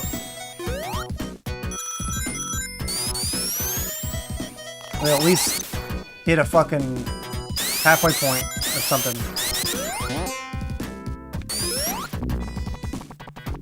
$9:59. Time over.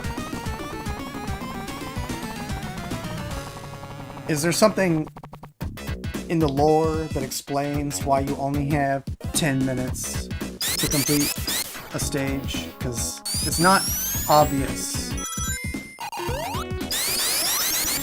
It's not obvious to me.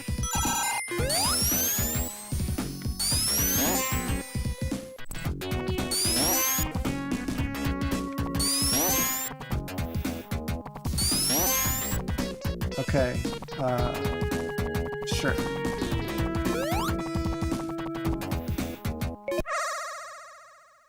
There we go.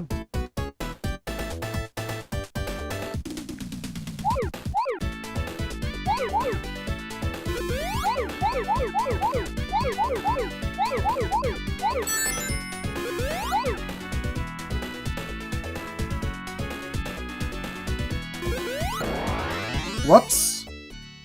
Oh well. I messed up. It's not a big deal. Plenty more chances. Right?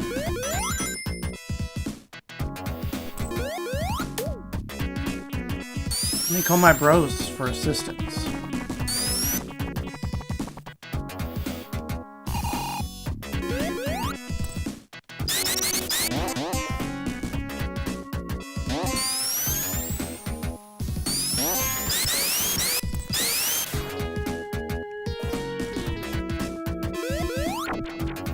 Whoa.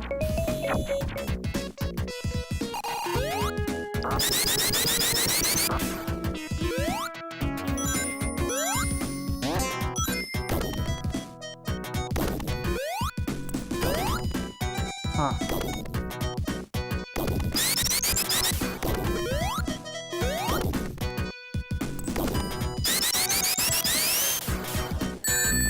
Come on. You gotta be fucking kidding me.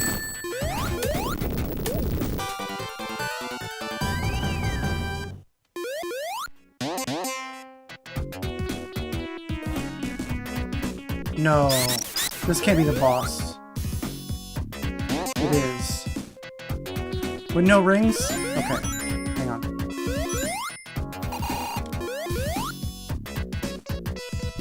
It's not the boss. I got one ring. It's okay.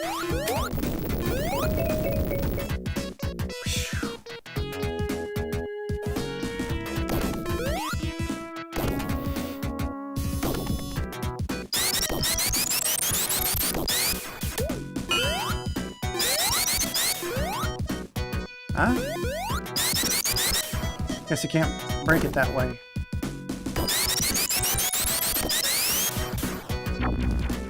Man, I'm over these fucking thwomps.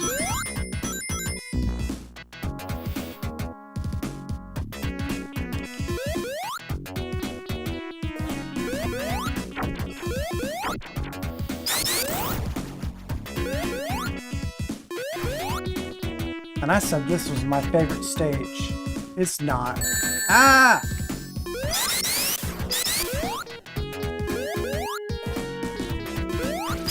Fuck!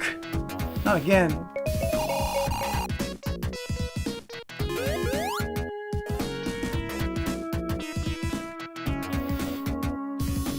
Alright, fine. Let's go. Whoa, whoa, whoa, whoa.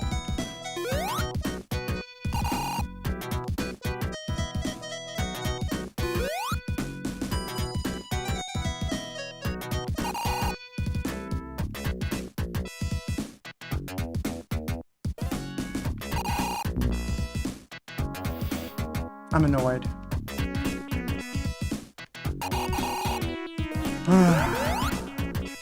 Alright.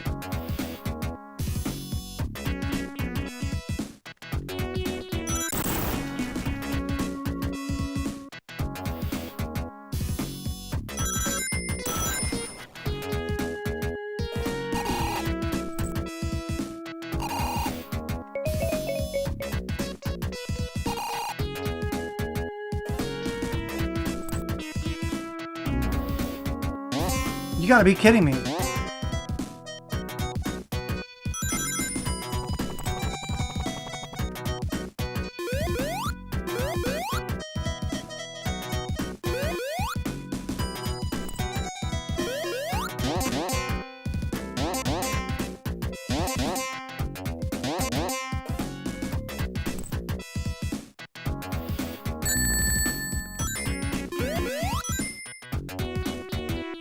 Man, this game's starting to hurt my feelings.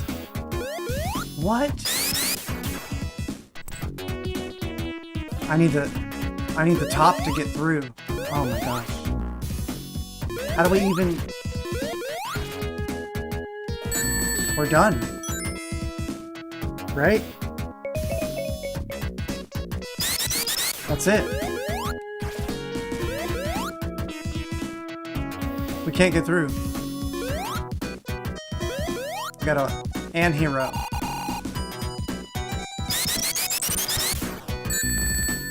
Hang on. Wait. Maybe we can go over this way. It says go this way. Huh. Alright.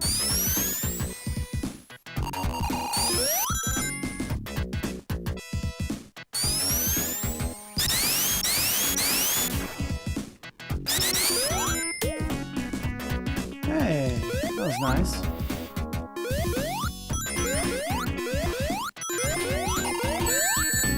Motherfuckers. I'm tired of these fucking monsters.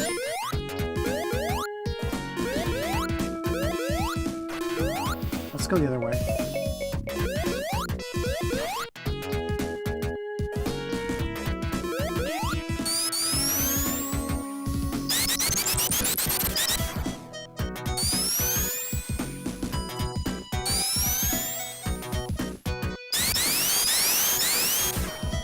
Really?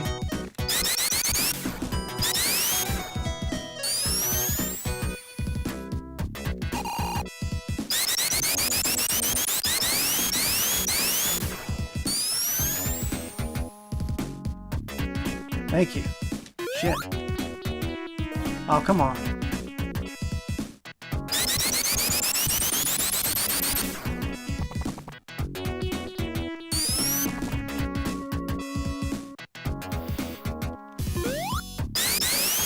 What?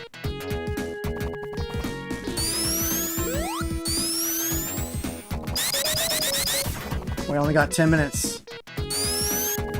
3 minutes left to clear the stage, chat. Can we do it? I don't know.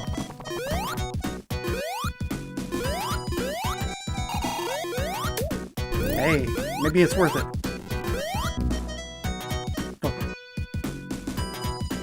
Somebody clip that. Somebody clip it, please. This has got to be good for farmer clips. That's what we're playing Sonic for. I mean Sonic 3. I don't know, is there a Sonic 4? Yikes. Last ring. I need it. Oh, we're fucked.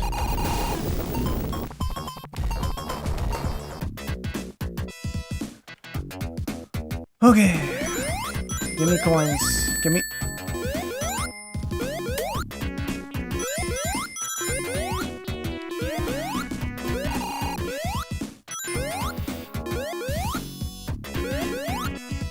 I only got a minute? Means I can't go back. I just killed you!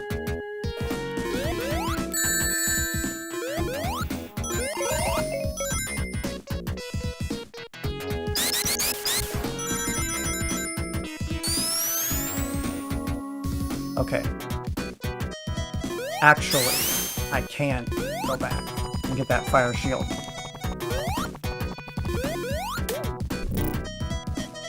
Whom.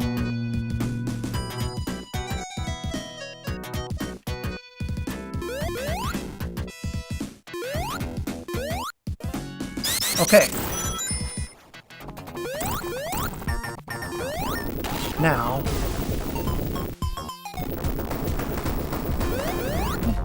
Oh my god. It actually... The shield actually blocks the spikes? That's wild.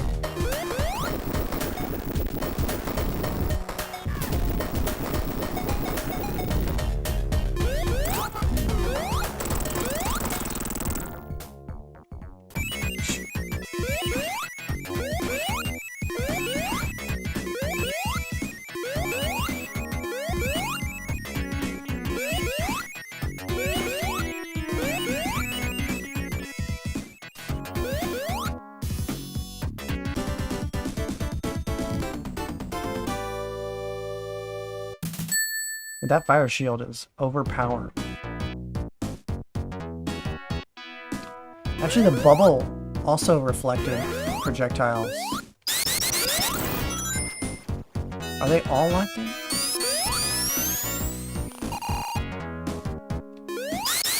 Alright, what's this do?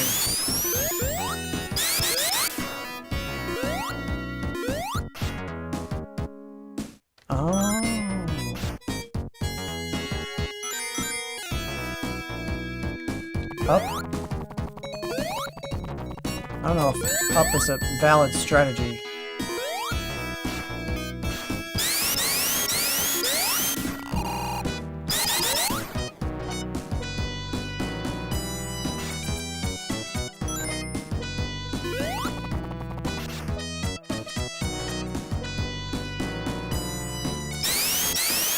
I see you.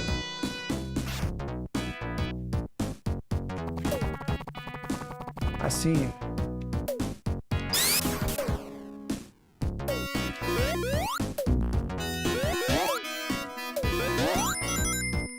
No way. You can bounce on his spikes. That's funny.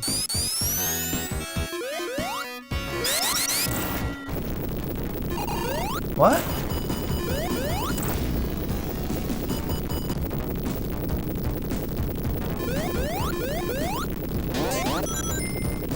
Oh, shit.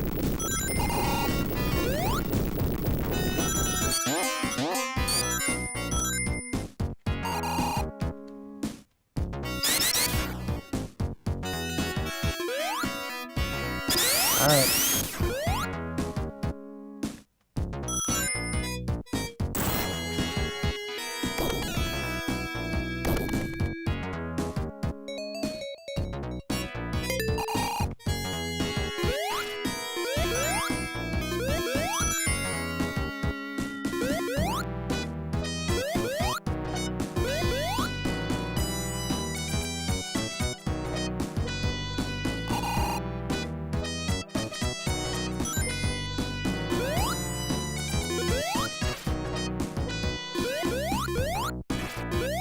I guess we need that.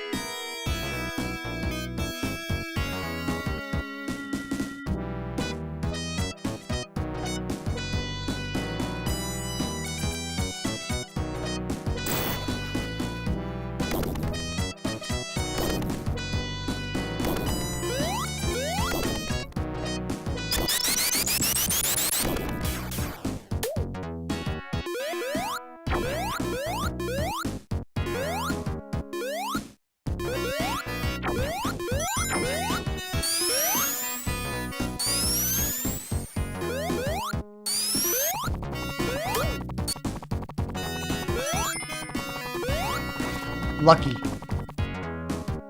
That's what that was.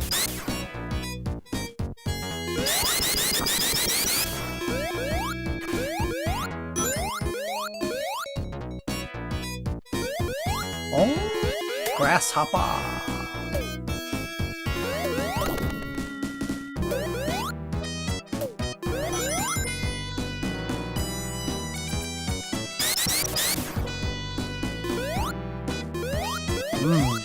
What could be up there? What do you think, chat?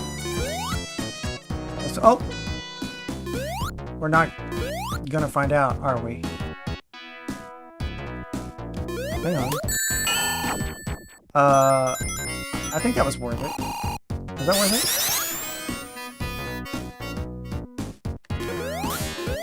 Ha!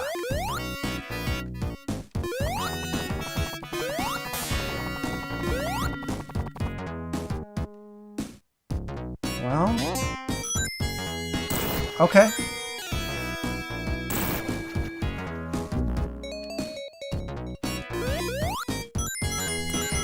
Whatever.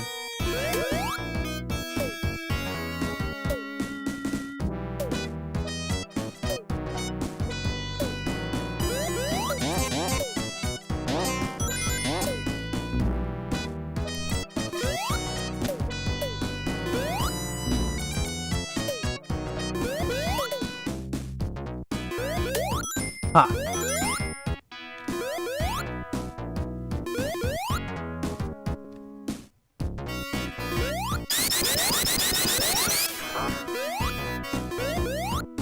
Let's go, Tails.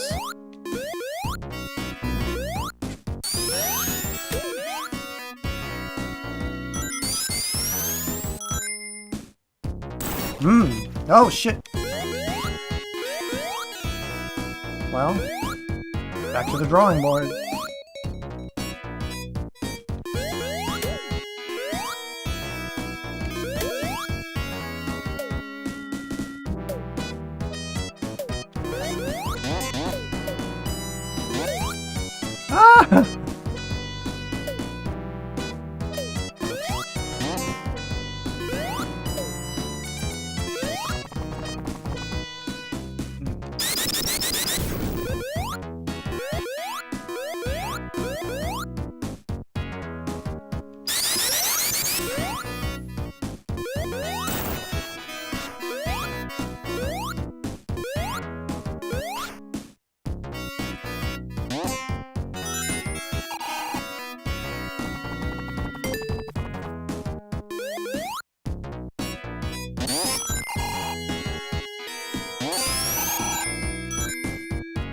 What the hell? Why is the... Why am I getting stuck on grass? I don't think the emulation is perfect.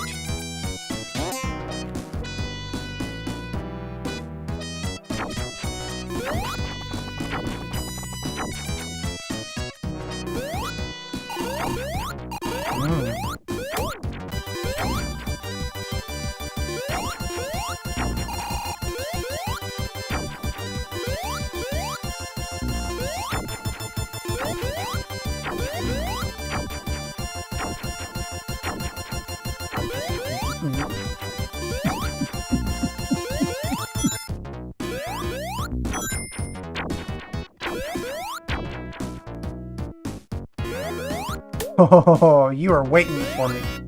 Patiently. I said, I got you. I got you. Oh, you son of a biscuit. Oh.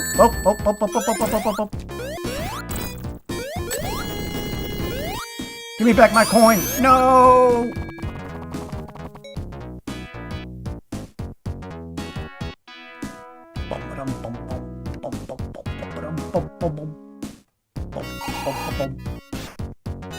We're not going that one.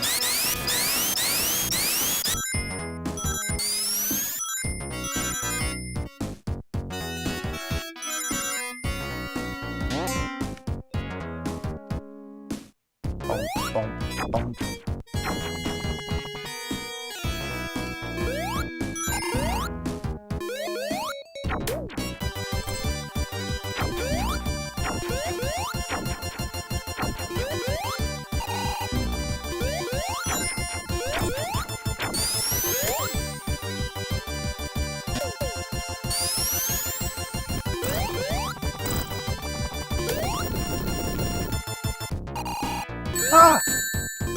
Mother fuckers.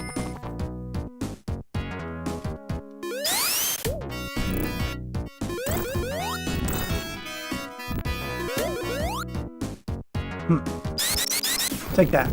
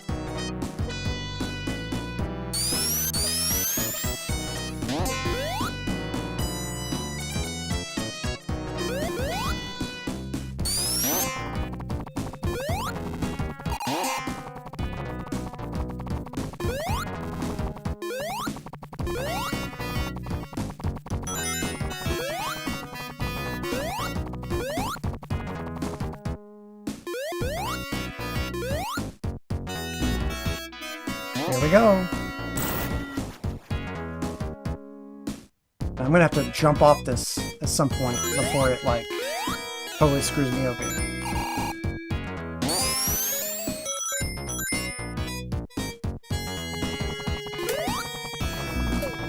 Oh, you bitch.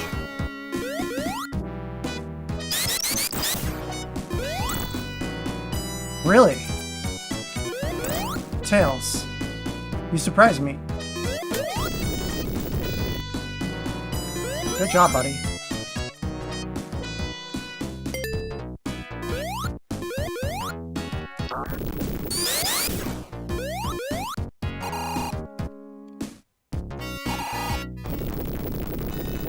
Oh, wow.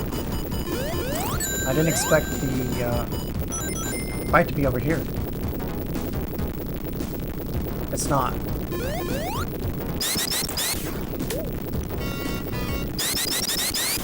He's just being weird again. 9:59. Oh, damn.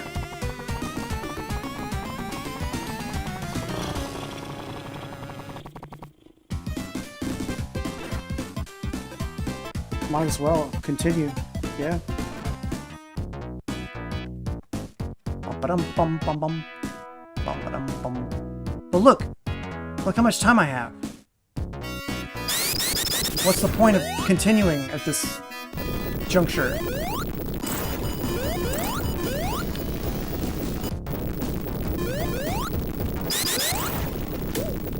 That's just rude.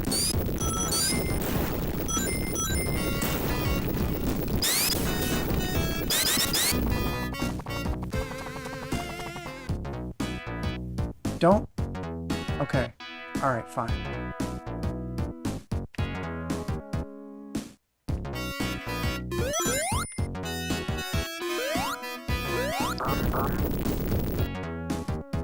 I want to see what's this way. Oh, cool. I can at least get a fire shield.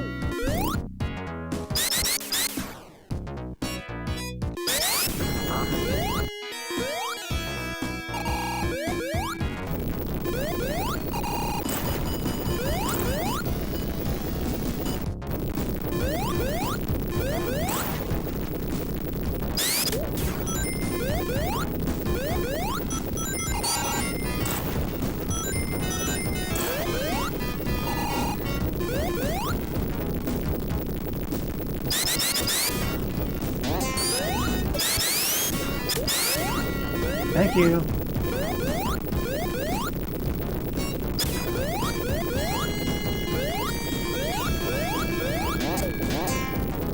Whoa. We almost didn't make that, chat.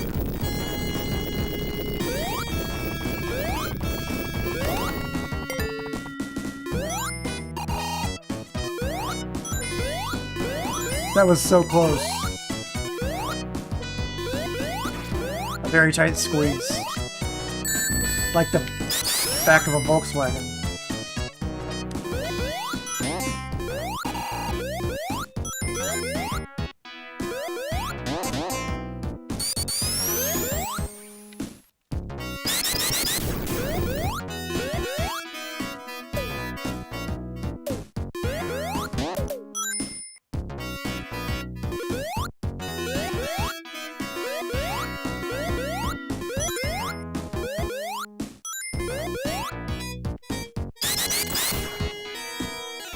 Alright.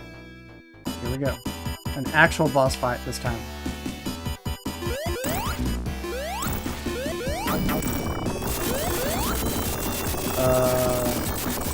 Did we die? No.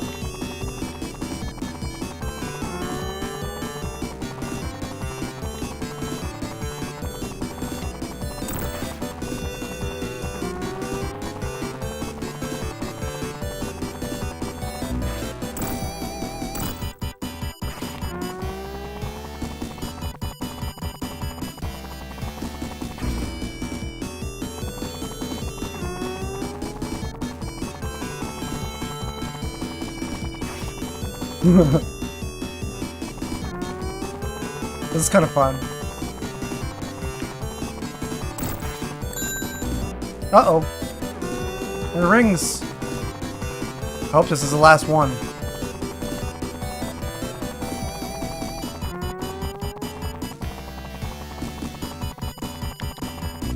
Oh. You got me. Well, okay.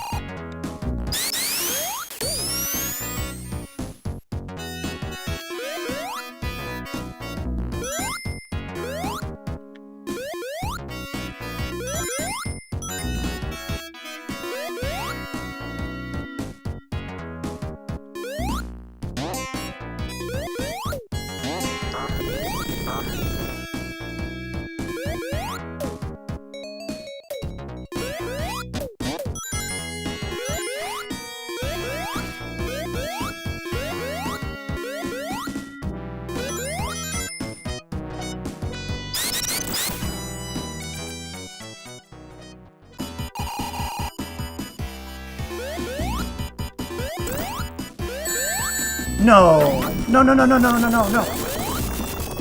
Alright. That sucks.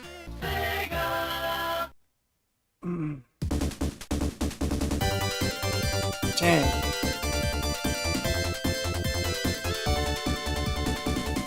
pretty fun.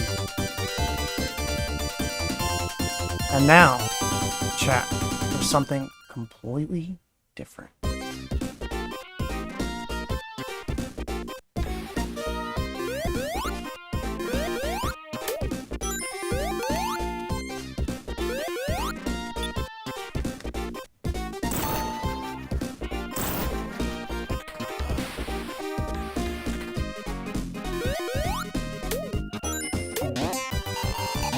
I think, man, I'm still in just chatting. I fucking hate Twitch sometimes. I changed the category at least once. Probably twice. And it didn't fucking take. That's so frustrating. Alright.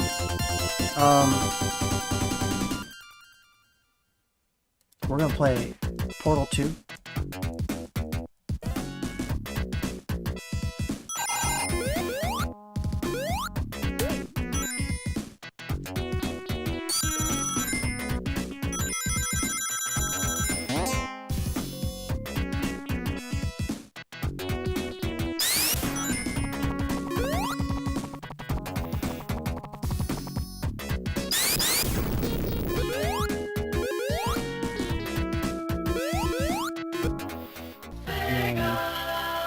Put like a little...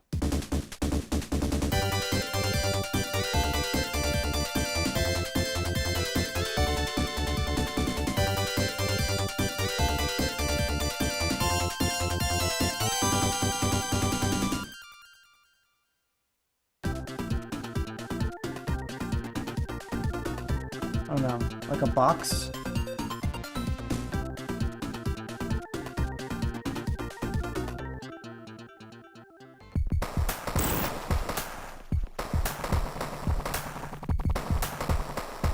Oh, now it's... Chat. I updated the category to Portal 2, and now it says Sonic 3, and I'm getting irritated.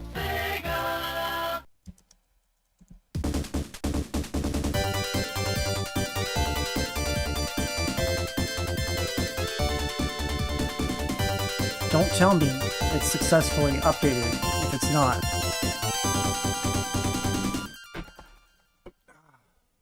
So annoying. Yeah.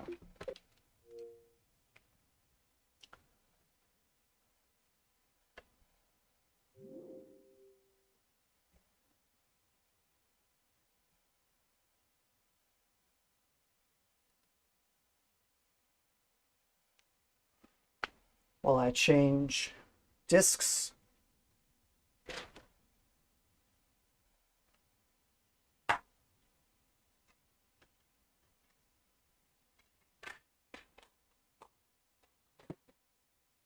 I'm really pleased with how that turned out. And the fact that we got the Phantasy Star games, multiple Sonic games. Dude, there's so much content in that one disc. I'm thrilled. But, where's the Portal game at?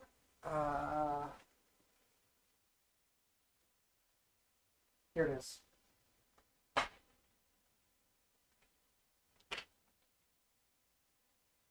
It looks pristine.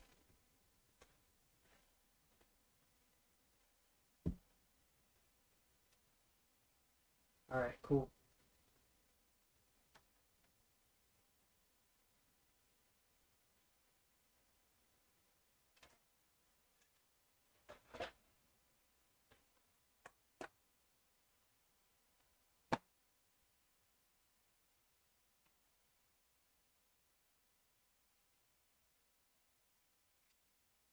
Now, hang on. Alright, fine. Run your update then.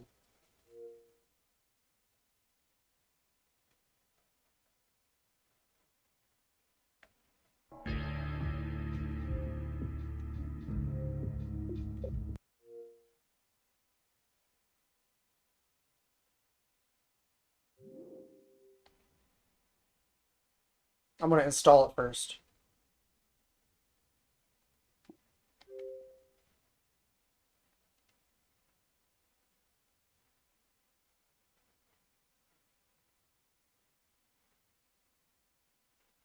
And while it's installing, I'm going to take a quick unhydration break, chat. Be right back.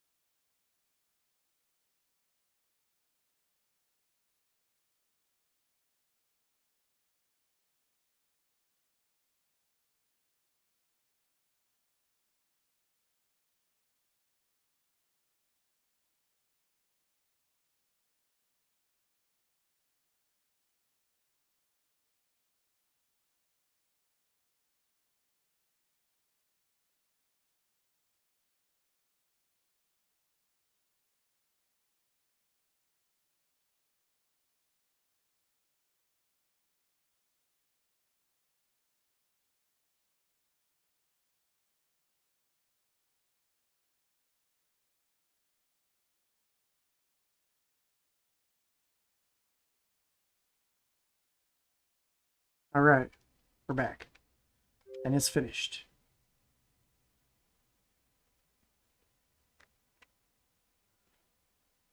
Ready to play this game?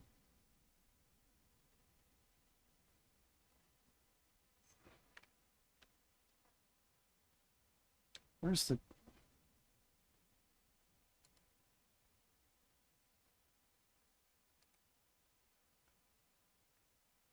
How about this? Just quit Firefox altogether. Take that.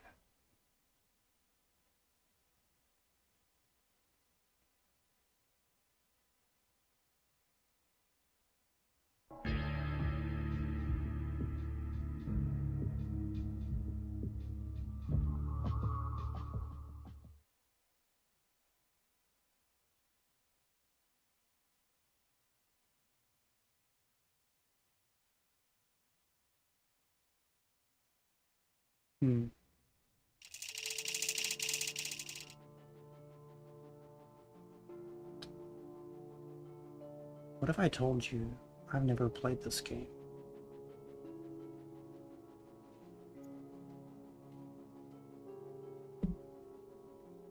Or if I have, very briefly.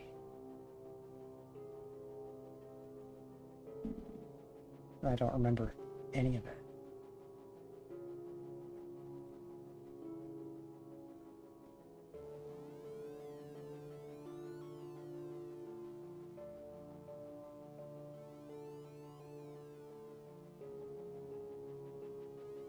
I'm going to open the Stream Manager and try to update the category because it's not working.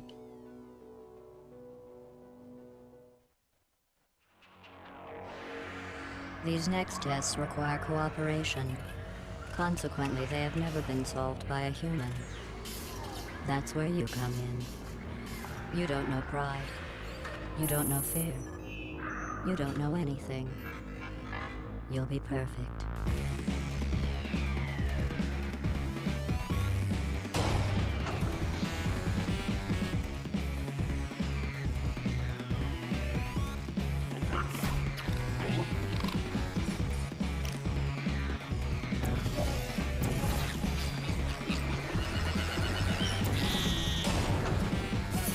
Test chamber completed. Continue testing. Whoa.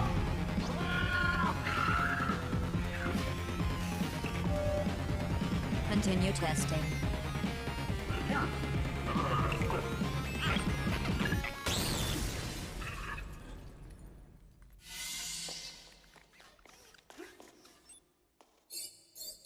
Okay, at least the category is testing. correct.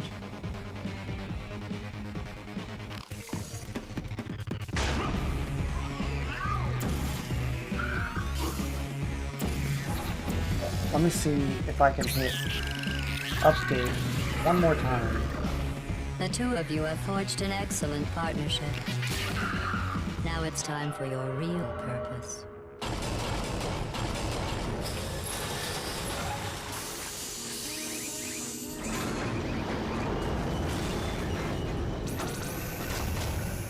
Don't disappoint me. Alright.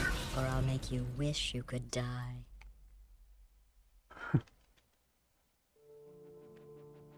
I guess that's Gladys.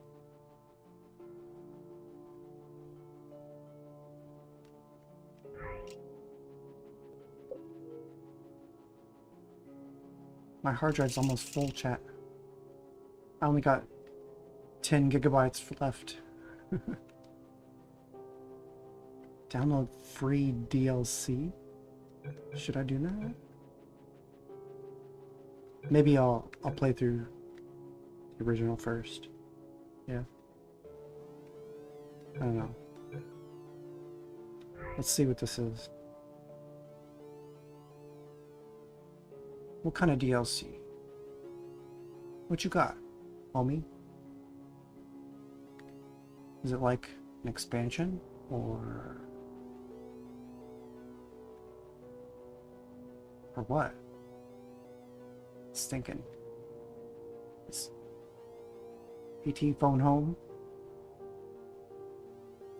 ET, phone home.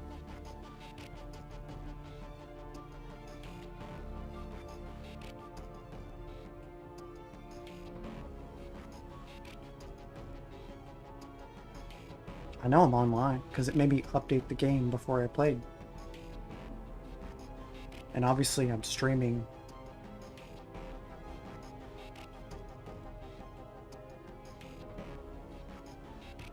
So... what the heck? Your credit card info couldn't be retrieved. It says it's free. Free DLC. What a douche.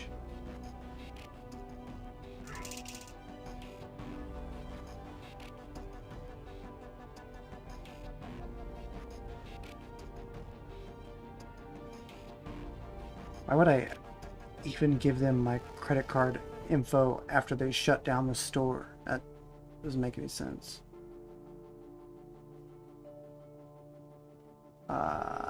Let's see.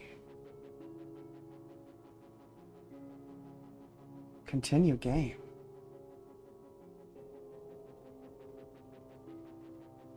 New game.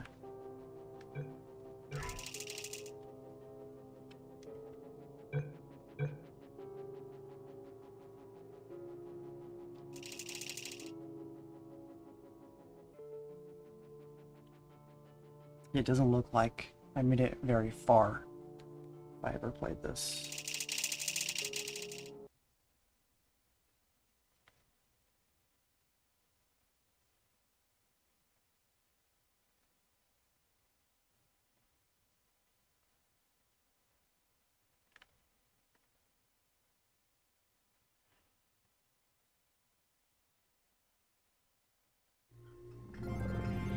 You ready, chat? Good morning. You have been in suspension for 50 days. In compliance with state and federal regulations, all testing candidates in the Aperture Science Extended Relaxation Center must be revived periodically for a mandatory physical and mental wellness exercise. Aww. You will hear a buzzer. When you hear the buzzer, look up at the ceiling. You have to work out? Good. You will hear a buzzer. When you hear the buzzer, look down at the floor. Good. This completes the gymnastic portion of your mandatory physical and mental wellness exercise. What? There is a framed painting on the wall. Please go stand in front of it. Okay. This is art. You will hear a buzzer. When you hear the buzzer, stare at the art.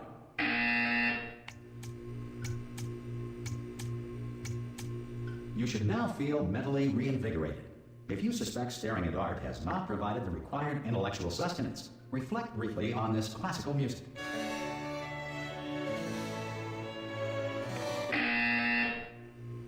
Good. Now please return to your bed.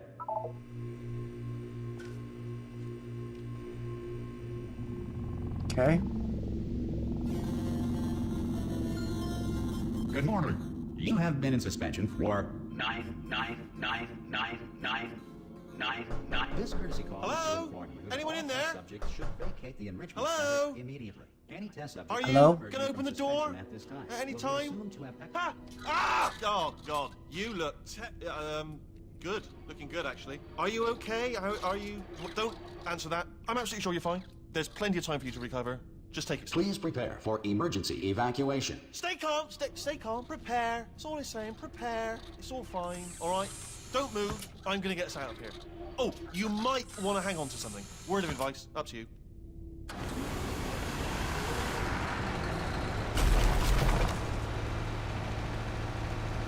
You all right down there? Can you hear me? Hello? Yeah, we're good.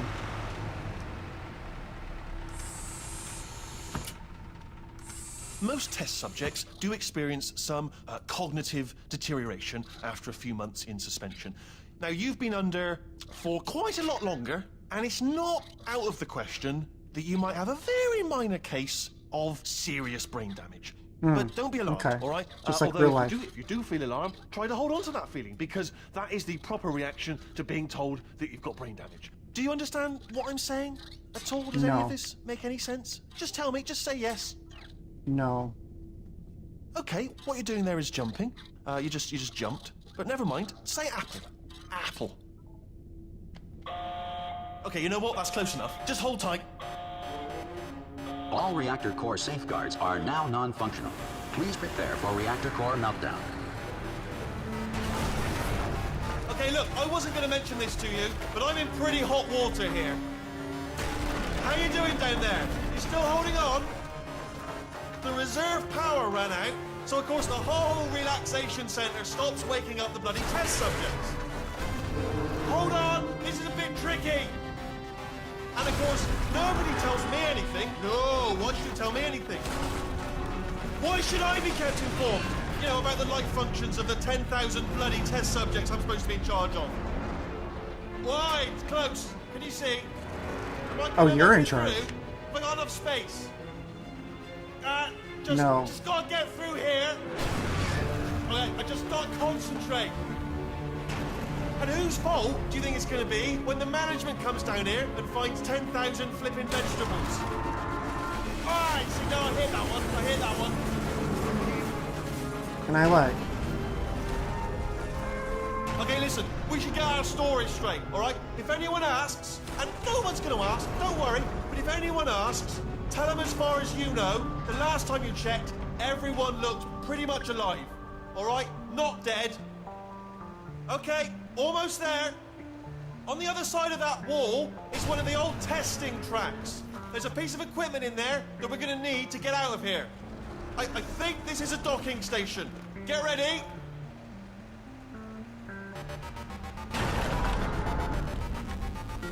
Good news, that is not a docking station. So there's one mystery solved. I'm going to attempt a manual override on this wall. Could get a bit technical. Hold on. Almost there. Remember, you're looking for a gun that makes holes. Not bullet holes, but don't worry, you'll figure it out. Seriously, Okay. do hold on this time. I've heard of this.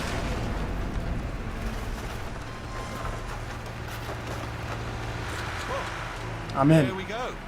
Now, I'll be honest, you are probably in no fit state to run this particular type of cognitive gauntlet.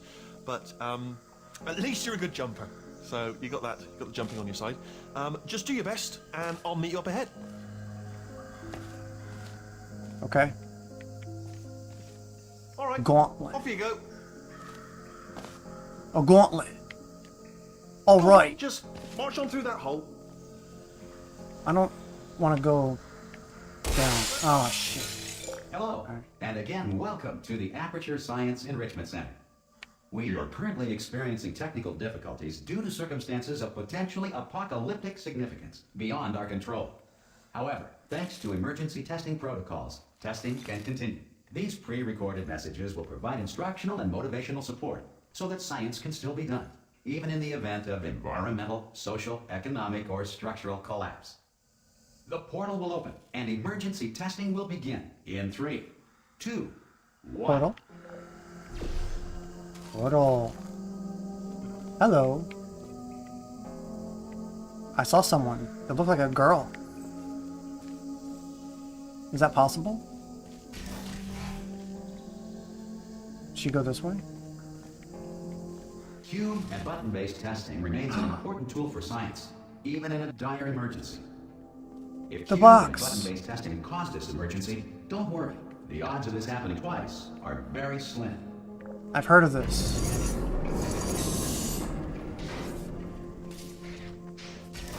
Please note the incandescent particle field across the exit. This Aperture Science Material Emancipation Grill will vaporize any unauthorized equipment that passes through it.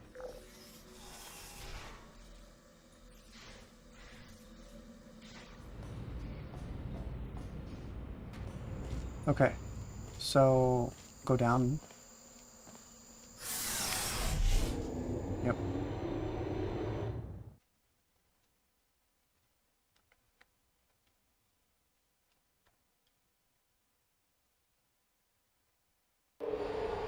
If you feel liquid running down your neck, Relax, lie on your back, and apply immediate pressure to your temples. You are simply experiencing a rare reaction in which the material emancipation grill may have emancipated the ear tubes inside your head. Emancipated.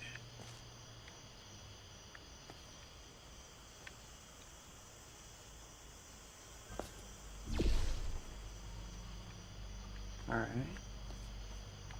Button. Push button. How do I push?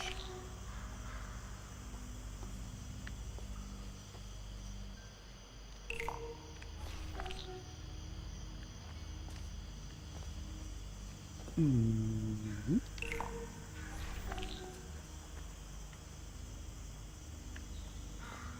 Oh. Oh.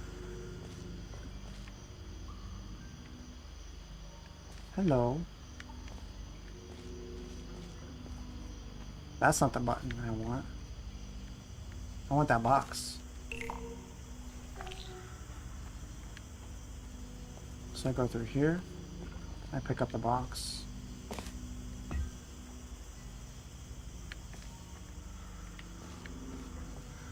you guys know how to test? Put it down.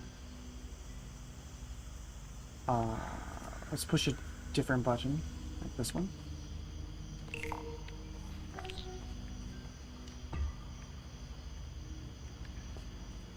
Take. Oh, am I the girl? Is that a mirror? I guess I am.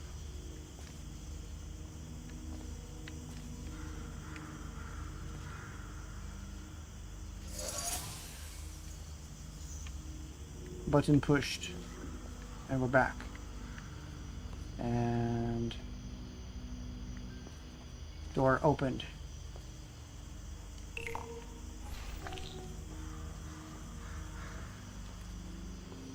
Good. All right. Because of the technical difficulties we are currently experiencing, your test environment is unsupervised. Before re-entering a relaxation vault at the conclusion of testing, please take a moment to write down the results of your test. An Aperture Science Reintegration Associate will revive you for an interview when society has been rebuilt. Relaxation. That's such a word. That's such a... It's like a...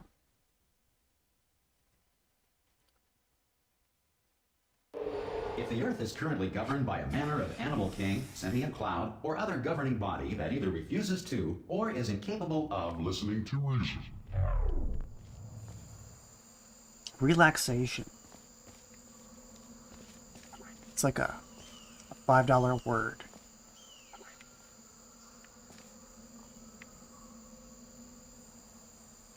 In the event that mankind has been taken over by a hostile force that wishes to subject you. Hey, you made it! Hi. What's up, There should dude? be a portal device on that podium over there. What? I can't see it though.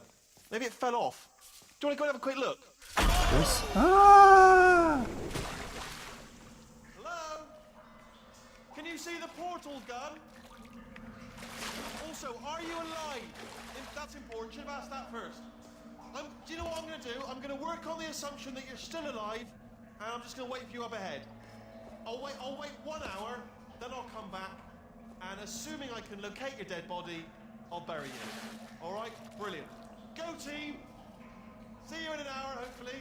So, where's the gun? No, really. Where's the gun?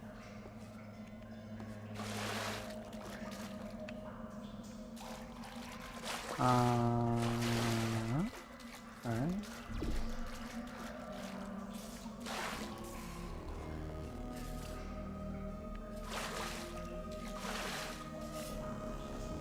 An hour, he says. What's this? Is that the gun? It is the gun. Okay, so let's see here. That looks like me.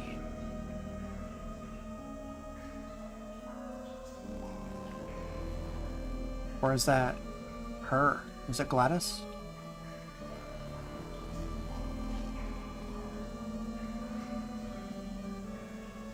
Yeah, I think that's her. Who drew this? Oh well. Let's Yep.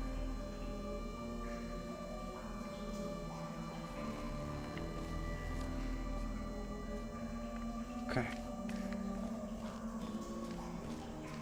Well, the important thing is, so we got the gun. Now we can test.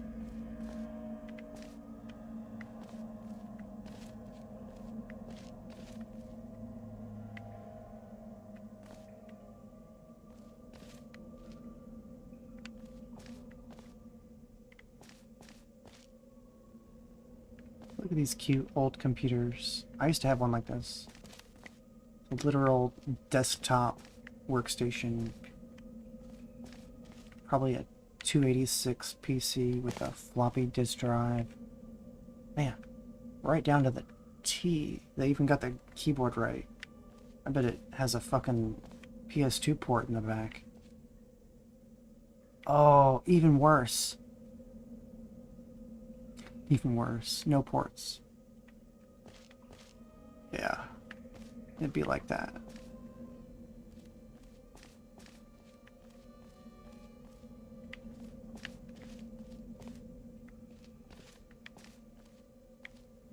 So, there's no enemies here. Some emergency testing may require prolonged interaction with lethal military androids. Rest assured that all lethal military androids have been taught to read and provided with one copy of the Laws of Robotics to share. What'd you say?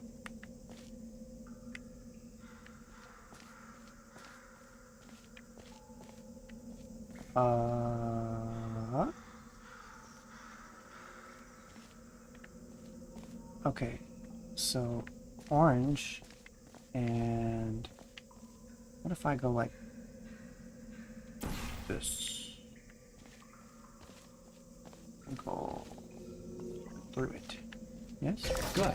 If you feel that a lethal military android has not respected your rights as detailed in the Laws of Robotics, please note it on your self-reporting form.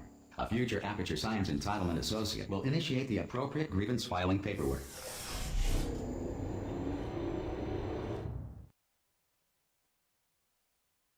I see. So the robots may try to kill me. Is that what you're saying? And if that happens, then I can file a grievance? This next test is very dangerous. To help you remain tranquil in the face of almost certain death, smooth jazz will be deployed in 3, 2, 1. Tranquil?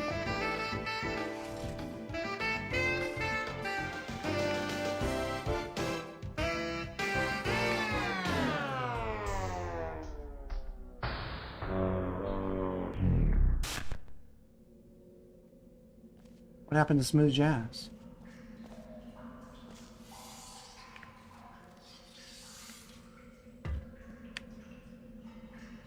Did you hear that, chat?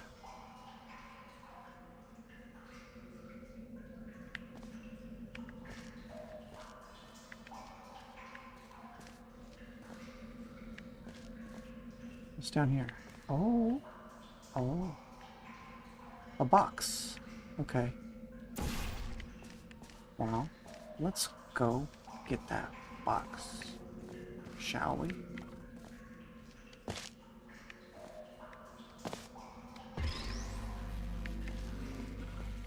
Put the box on the thing, and we can go through the hole, the door. Okay. I see. There are 2 buttons. Why are there 2 buttons? Well, maybe there are 2 boxes. There are. Now, First problem is, how do I get up there? I think that's how we'll...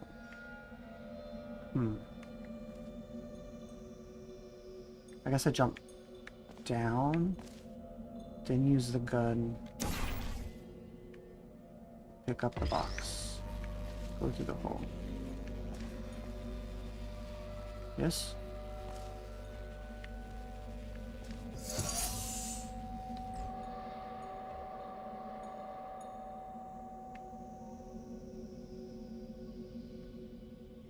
Okay. I didn't do what I want. About this one.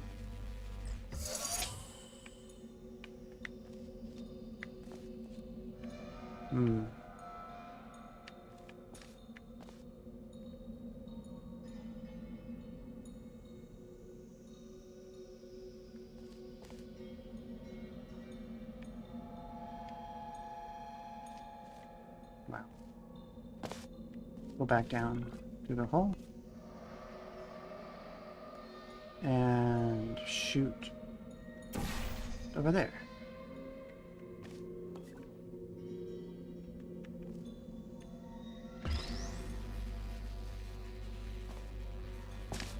Yes. Great work. Because this message is pre-recorded, any observations related to your performance are speculation on our part. Please disregard any undeserved compliments. I can test. I can test.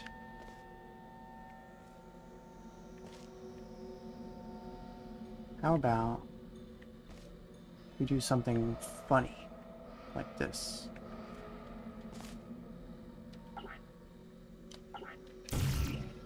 No? Okay. How about we point at the ground?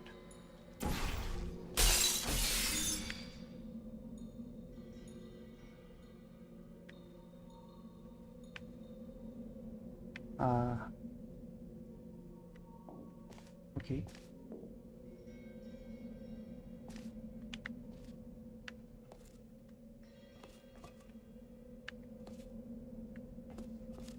I guess it broke the recursion.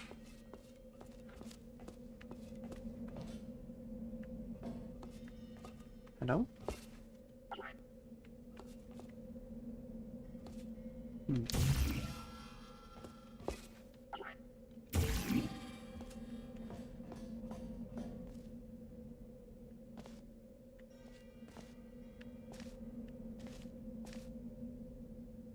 Unreason.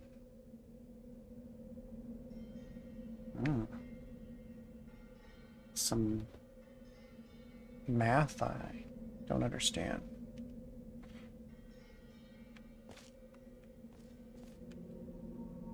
Okay.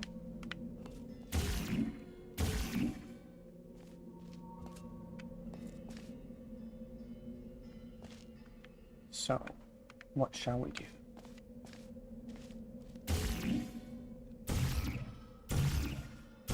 I can't shoot. What's going on here?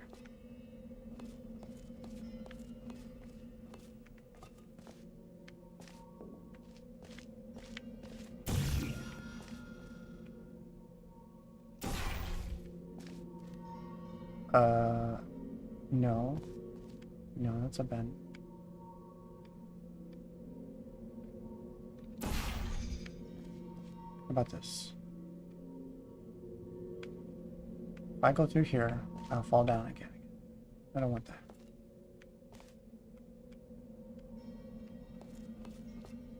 This is the exit. Oh. There was nothing to do. Okay.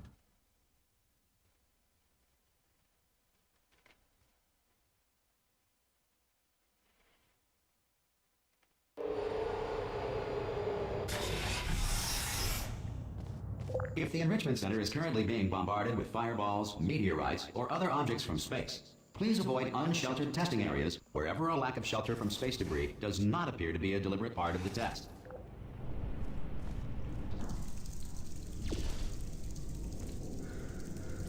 Hmm. 5. Well.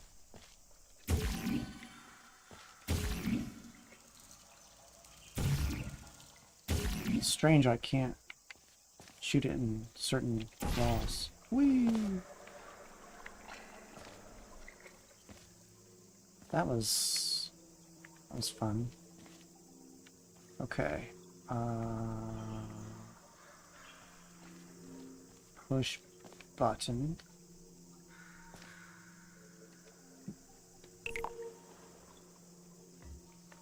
A cube.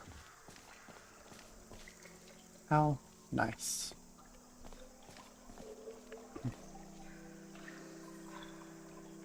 What if I jump and shoot? Hey, it worked.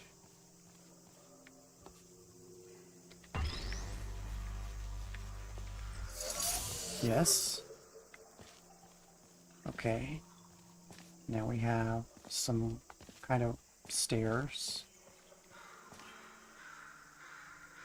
Okay, that's the objective. We need, looks like 2 more button presses.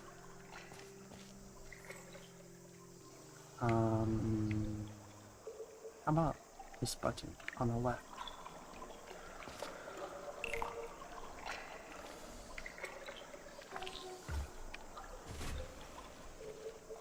Oh. That's no good. Again.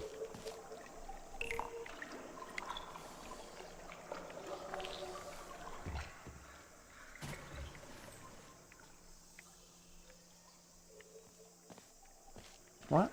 Where'd it go?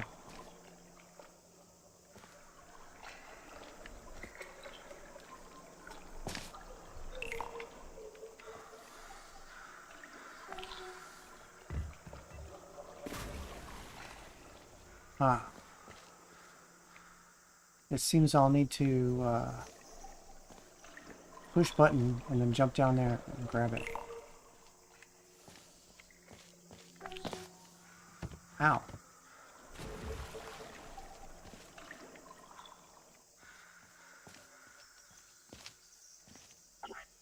With the grabby X.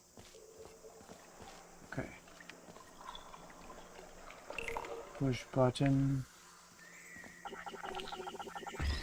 Ah, I got you.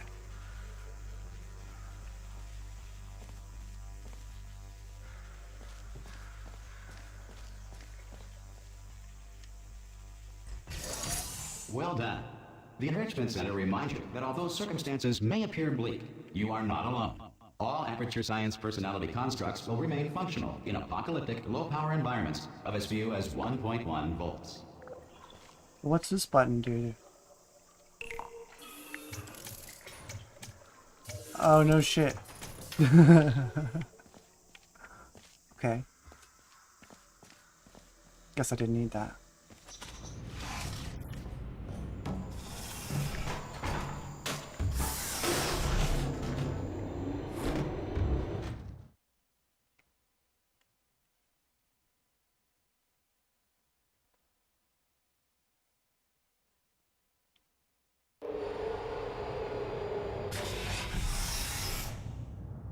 How come none of these elevators go This next up? test applies the principles of momentum to movement through portals. If the laws of physics no longer apply in the future, God help you. Alrighty.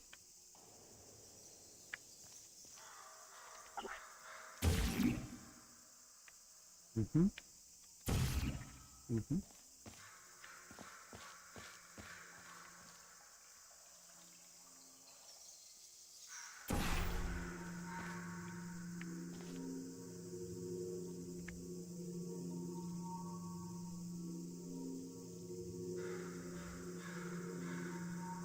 Okay, so we gotta get that cube onto that platform.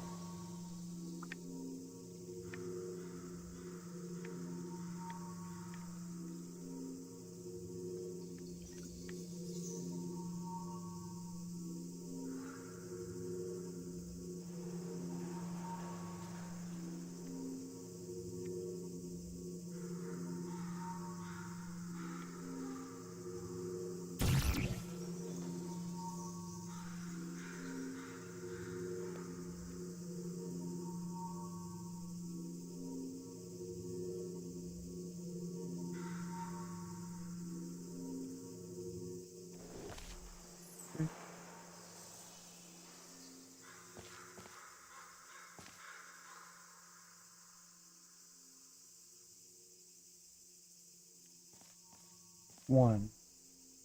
Fall down the hole. 2. Fly. Is that how it works? Okay. I get it. You want me to...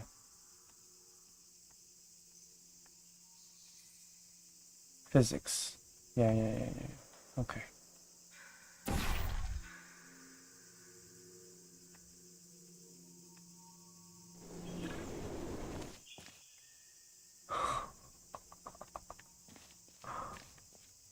That's pretty cool. Not gonna lie. Now...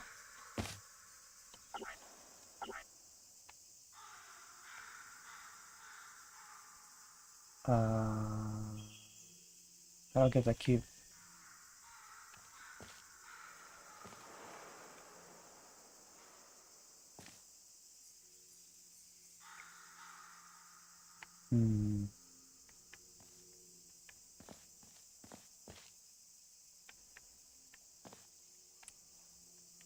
Think about it. Think about it.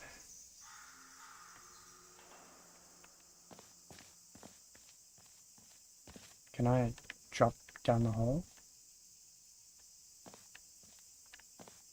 No?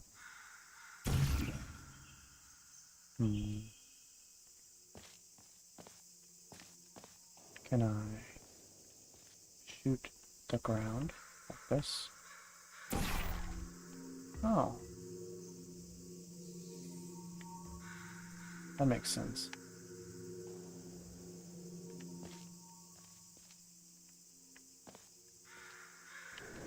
Ow. Fuck. Alright, well. Taking you with me.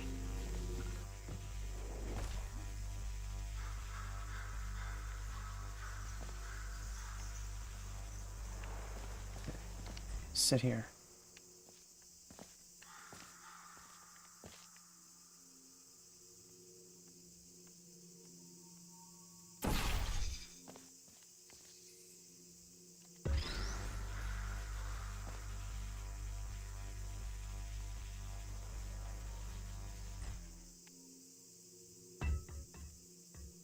Yep, it works.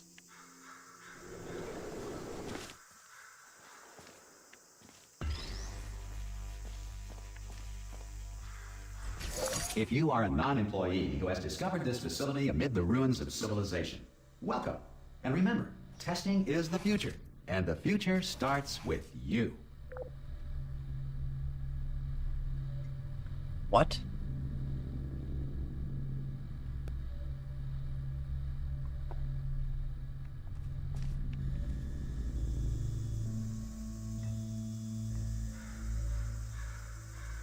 Okay.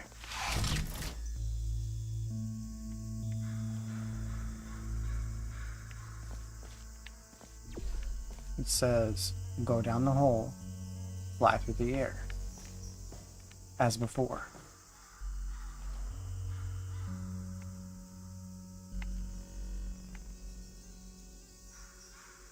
But,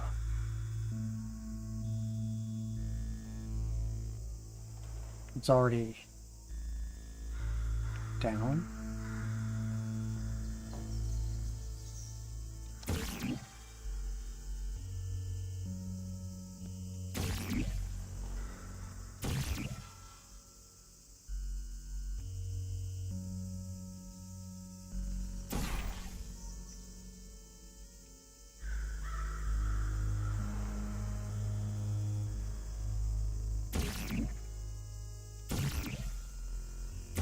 So you can't target any of this metal.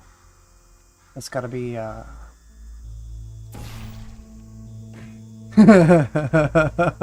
take that. Monitor. Monitor this.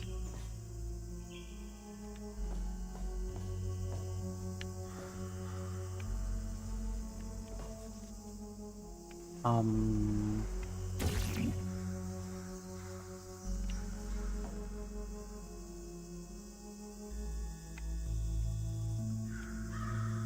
guessing...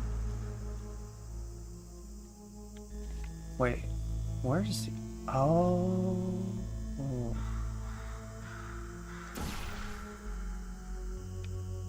Okay. Ready? Geronimo.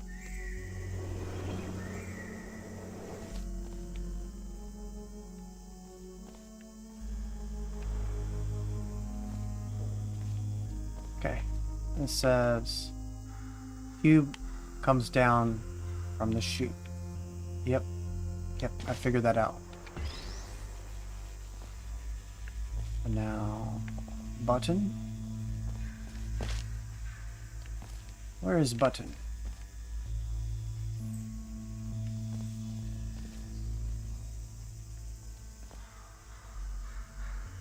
There's button behind the glass.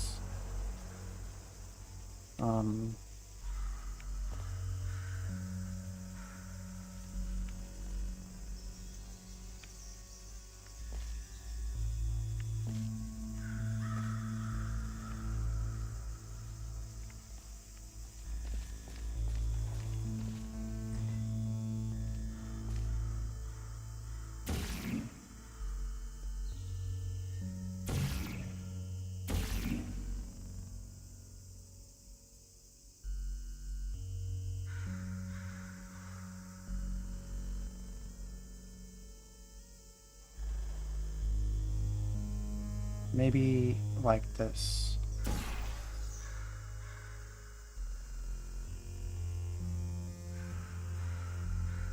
Oh, there's a little platform up there. Can we? Nah.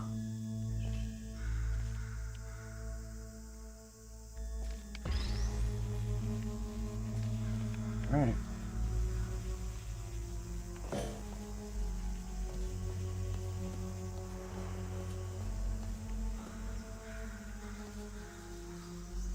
Geronimo.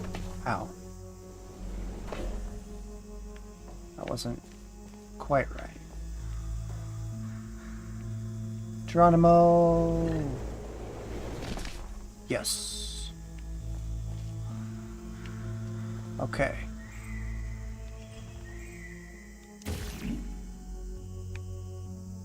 Button, door.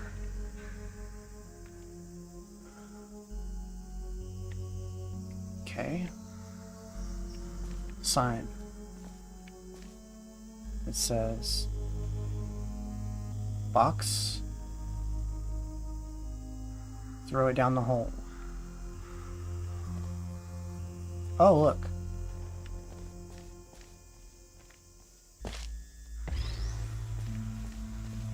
I think we got this part.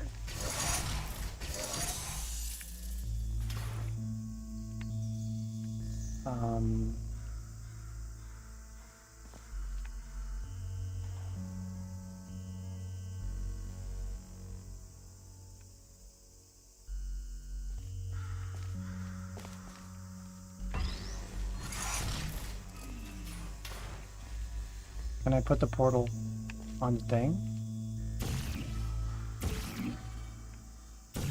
Above it? No. Okay. I'll just have to jump in the hole again, I guess.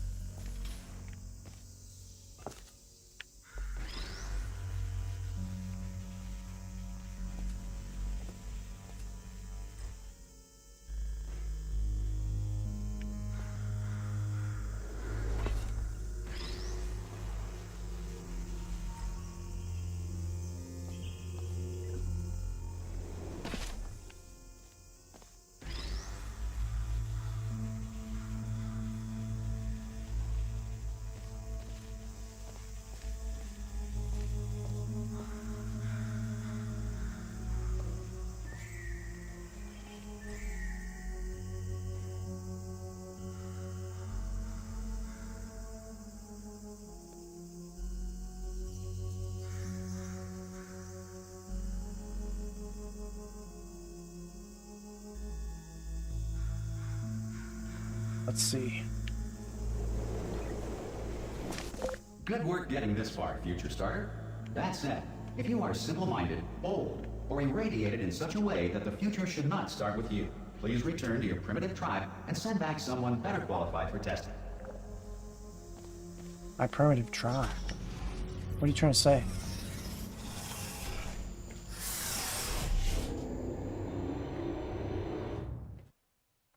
I'll show you primitive tribe.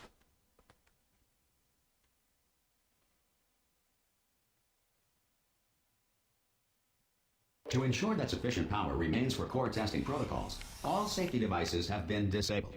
The Enrichment Center respects your right to have questions or concerns about this policy. What?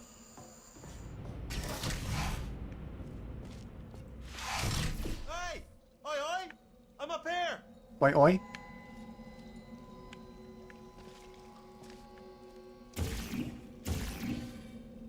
Oh, brilliant! You did find a portal gun! Oh, do you know what? It just goes to show, people with brain damage are the real heroes in the end, aren't they, at the end of the day? Brave. Pop a portal on that wall behind me there, and I'll meet you on the other side of the room. Just pop a portal right behind me there, and come on through to the other side. Come on through! Okay, listen, let me lay something on you here. It's pretty heavy.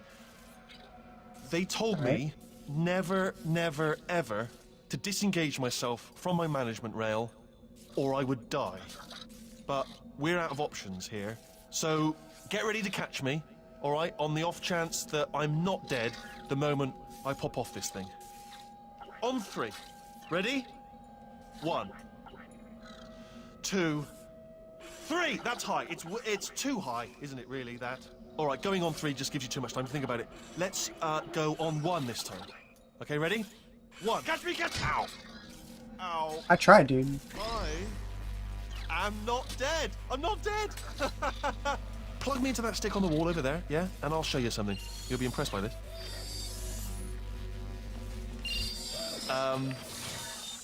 Yeah, I can't do it if you're watching. Seriously, I'm not joking. Could you just turn around for a second? All right, you can turn around now. Bam! Secret panel that I opened while your back was turned. Pick me up. Let's get out of here. And off we go.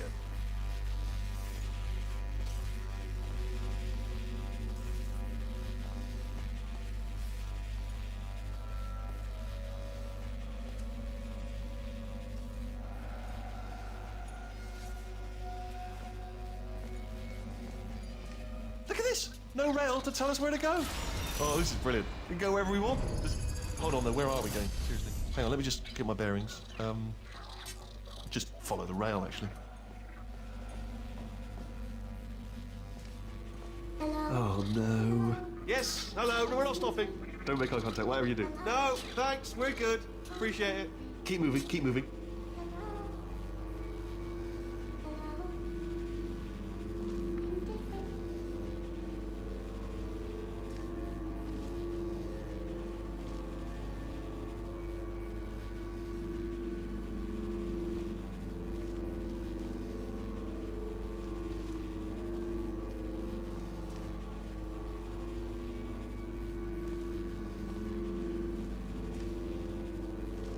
What the hell was that?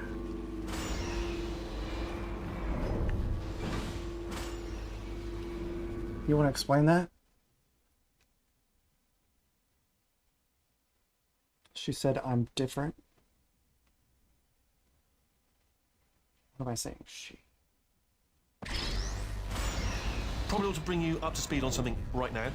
In order to escape, we're going to have to go through her chamber.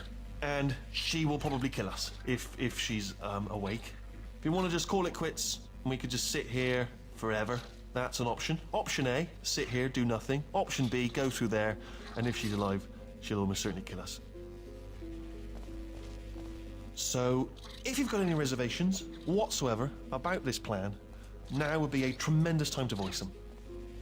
Right now. Well.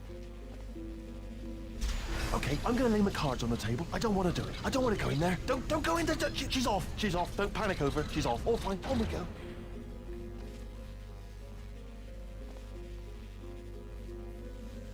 Yeah, bet.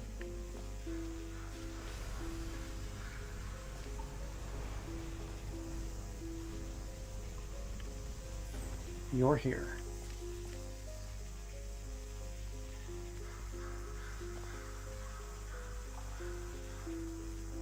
Probably just... There she is. What a nasty piece of work she was, honestly. Like a proper maniac. Do you know who ended up taking her down in the end? You're not going to believe this. A human. I know. I wouldn't have believed it either. Apparently this human escaped and nobody's seen him since. Then there was a sort of long chunk of time where absolutely nothing happened. And then there's us escaping now. So that's pretty much the whole story. You're up to speed.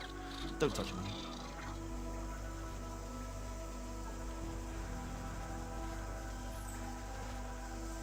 I'll try not to touch anything.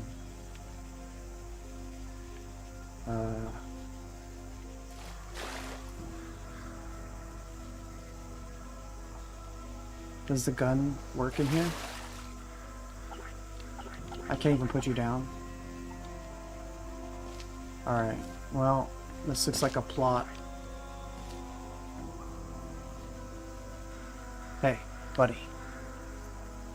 I'm gonna set you down for just a second. I'm gonna test something. You know about tests, right? You just hang out right here. No? Okay. Well, I guess jumping is all I really got. Okay.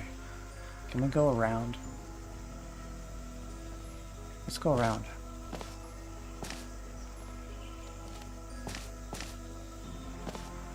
Come on now. Surely. They can go around. No? Okay.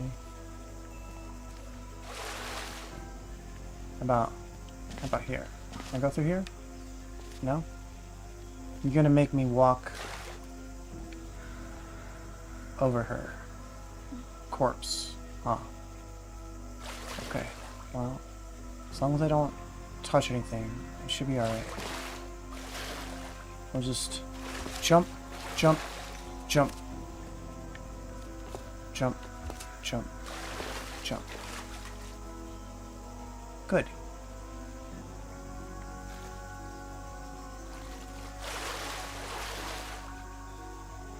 Very good.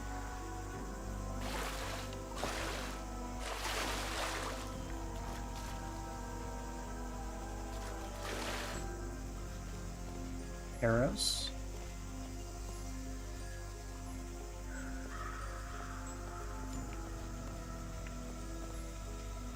Okay, down these stairs. Jump! It's actually, look at it. That's quite a distance, isn't it? Okay, you know what? Go ahead and jump. You've got braces on your legs, so you're all set. Although no braces on your arms, though. So you're going to have to rely on the old human strength to keep a grip on the device and, by extension, me. So do really make sure you keep a grip on me.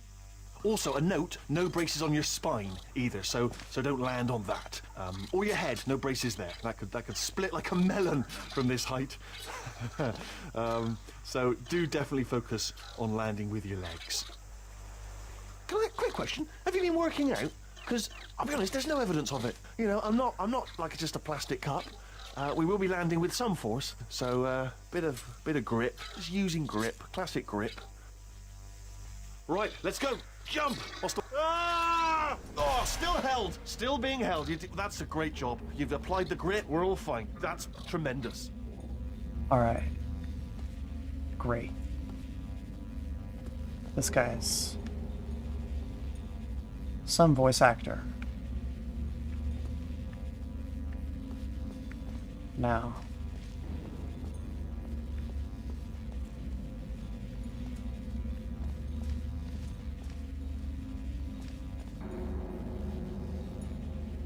Ah! I just looked down. I do not recommend it. Ah! I've just done it again. Silly.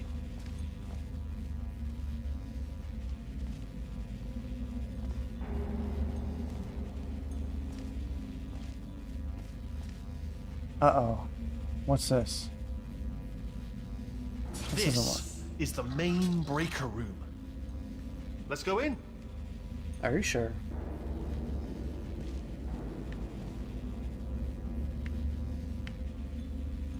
Oh no. Look for a switch that says escape pod. All right, don't touch anything else. Not interested in anything else. Don't touch anything else. Don't even look at anything else. Just, well, obviously you've got to look at everything else to find the escape pod. But as soon as you look at something and it doesn't say escape pod, look at something else. Look at the next thing, all right? But don't touch anything else or look at anything. Well, look at other things, but don't. You understand? Can you see it anywhere? I can't see it anywhere. Tell you what, plug me in and I'll turn the lights on. Let there be light. That's, God. It's quoting God. Oh, look at that. It's turning. Ominous. But probably fine, as long as it doesn't start, moving up. Now. Escape pod. It's moving up.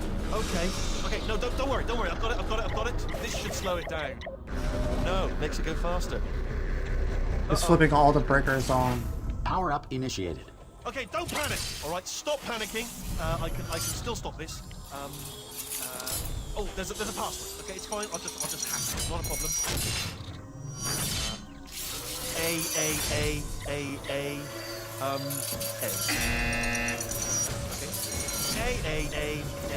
A. C. Wait, did I do B? Do you have a pen? Start writing these down. Power up complete. I don't. Okay. Listen. All right, new plan. Act natural. Nothing wrong. Hello. Oh, it's you. You know her? It's been a long time. How have you been? I've been really busy being dead. You know, after you murdered me. You did what? Oh no! No! Oh no! Okay, look, we both said a lot of things that you're going to regret. But I think we can put our differences behind us. For science. You monster. I will say, though, that since you went to all the trouble of waking me up, you must really, really love to test. I love it too. There's just one small thing we need to take care of first.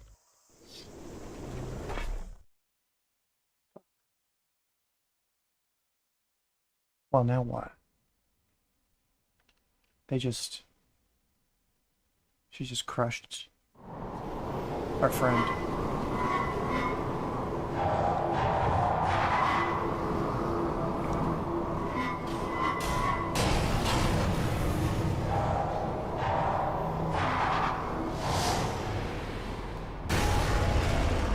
And we were worried about a little jump. Incinerator room. Be careful not to trip over any parts of me that didn't get completely burned when you threw them down here. The dual portal device should be around here somewhere. Once you find it, we can start testing, just like old times.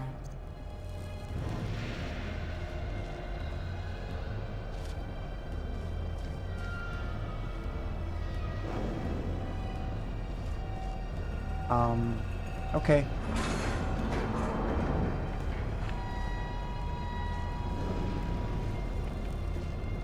She's not bitter, right? Oh no! That was it. It fell into the... Are we screwed?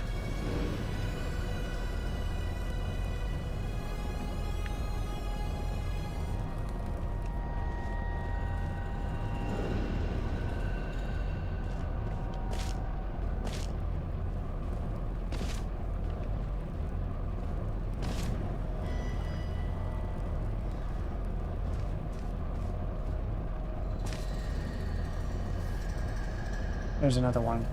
Okay. There it is. Hold on.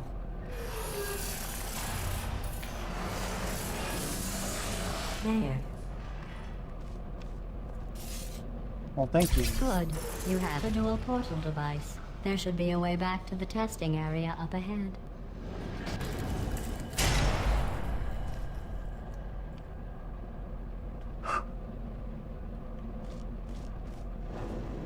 Let's see what this does.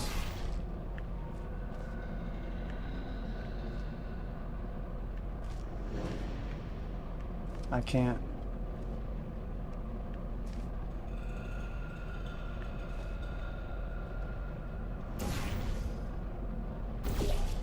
Oh, I get 2 guns.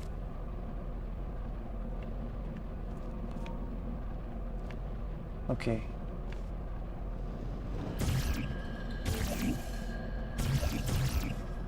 Now what?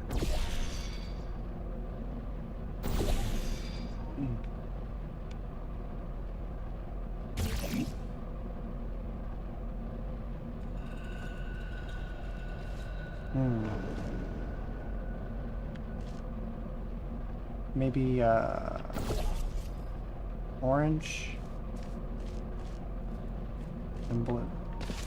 Once testing starts, I'm required by protocol to keep interaction with you to a minimum. Luckily, we haven't started testing yet. This will be our only chance to talk.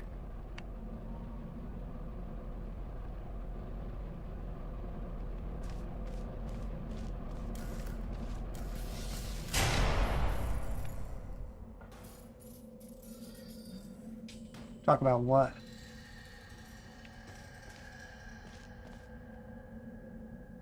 What do you want to talk about?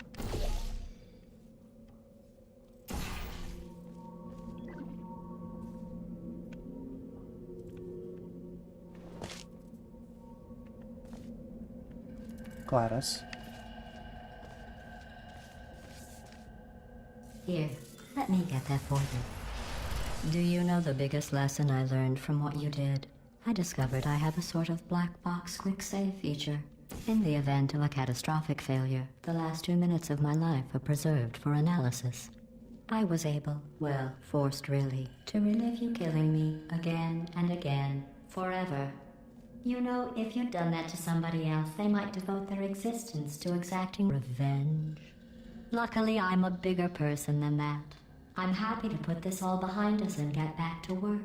After all, we've got a lot to do, and only 60 more years to do it. More or less. I don't have the actuarial tables in front of me.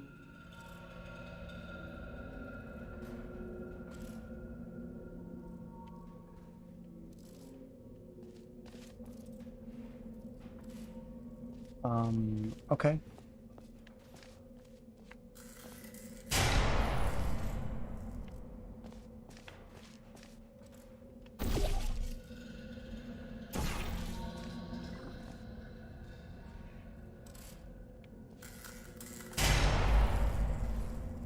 So...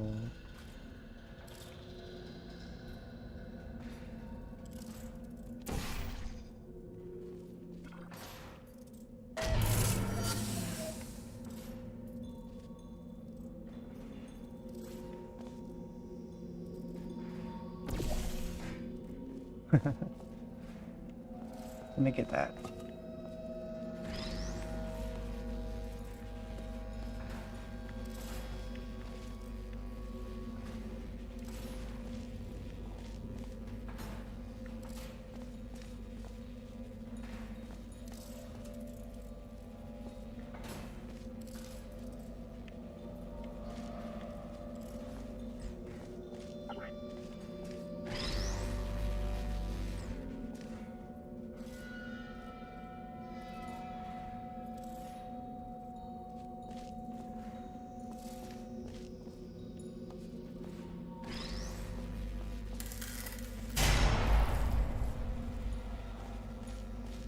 I'll just move that out of the way for you.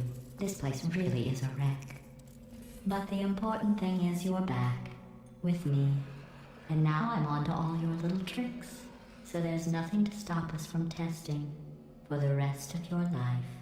After that, who knows? I might take up a hobby. Reanimating the dead, maybe.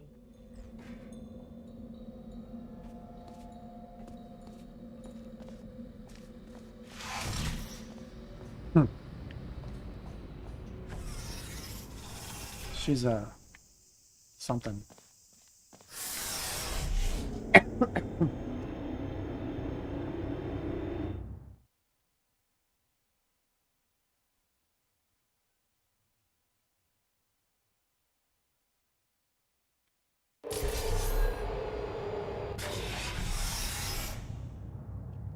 Chapter 2. The Cold Boot. Wow. Sorry about the mess. I've really let the place go since you killed me. By the way, thanks for that. Sarcasm self-test complete. Oh good, that's back online. I'll start getting everything else working while you perform this first simple test, which involves deadly lasers and how test subjects react when locked in a room with deadly lasers.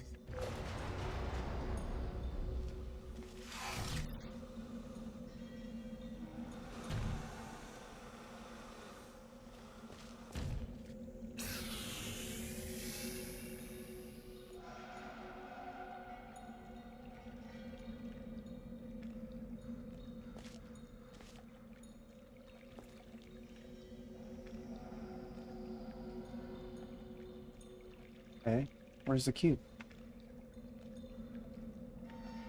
Do I...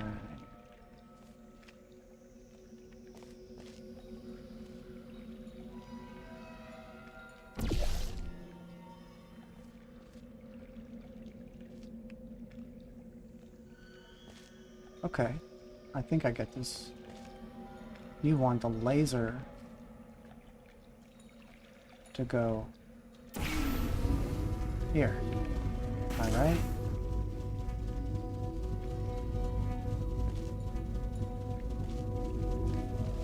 I see.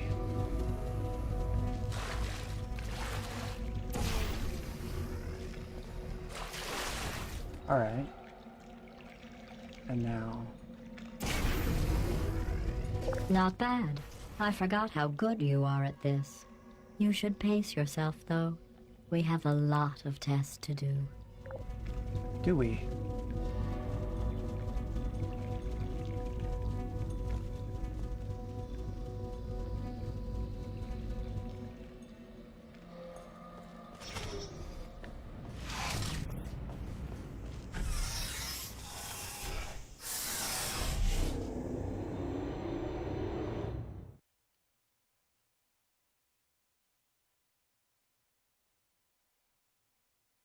Let's see. Indiscriminate errors. Hey, thank you for the engagement. But I don't appreciate spam in my chat.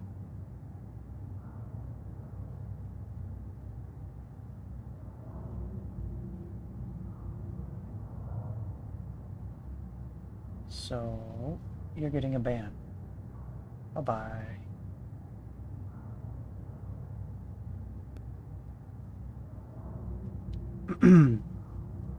Streamboo is one of the blocked terms on my channel. This next test involves discouragement redirection cubes. I just finished building them before you had your, well, episode. So now we'll both get to see how they work. There should be one in the corner. Discouragement redirection cubes. Okay. 02. Cube comes down the chute. Throw cube down the hole. Pick up cube. No. Cube hits you in the face.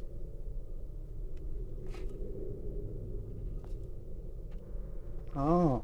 Cube redirects laser beam. I see.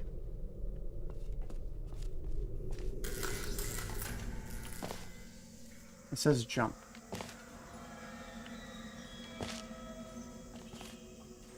Oh, so I could jump over the... Yeah. The deadly laser.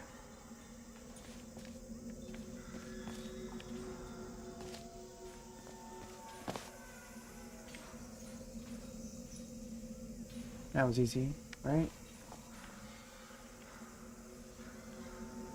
Ish.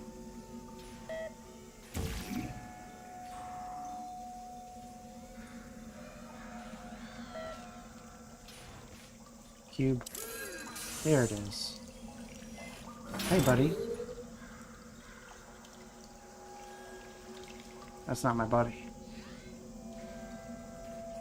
It's not my buddy.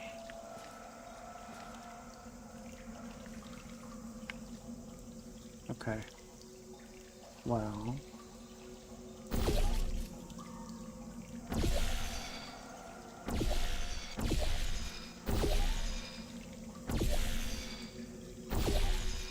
That's probably good enough. And now...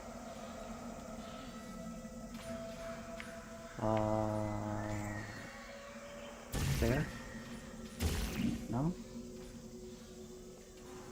Alright. Fine. Hello.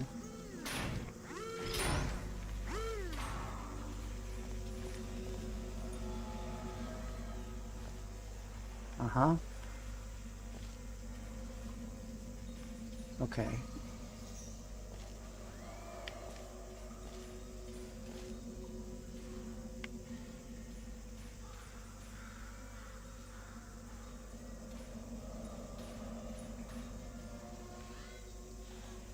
Okay.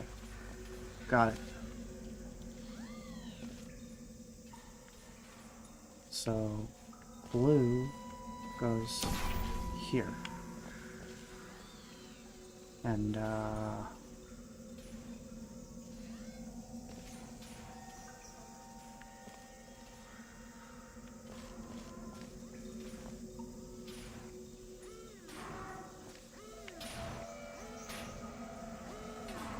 orange goes here.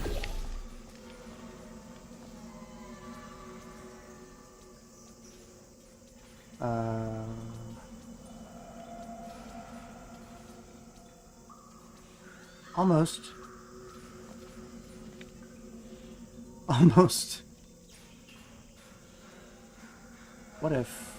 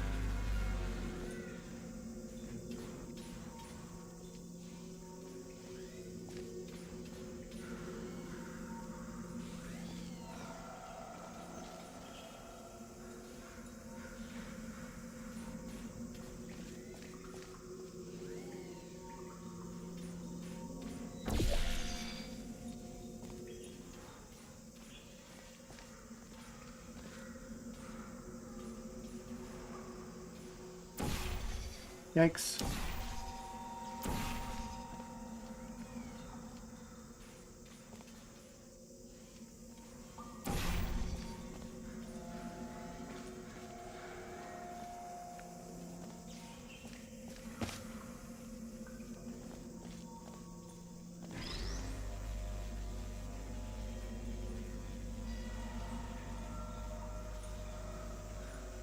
Which way is front?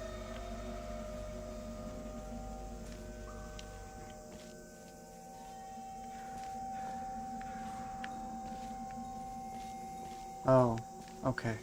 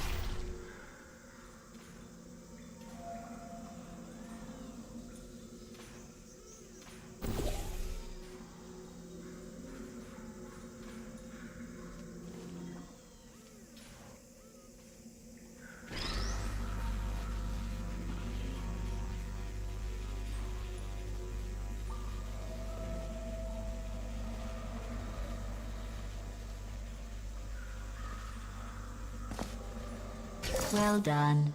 Here come the test results. You are a horrible person.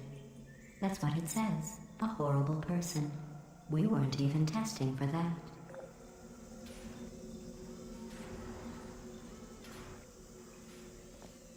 You think she's mad, chat? Oh.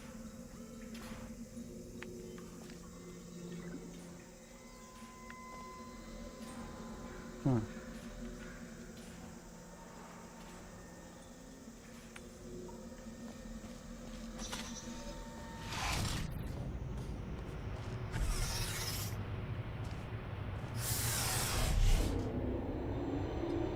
What's really funny about this, I didn't play the first Portal, so I don't know what she's talking about. Don't let that horrible person thing discourage you. It's just a data point. If it makes you feel any better, science has now validated your birth mother's decision to abandon you on a doorstep.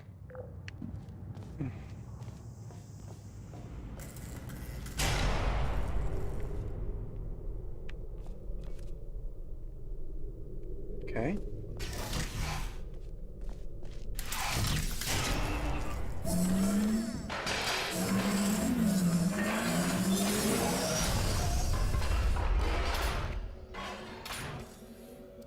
Lots of theatrics here. It seems I need that cube. First of all.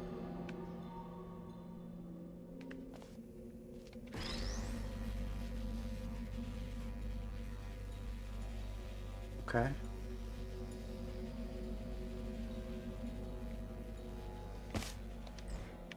Got the cube. Now what am I gonna do with it?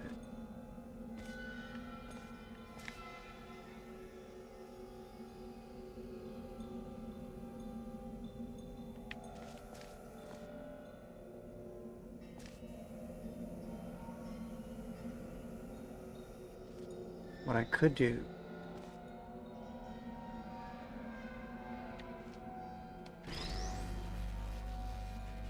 do is aim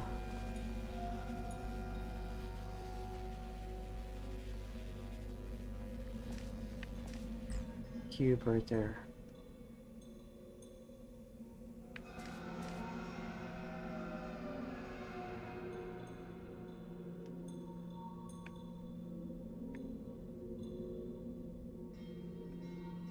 Put a portal here. And a portal there.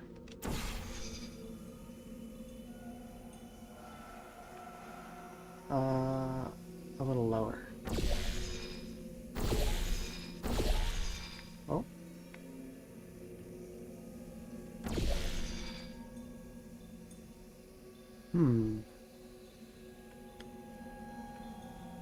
Well, how about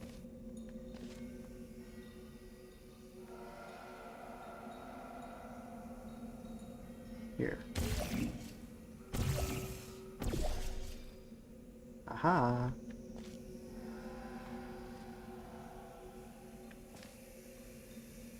And now I pick it up and aim it.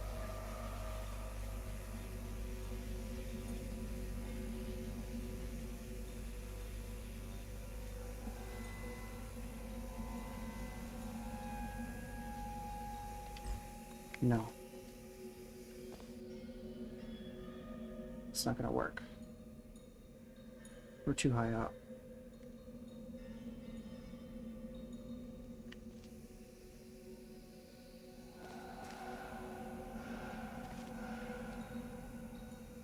We got the first part right.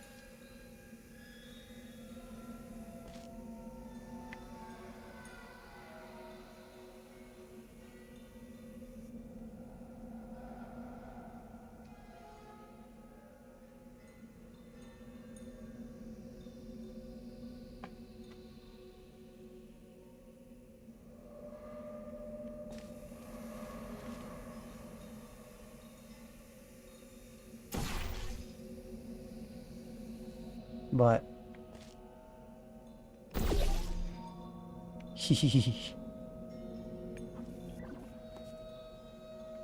without being at the proper level.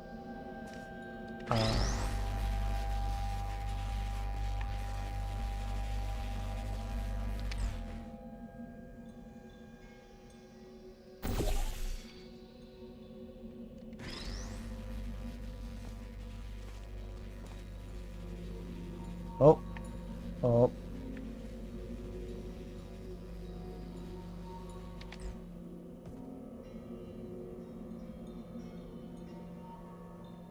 Shit.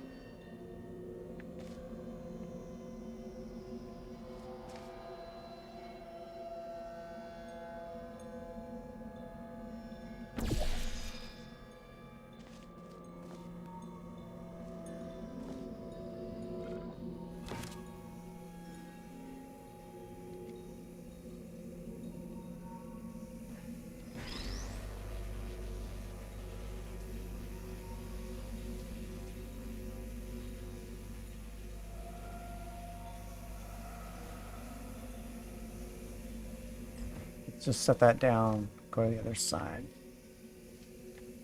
And, yep.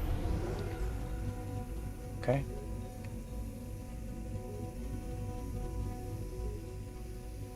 And this is part 1.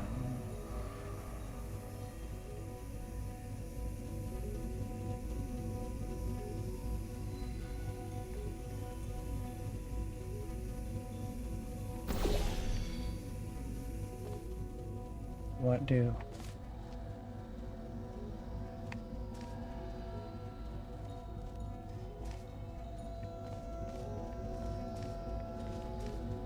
Did a door open?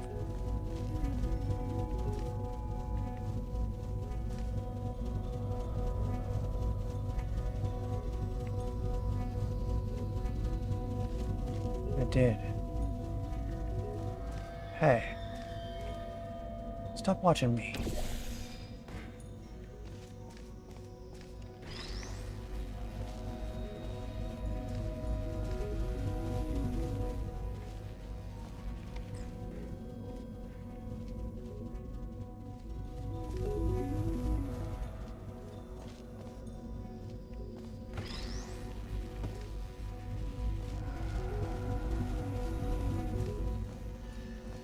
Okay. You can watch, but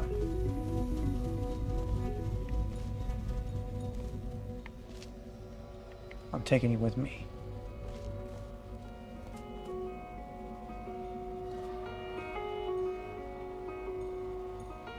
Don't even try.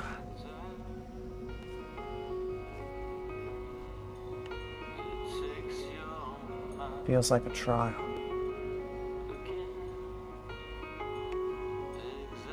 Vilify. What? Sucker's luck. Exile. Too many variables.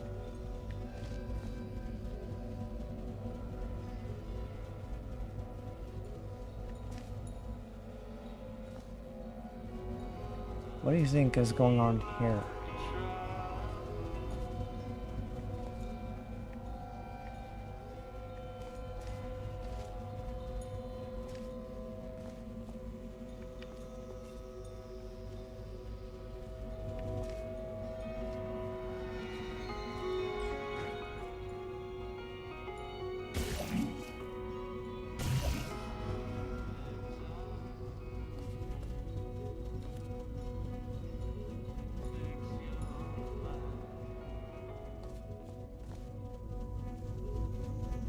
Beans?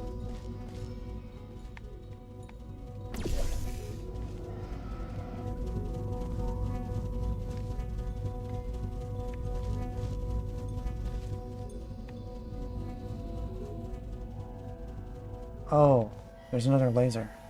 Okay.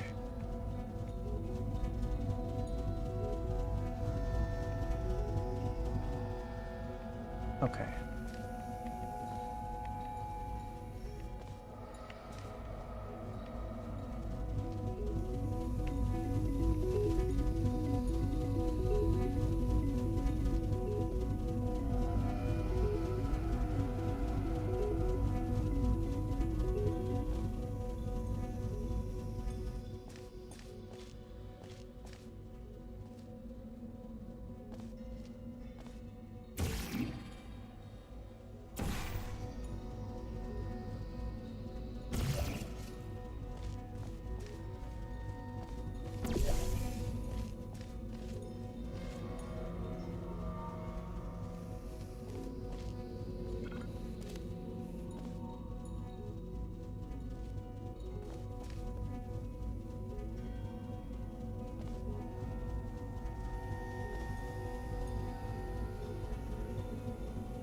And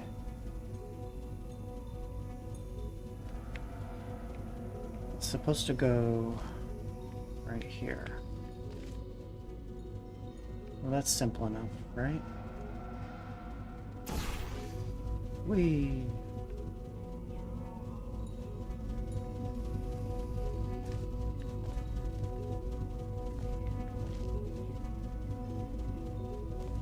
But then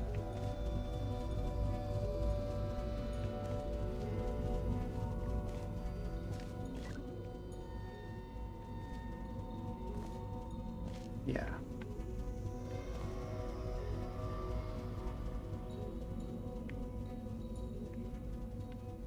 Where's the exit?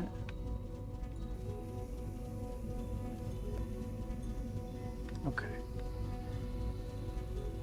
Congratulations. Not on the test. Most people emerge from suspension terribly undernourished. I want to congratulate you on beating the odds and somehow managing to pack on a few pounds.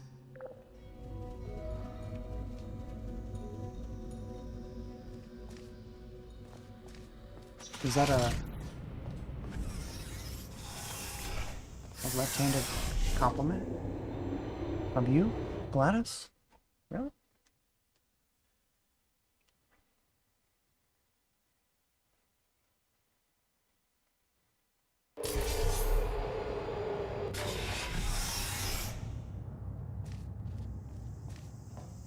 One moment.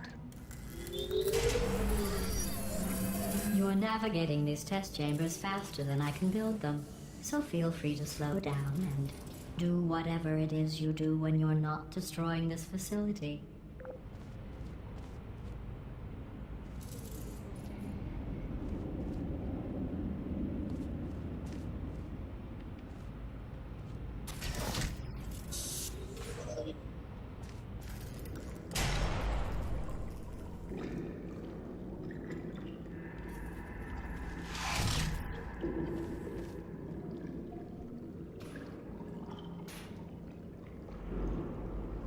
Okay. I don't like the water. I don't want to go in there.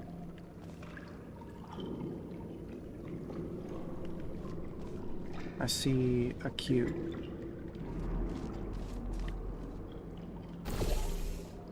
Okay. Let's go get the cube.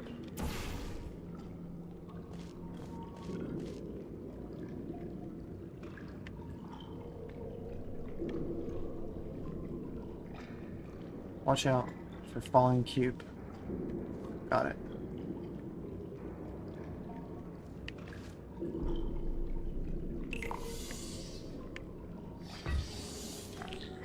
Thank you.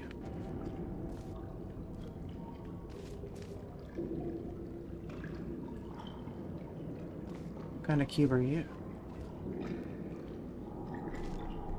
It's not a laser beam cube. Right, let's go back through.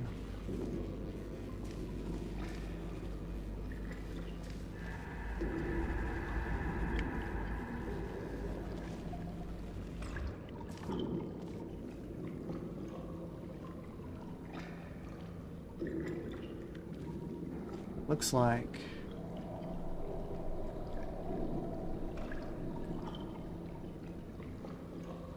I've already got the orange door set up.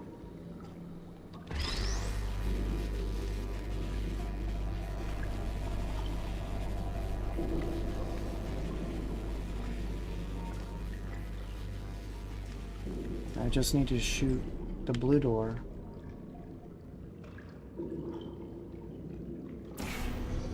Like that. And then we get a transport. Oh shit, oh shit, oh shit. Okay. Swimming bad.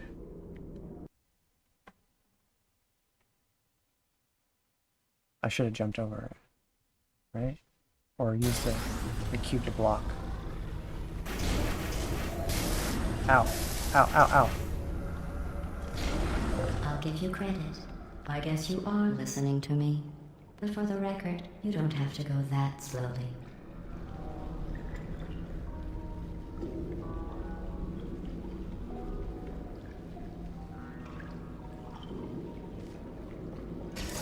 Waddle over to the elevator and we'll continue the testing.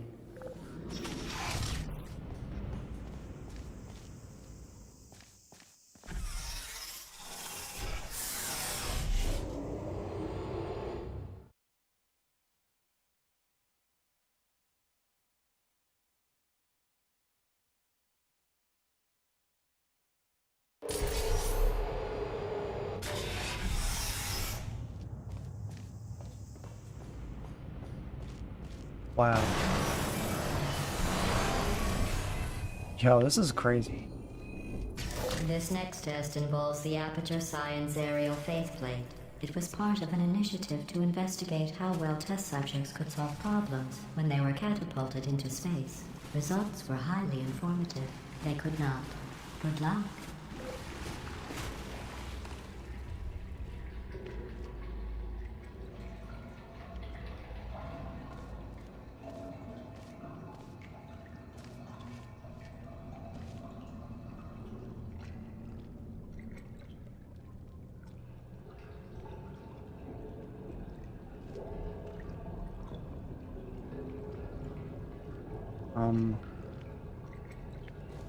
It says we're supposed to hit the target.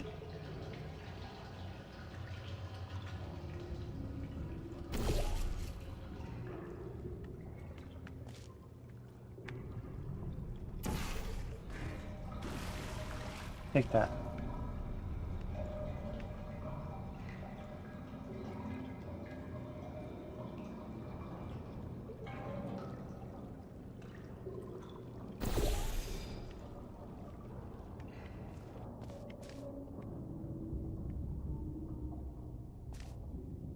Yeah, that should work.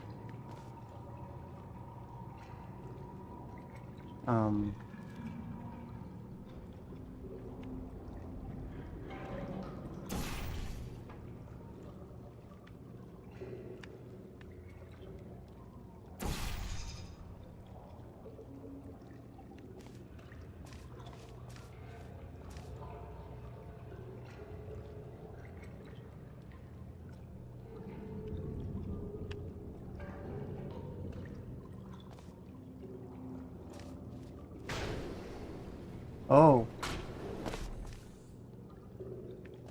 Oh.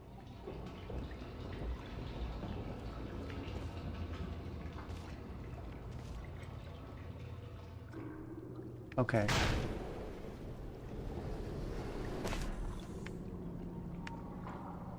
I misunderstood the assignment.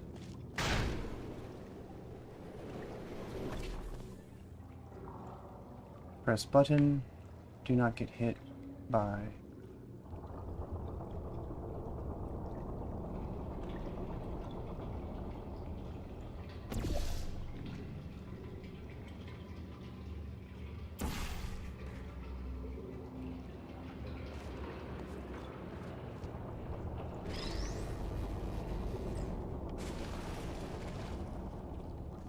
Take that.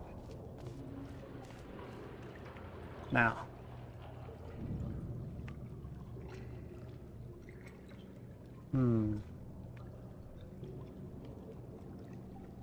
Press button. It's going to yeet the block somewhere. Don't get hit by it. So...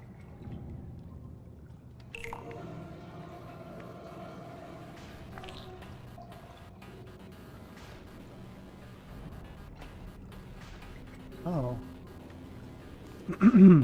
Okay, that's neat.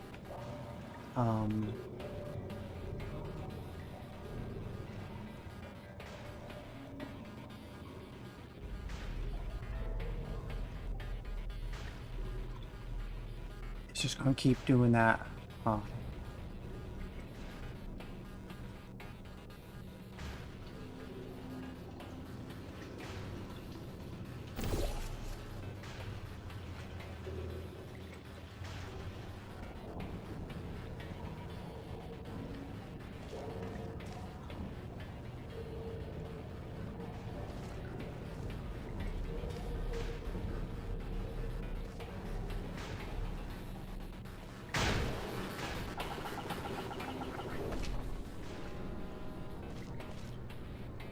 guess I'll try to catch it.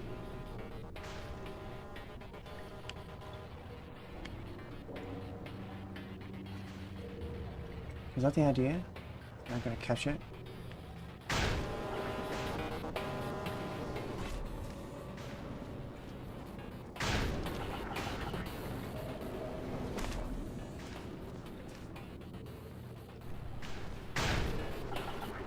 Almost.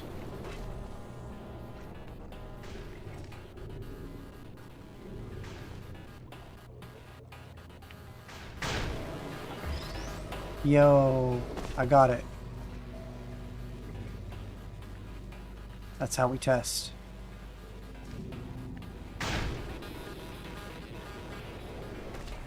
Now we put the thing. Here's an interesting fact. You're not breathing real air. It's too expensive to pump this far down. We just take carbon dioxide out of a room, freshen it up a little, and pump it back in. So you'll be breathing the same room full of air for the rest of your life. I thought that was interesting.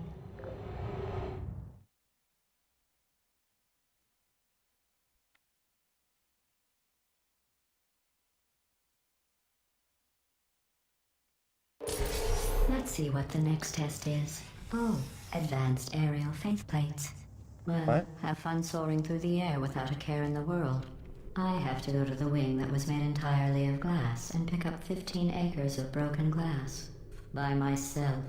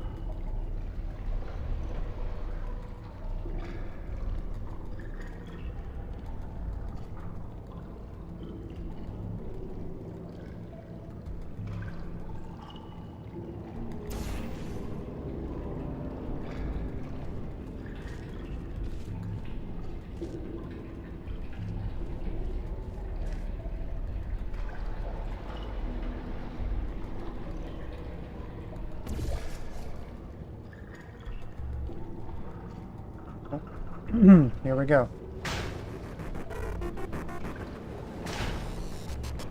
What? No way.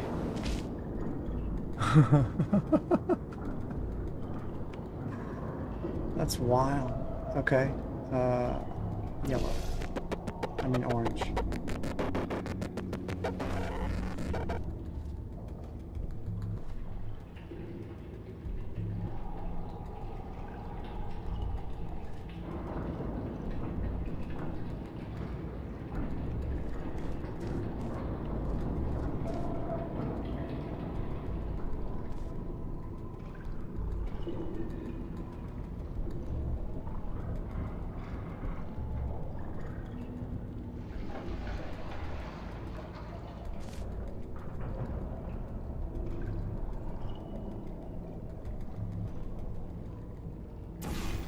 Blue.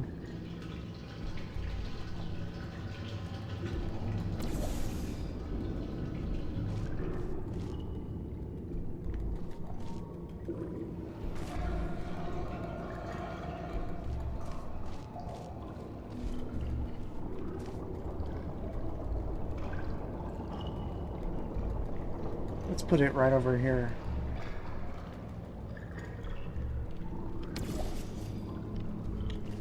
Step on the platform.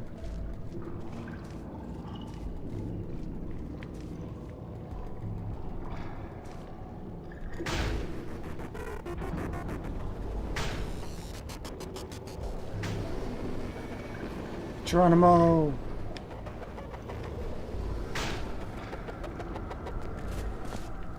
Huzzah! We made it. Now I press button. Right bumper to zoom.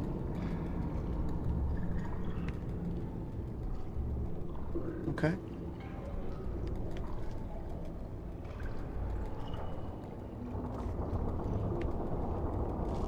I mean, push button. Oh, sorry. I'm still cleaning out the test chambers, so sometimes there's still trash in them, standing around, smelling and being useless. Try to avoid the garbage hurtling towards you. Oh, shit.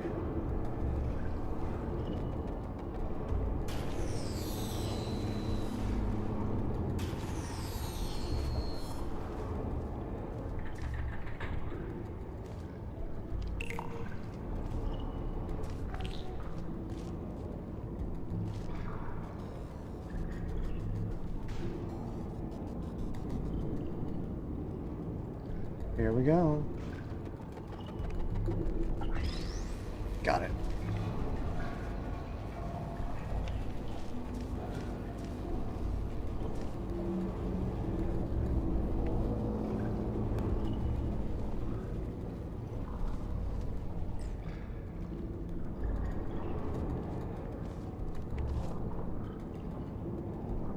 We'll put one up there.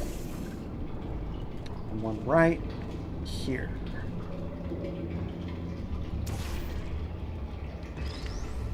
Pick it up and drop it in. Drop it in. Remember before when I was talking about smelly garbage standing around being useless? That was a metaphor. I was actually talking about you. And I'm sorry. You didn't react at the time, so I was worried it sailed right over your head, which would have made this apology seem insane. That's why I had to call you garbage a second time just now.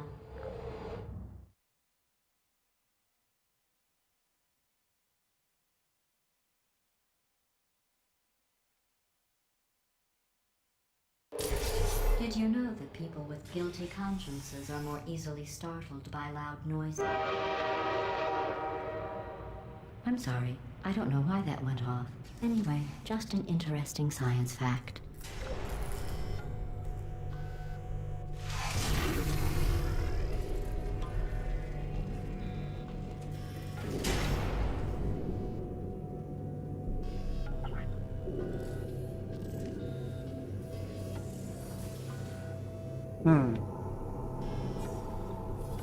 So it's already...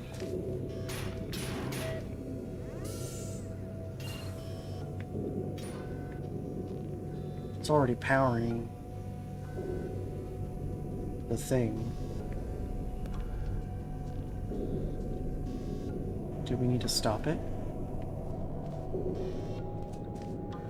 What's the objective here?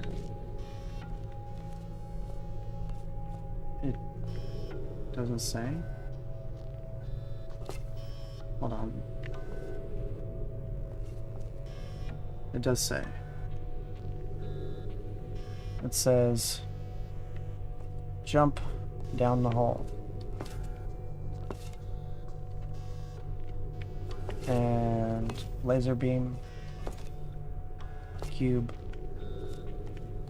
Okay.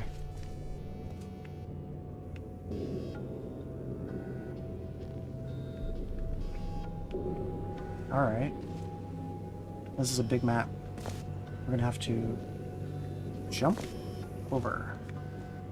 Oh, did I accidentally fizzle that before you could complete the test? I'm sorry. Go ahead and grab another one.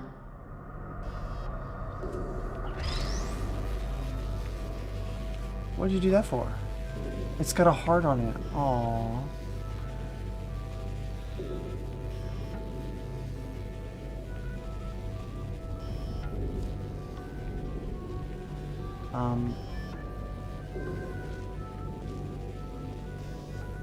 Oh, no. I fizzled that one too. Oh well. We have warehouses full of the things. Absolutely worthless. I'm happy to get rid of them.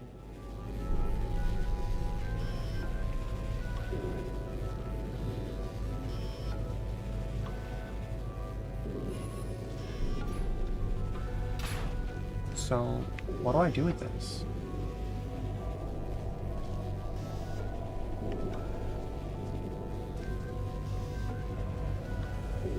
If the laser destroys it.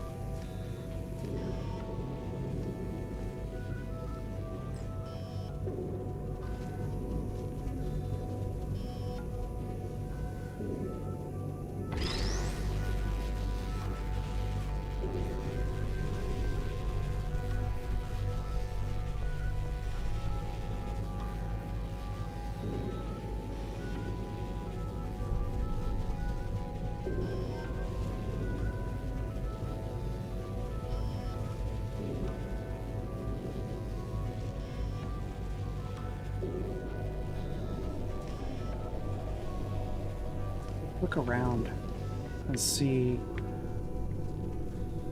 if there's anywhere else I can shoot this orange that will stick.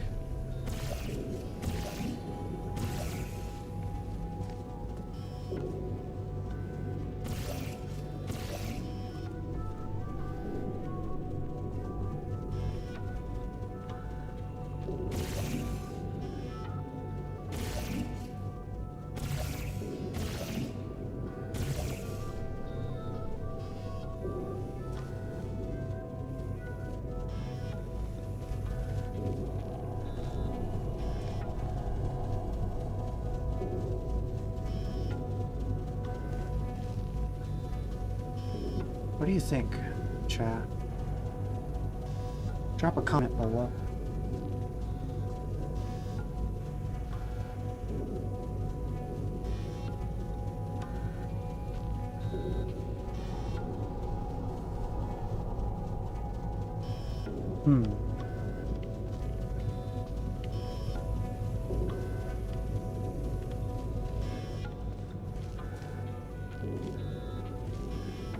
Let's go look over here on this side.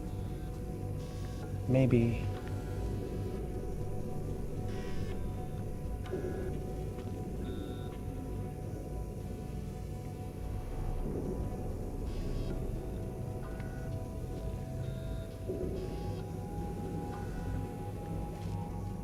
well, it'll help if I bring this with me wherever we go.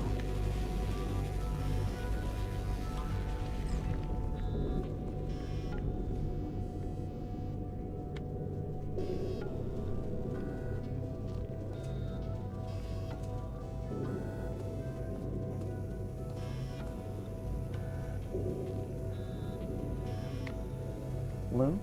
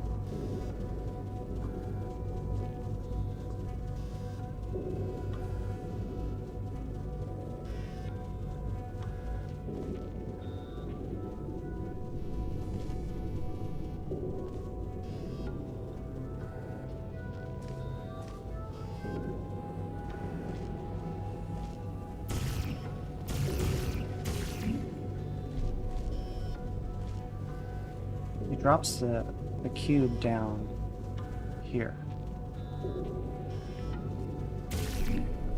There's no way to make a portal here.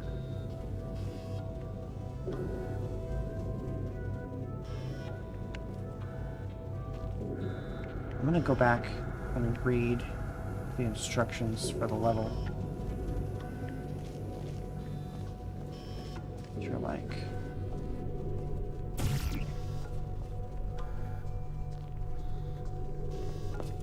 kind of hard to see.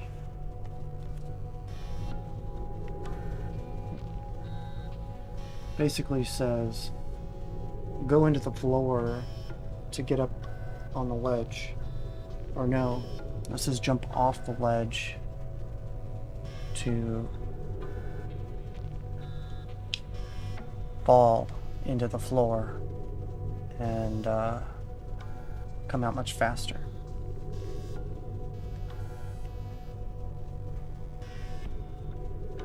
You're supposed to carry the cube and fly through the air, and something about the laser beam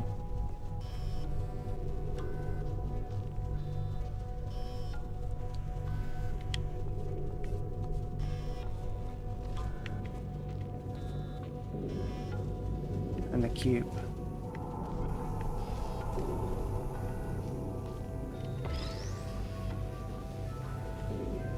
So let's put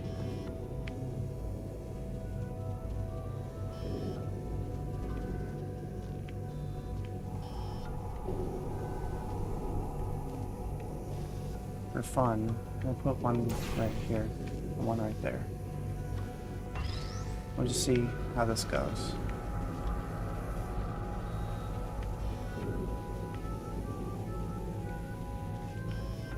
Okay.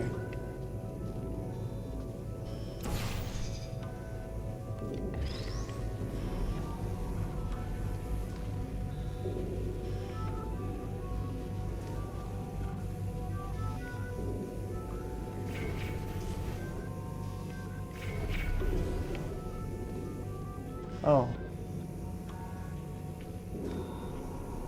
For a moment.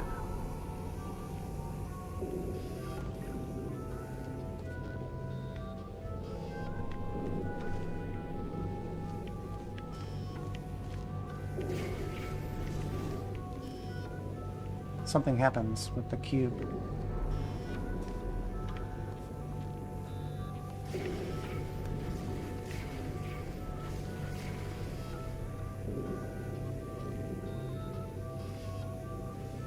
Okay, well now it's blocking. Why wasn't it doing that before? Huh.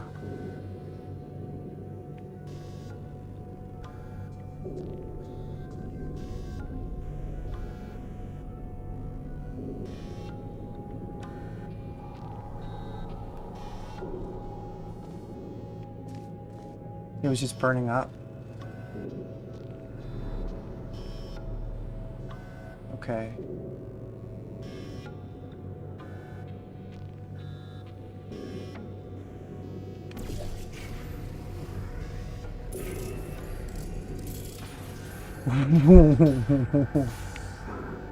Dude, that was cool. That was so cool.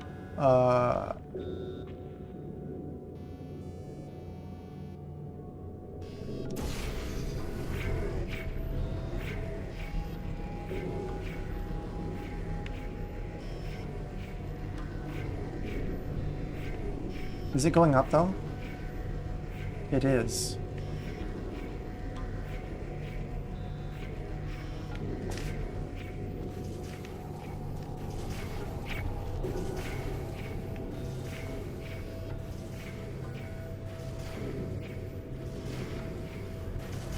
So, am I a genius or what? I don't know. Chat, you decide.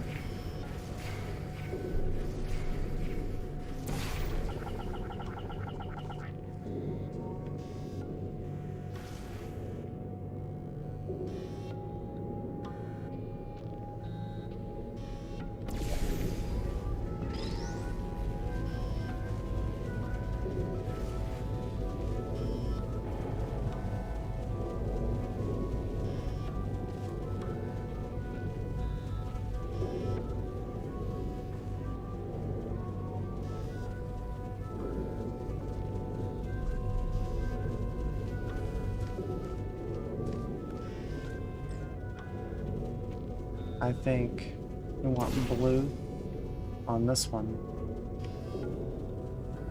And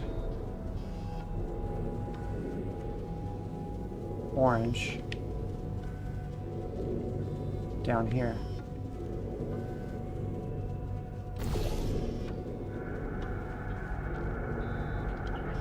We'll pick this up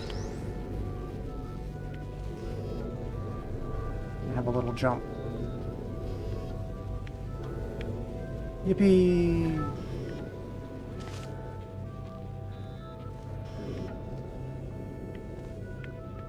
Cube placed.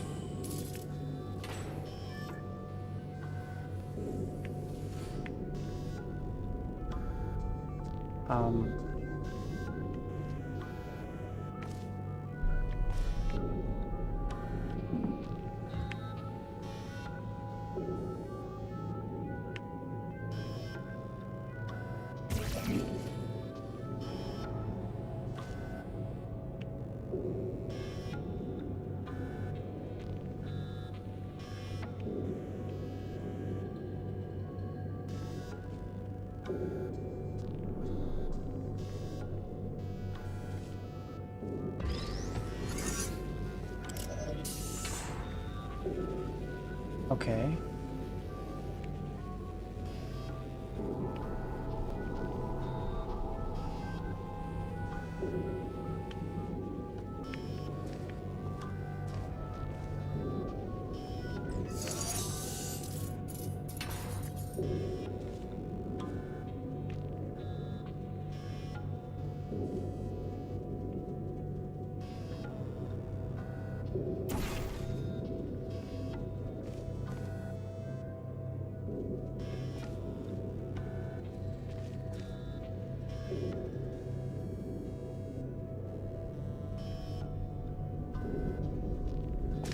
Jump down into orange.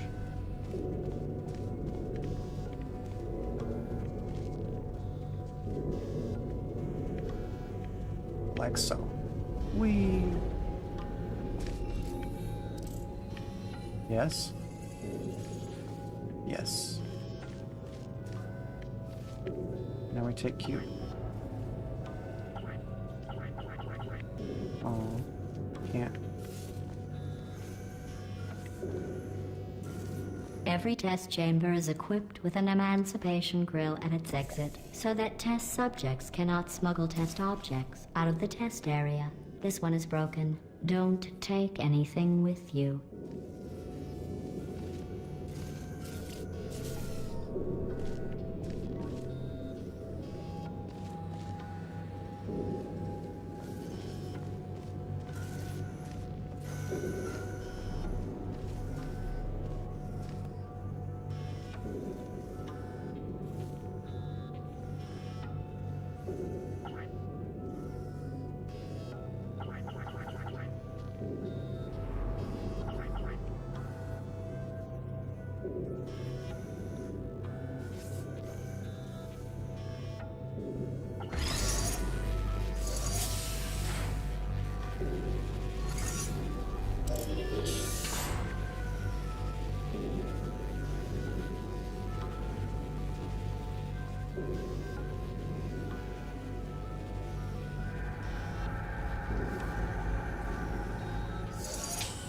Don't, huh?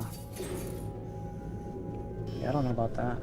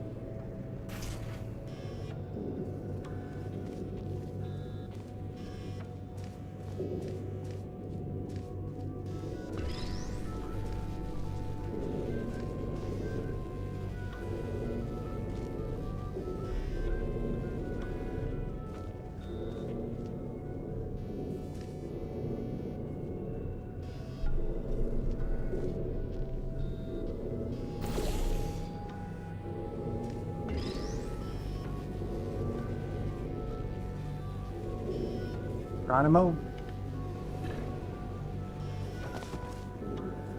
Oh. Okay.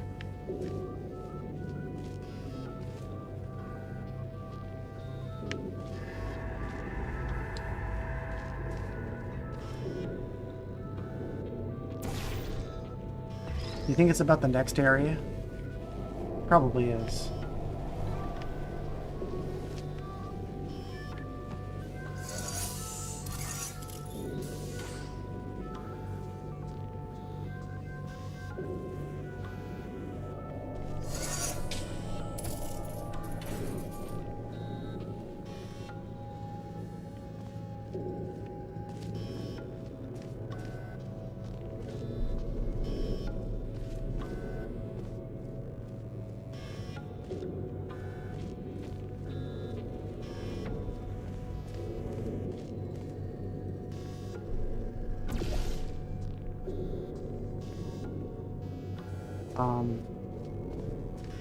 But my bad.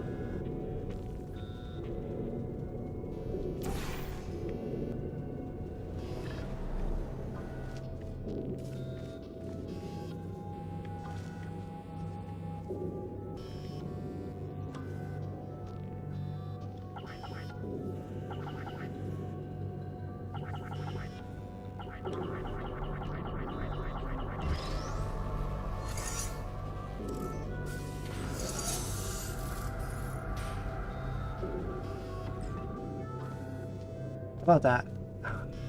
Will it work? Right, close enough to grab?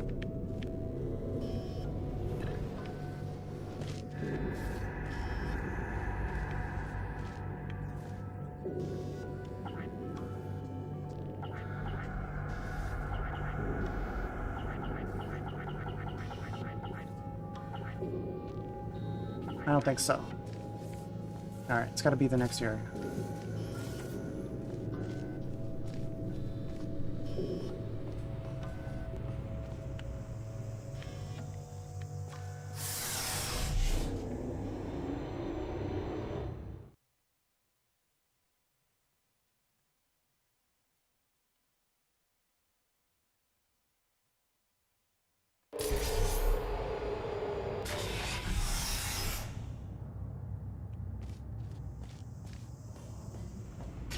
This next test involves emancipation grills.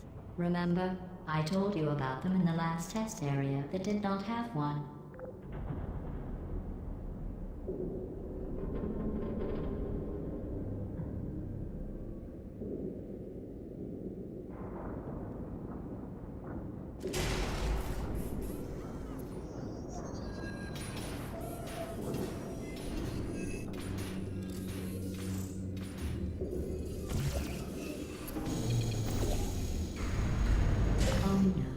The turbines again.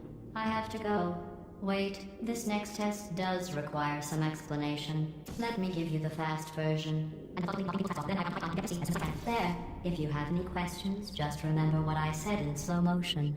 Test on your own recognizance. I'll be right back.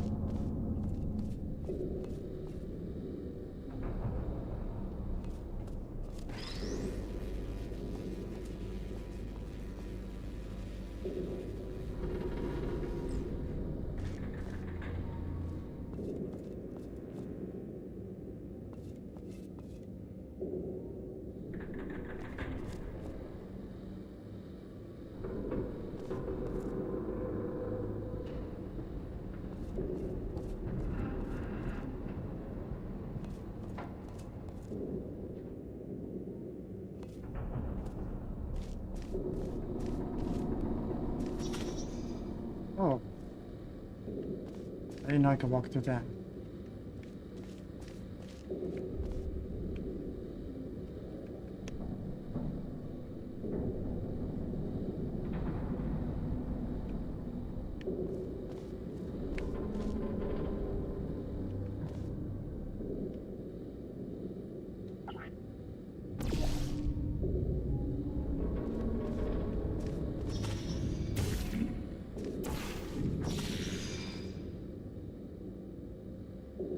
Really?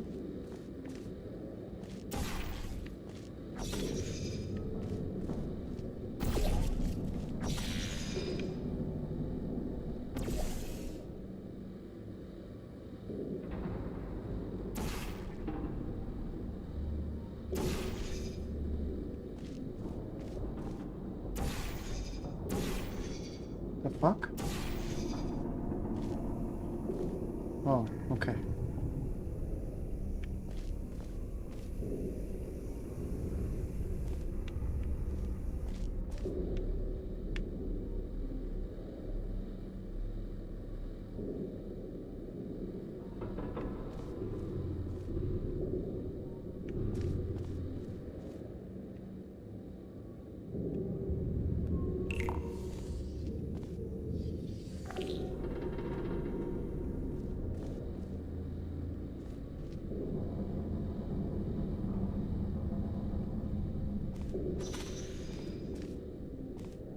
Alright, so when I go through the thing, and this vaporizes. Push button, drops another key.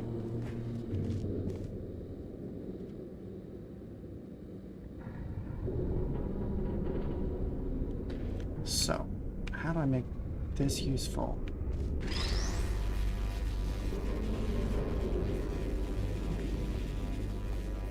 At this level.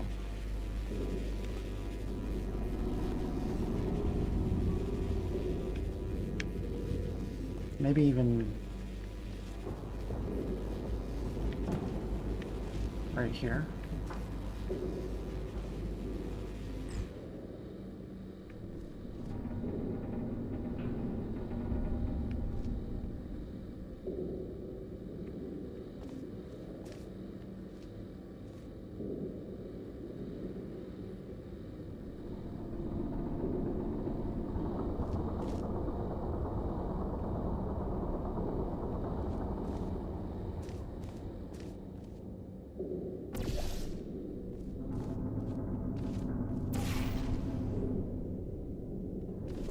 Okay, well, that was easy.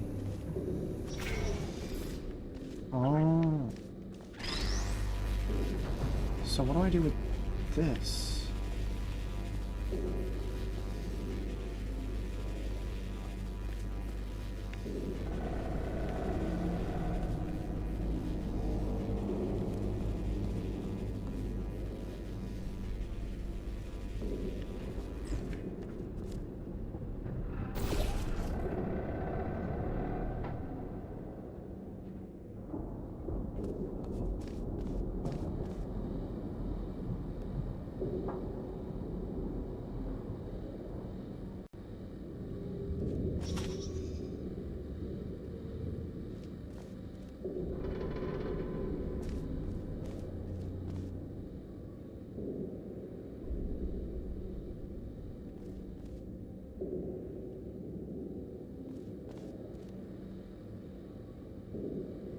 Uh-huh.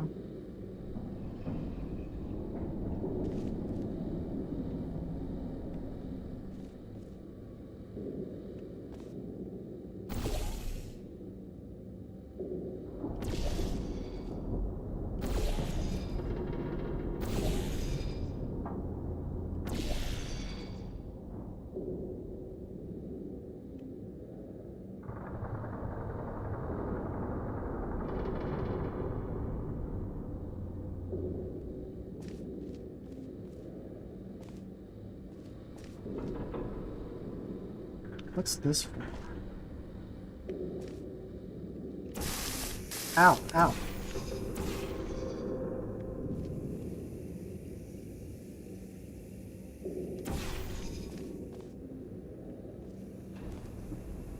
Well,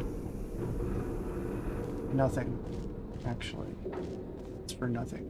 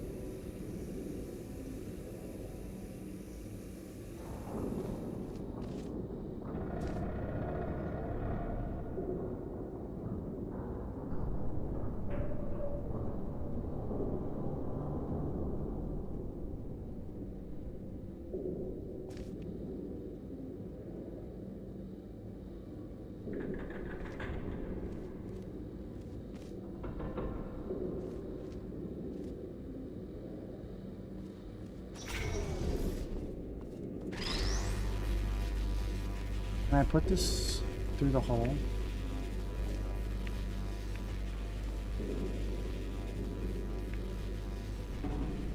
No. Can I shoot the portal gun through the hole? What if I put and stand on it? And then I shoot the portal gun through the hole. Yeah? Yeah.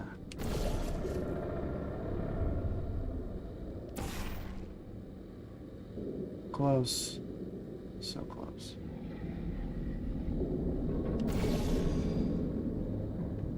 I did it. Yatta!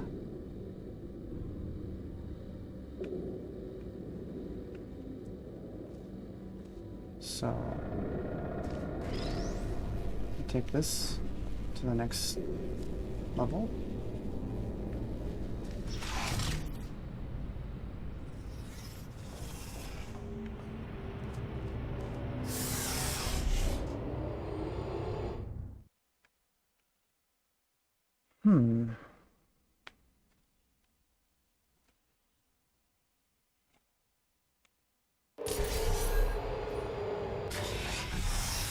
Chapter 3.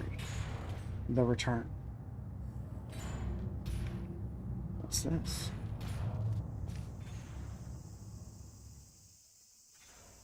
Bye-bye.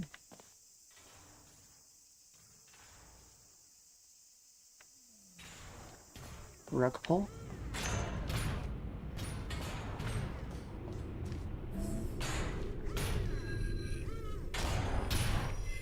It's kind of violent.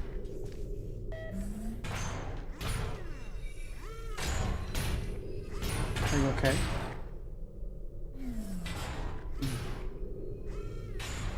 All right. We need to grab. Don't get hit. The block. Catapult.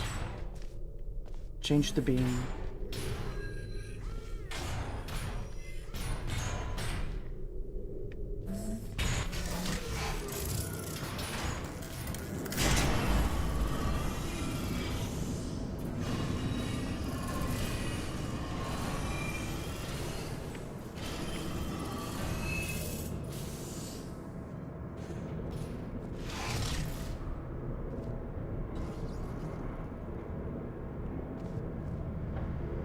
Okay. Catapult.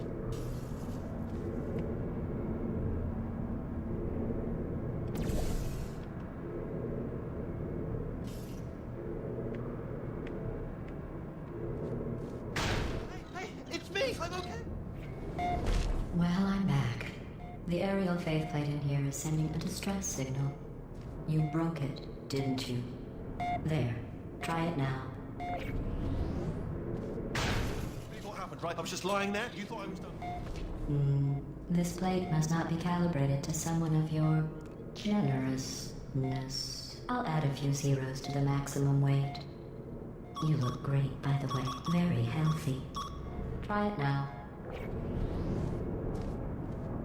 Hey, bird, right? Couldn't believe it either. You seem to have defeated its load-bearing capacity. Well done. I'll just lower the ceiling.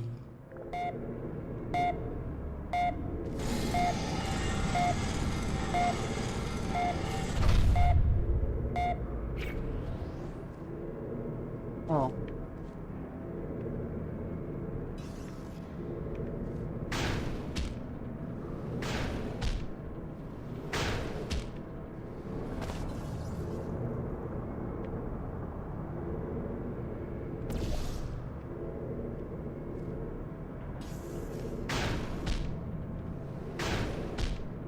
Okay.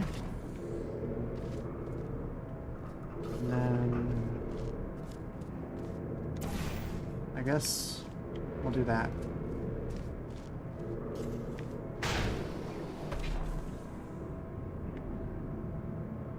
Yeah.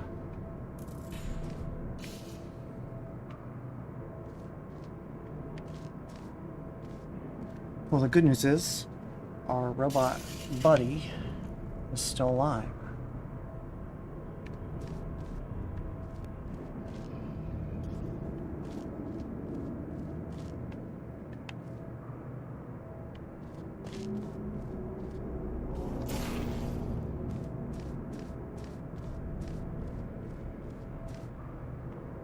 Is there a button?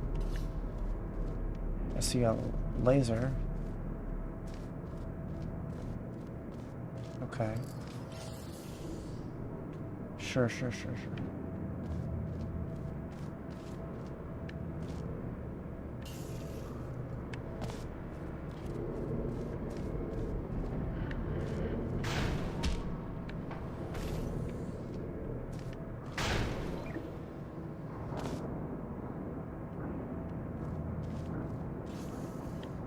Alright.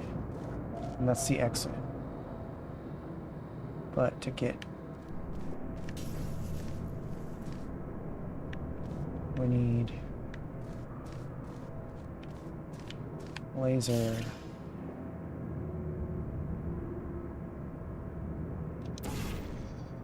blue... and...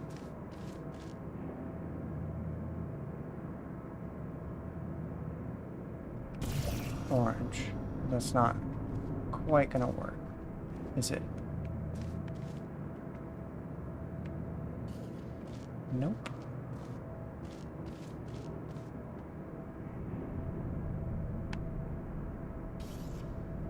Something over here. Where's the damn cube?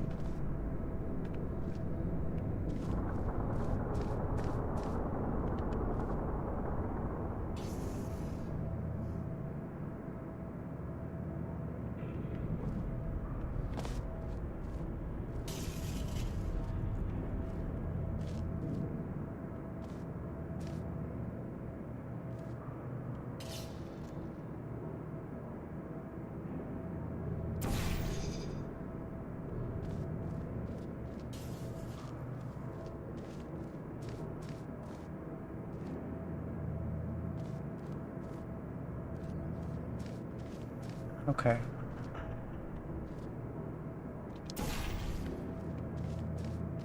I need to get launched.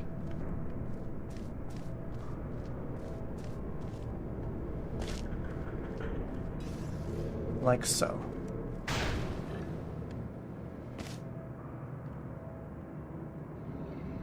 There's a button for the cube. That's how I get the cube. How do I get the button?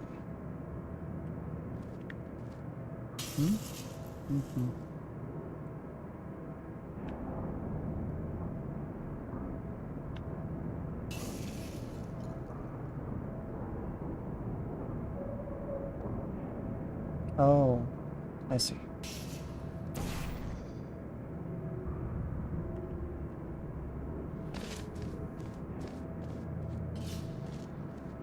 You gotta jump to the button first, and then the cube second. Press button.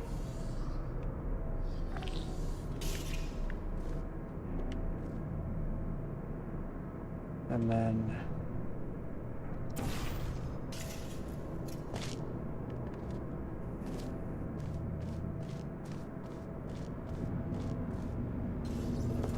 go get it.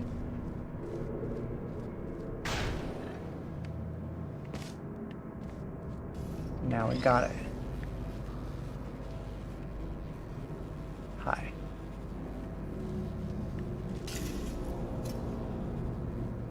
And now we got it. We want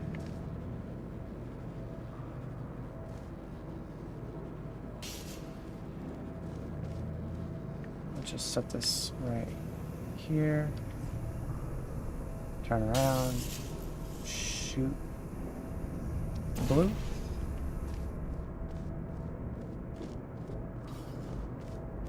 And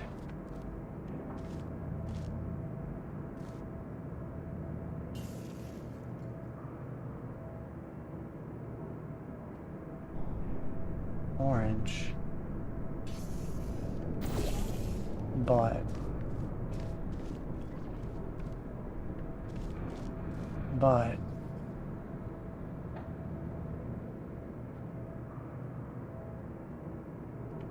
we gotta do that from up there, I think. Yeah. Dang.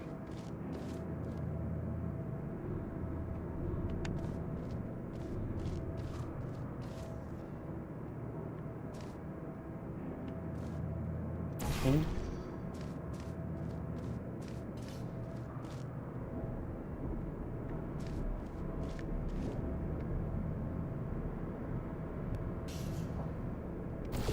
Orange. And now pick it up.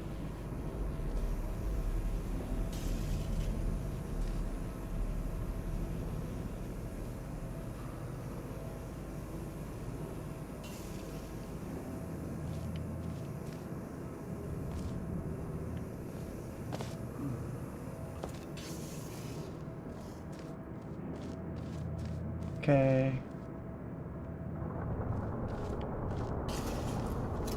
Now I think I could just jump through here. Whee! Look at you, sailing through the air majestically, like an eagle, piloting a blimp. Thanks. I think.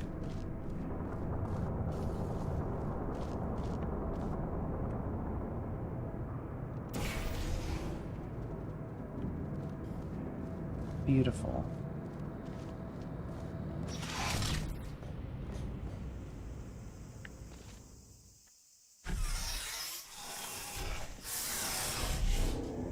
We know how to test.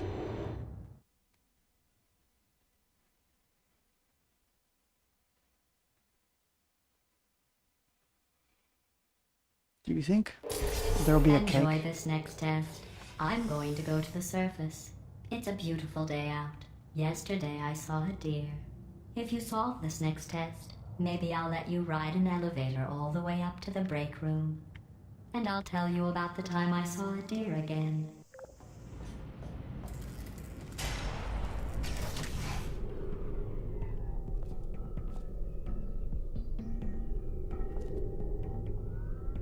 Alright. Looks like more of the same.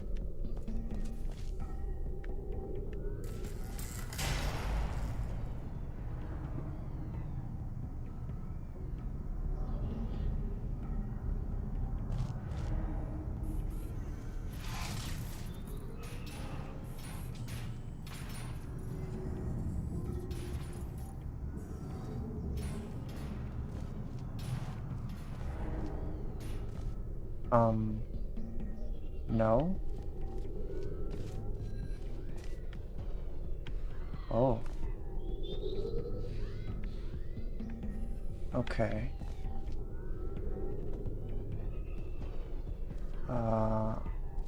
What?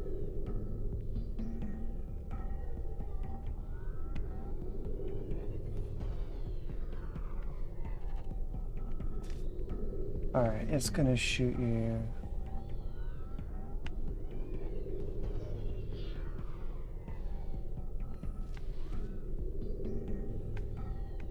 I don't even know. Let's do this.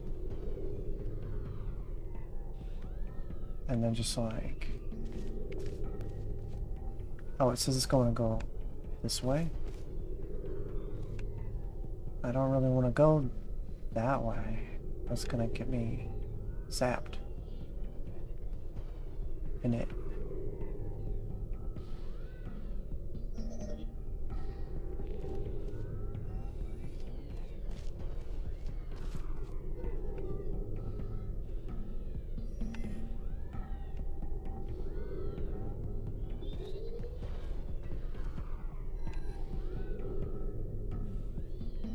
Alright. Time for jumping.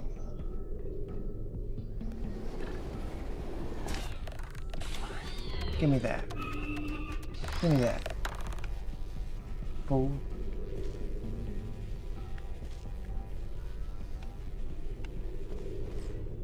Right.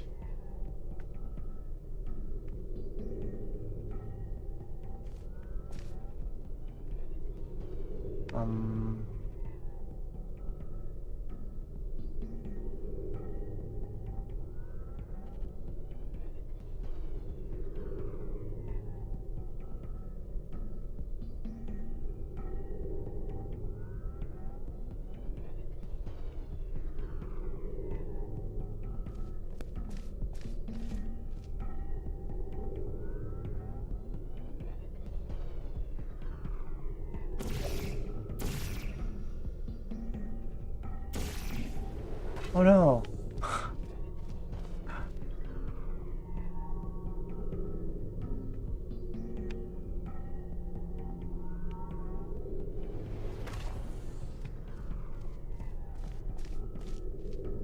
I neglected to grab the thing. Yes, I'll take it with me.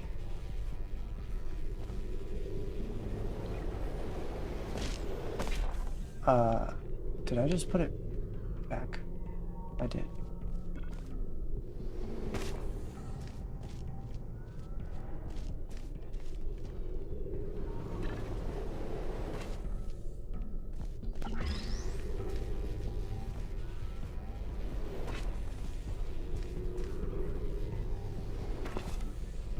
Okay.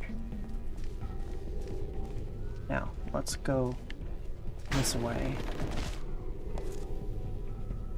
Huh.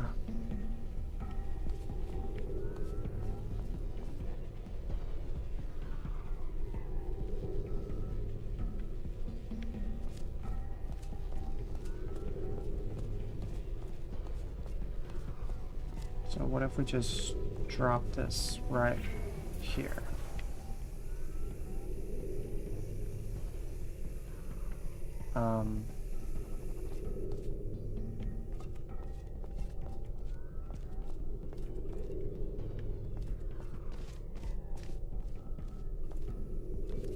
Well, that's something.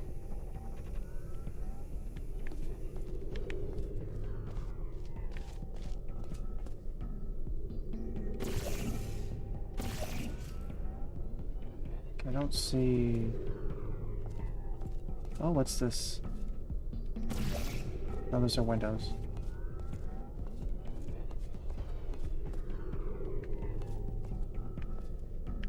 Okay. So the only way...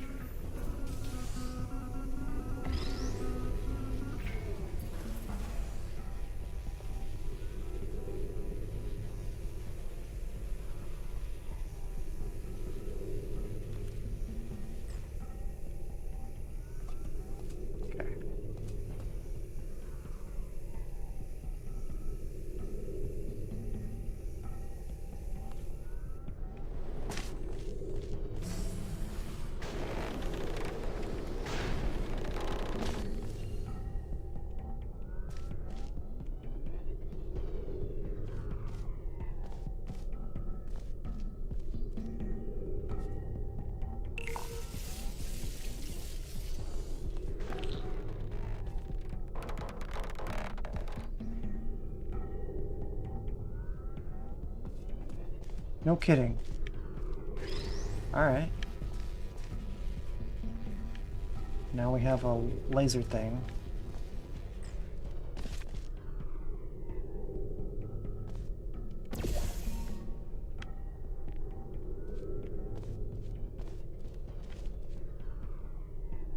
And we have an orange.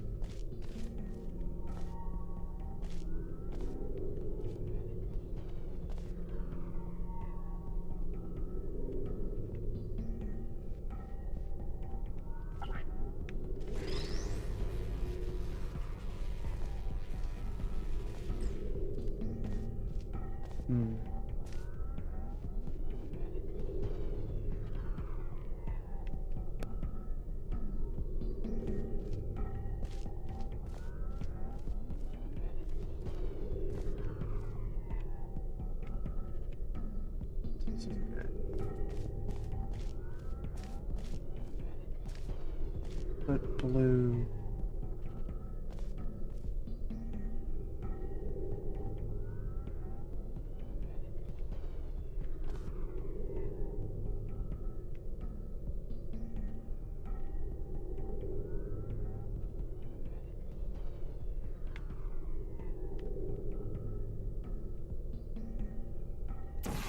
Over there.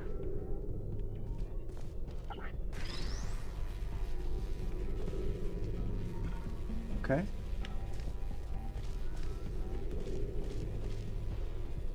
And we're going this way.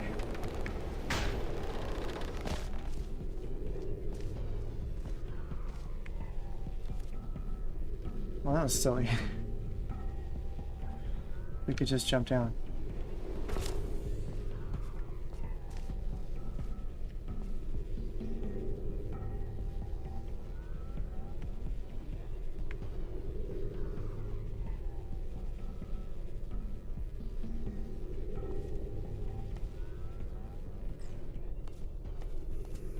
We're gonna stand right about here and shoot a blue.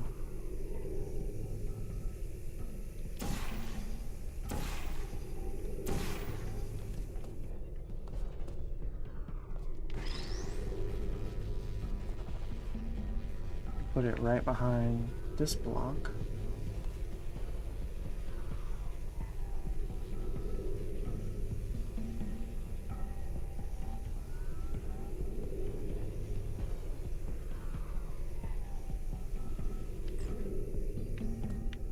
And then we're going to pick this one up.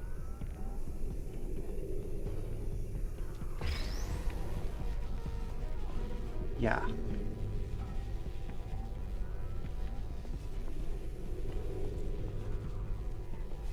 And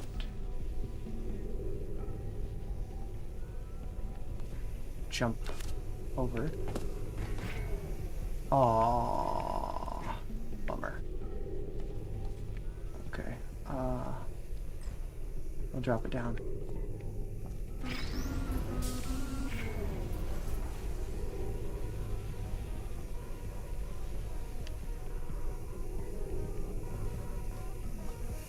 Whee. Now, go back up here.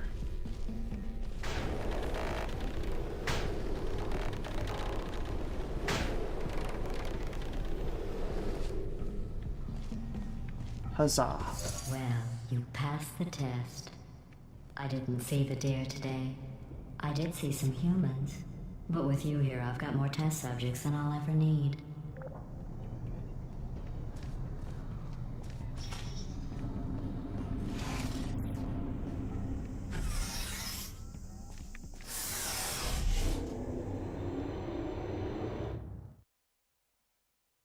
There was no deer?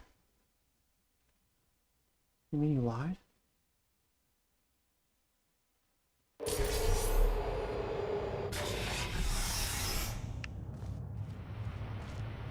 Chad, why would she do that? Why would she lie about the deer? These bridges are made from natural light that I pump in from the surface. If you rubbed your cheek on one, it would be like standing outside with the sun shining on your face. It would also set your hair on fire, so don't actually do it.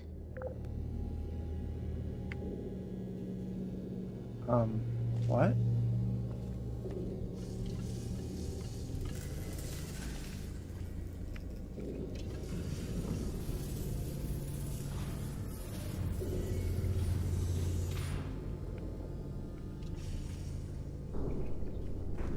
We making bridges now?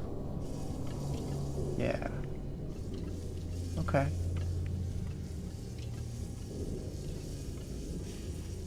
Well, how about this?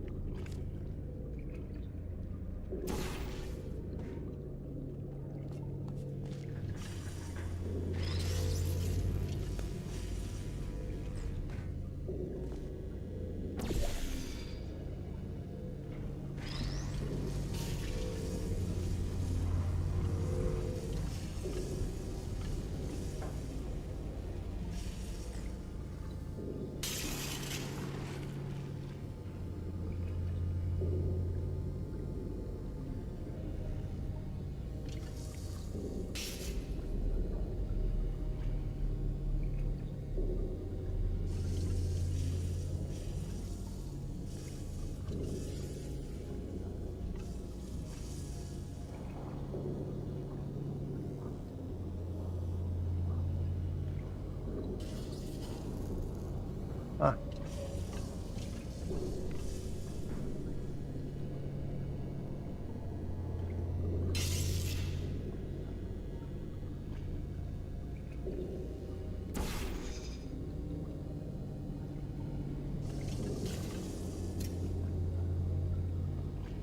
Boy, it looks like this is the way to the solution, but we need to go over here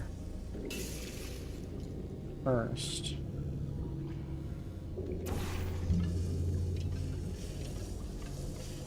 And push the button.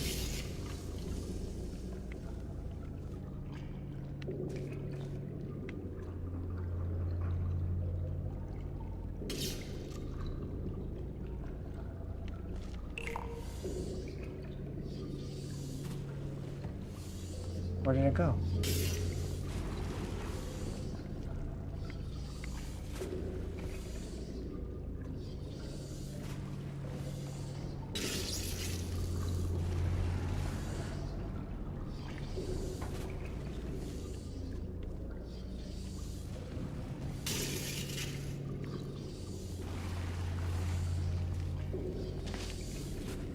Ah!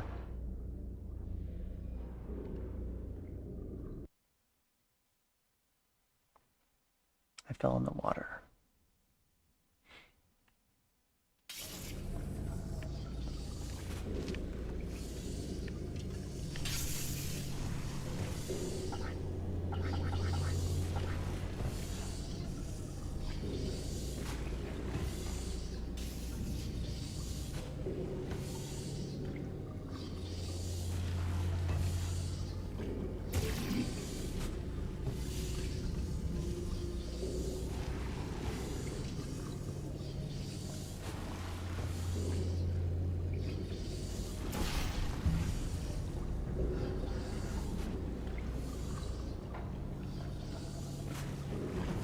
I gotta go down and get it.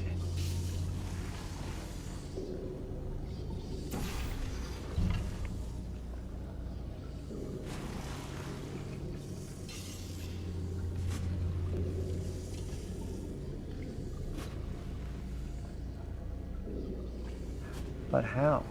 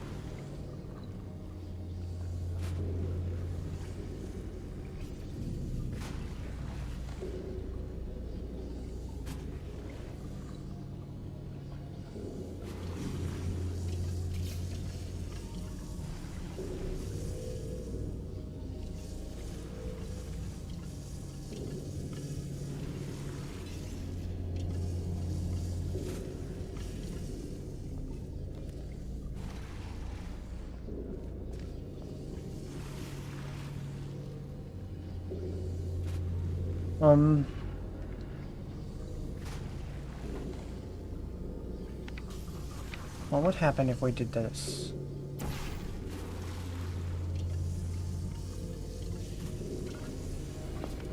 Okay.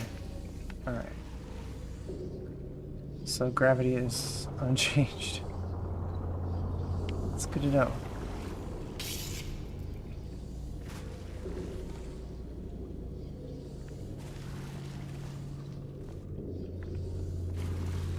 What about right here?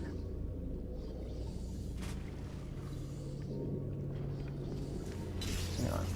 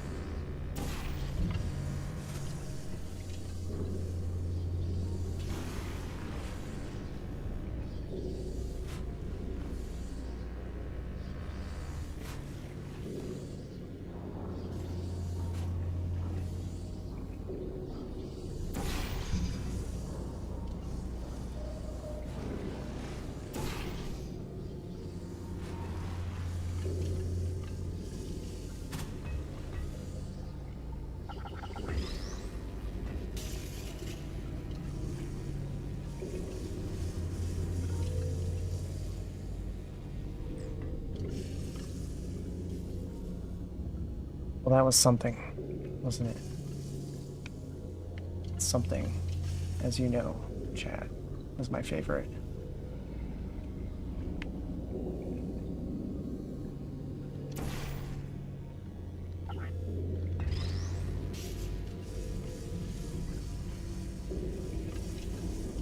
Oh, too far.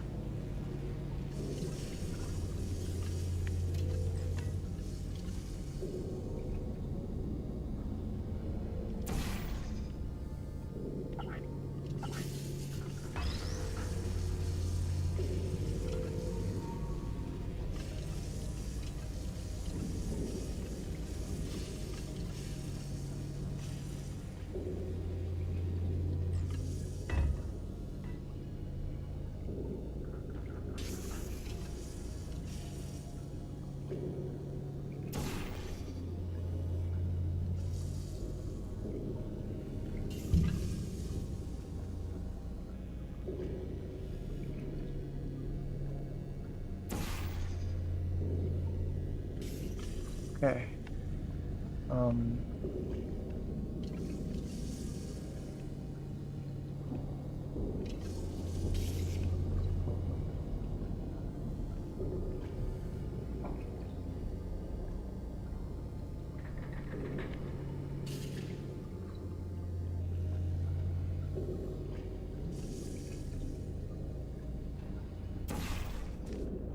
Something like that.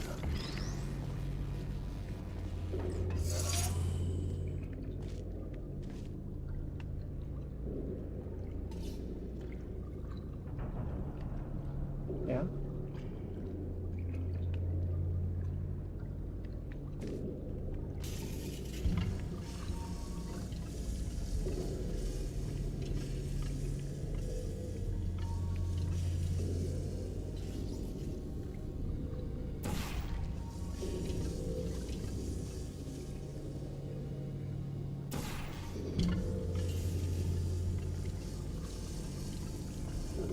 Excellent. You're a predator, and these tests are your prey. Speaking of which, I was researching sharks for an upcoming test. Do you know who else murders people who are only trying to help them? Did you guess sharks? Because that's wrong. The correct answer is nobody. Nobody but you is that pointlessly cruel.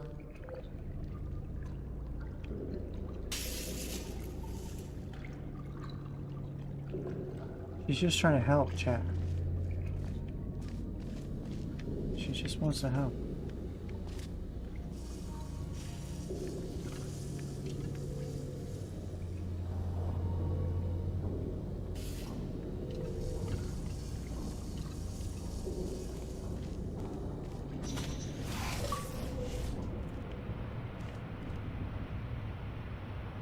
We got an achievement.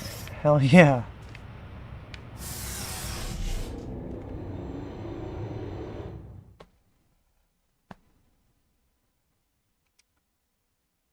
It's been a while since I got an Xbox achievement. Good news. I figured out what to do with all the money I save recycling your one room full of air. When you die, I'm going to laminate your skeleton and pose you in the lobby. That way future generations can learn from you how not to have your unfortunate bone structure. What?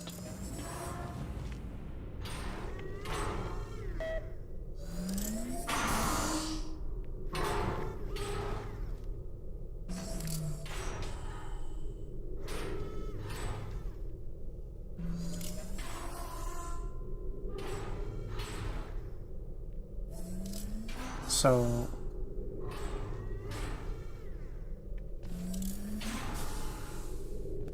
cube down the pit. Don't get hit in the head with a cube.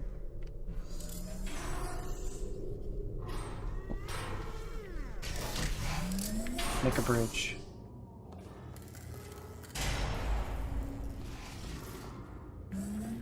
Perfect. The door's malfunctioning.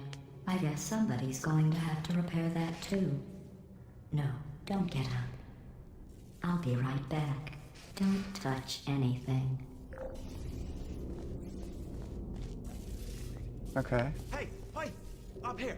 I found some bird eggs up here. Just dropped them into the door mechanism. Shut it right down. Like, ah! Bird! Bird! Bird! Bird! Okay, that's probably the bird in it that laid the eggs. Livid. Okay, look, the point is, we're gonna break out of here, all right? Very soon, I promise, I promise. I just have to figure out how to break us out of here. Here she comes. Just keep testing. Remember, you never saw me. Never saw me. I went and spoke with the door mainframe. Let's just say he won't be, well, living anymore. Anyway, back to testing.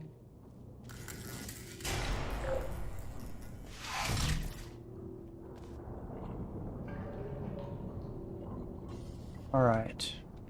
I'm going to save right here.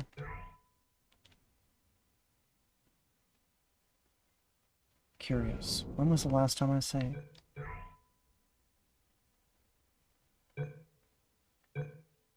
November 22nd. Of what year?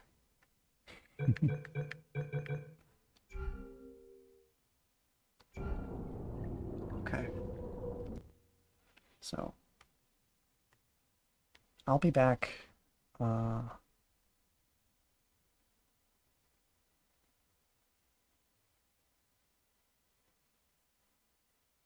almost noon.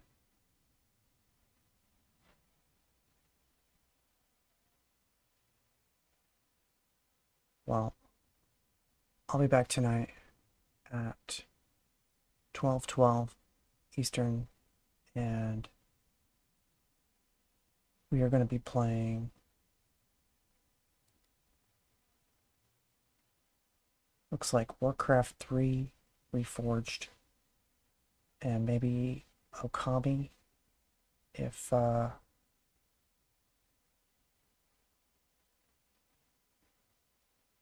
yeah, Okami HD on the PS4. Might even be able to use the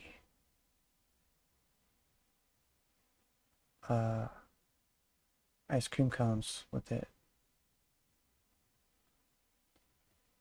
So that'll be fun. At some point I want to play GTA 5. I don't think I've ever played.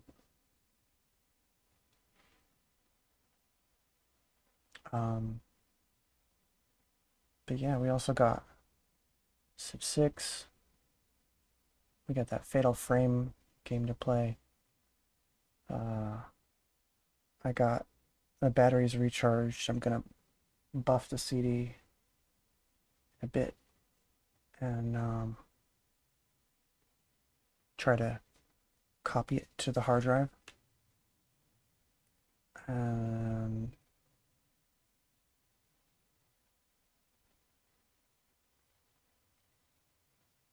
I think that's about it.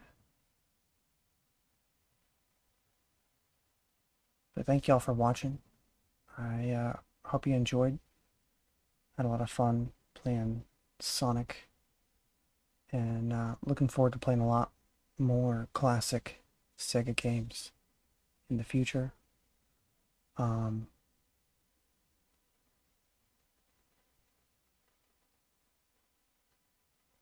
This game's been quite a fun little brain teaser.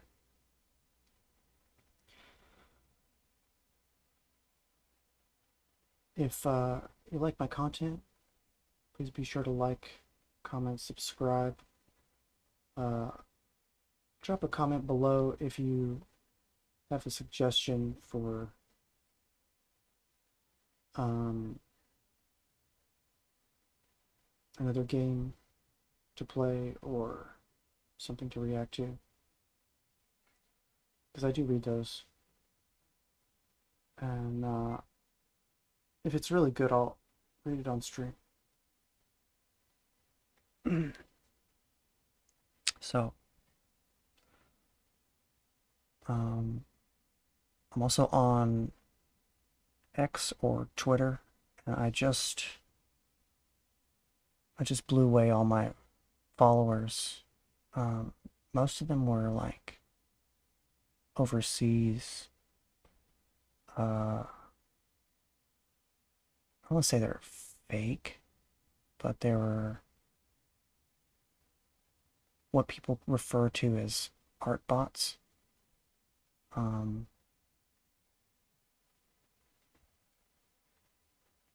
They like pretend to be your friend for a few hours to a few days, and then eventually they change the topic to, well, how's your stream doing? And can you show me your model on,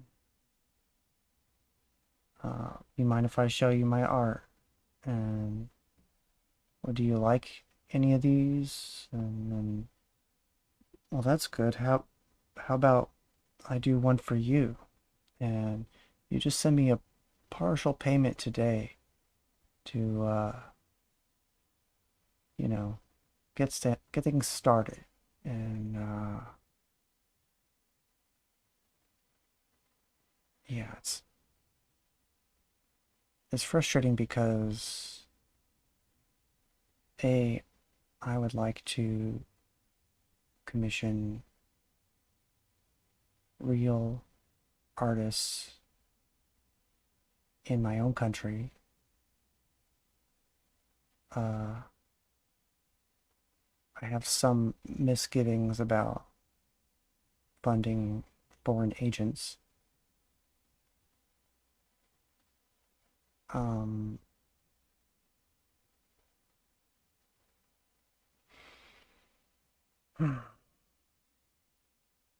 And then there's the issue of like, why bother pretending to be friends? Like, don't waste my time with all that. Just send me your pitch, tell me your prices, and show me a portfolio. Like, give me a link. Don't text me fucking 20 pictures that are gonna fill up my phone.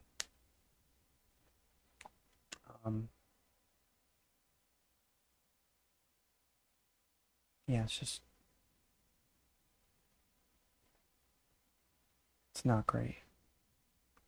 I would like to redirect them to the stream, and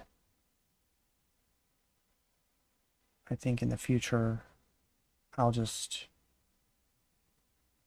let them eat static. And if they want to engage with me, they can do that. Here.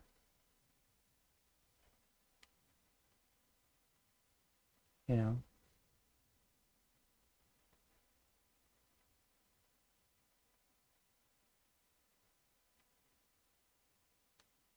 But yeah, that's all I've got for tonight.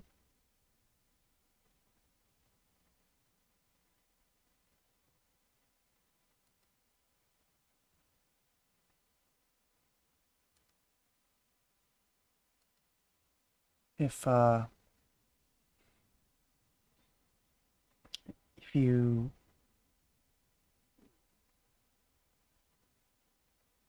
want to help the channel, you can subscribe or follow on Twitch. I'm trying to get to 50 followers. That's the next goal. And if we hit that, I'll do a hand cam stream where I do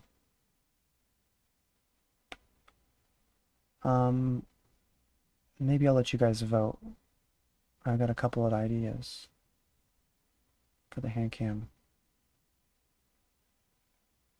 Although the last vote didn't go very well. So, maybe what I'll do is I'll spin a wheel or roll dice or something. Or I could just decide. Yeah. Anyway. That's it for now. I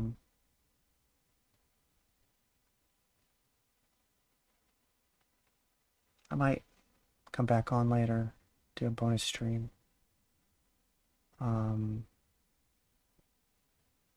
Still got a lot of energy. And, yeah.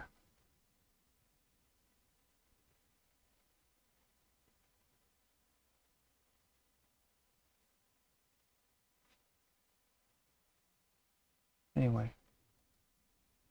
But for now, I've got to take care of some IRL things and get something to eat maybe.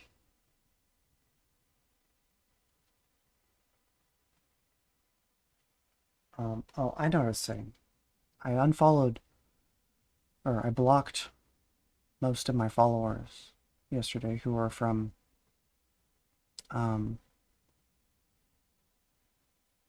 South Asia, Southeast Asia, Pakistan, Indonesia, and Nigeria.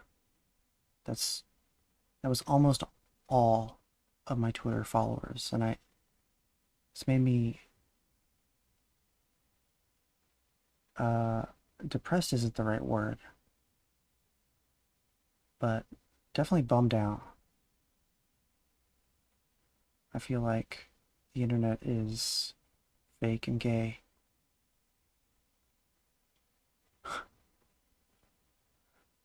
And so if you send me a follow and you're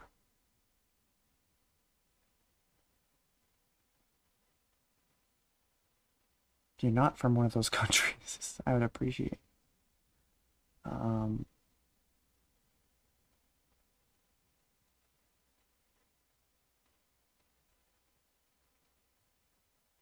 Yeah, I appreciate any support. I don't expect money. I know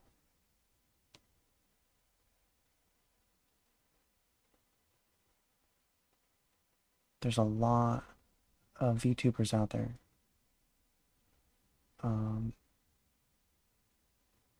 And, you know, times are tough. So, but there's a lot of ways that you can support for free. So I'll try to make you aware of that without being too annoying. And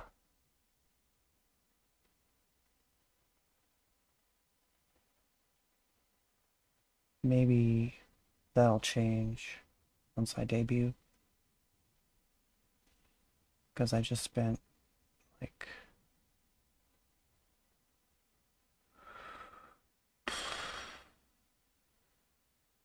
almost $350 on my model, and $120 on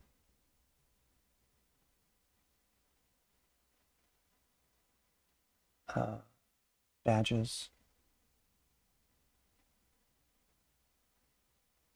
and I forget what I spent on the profile picture and eye banner, but all this art adds up, you know.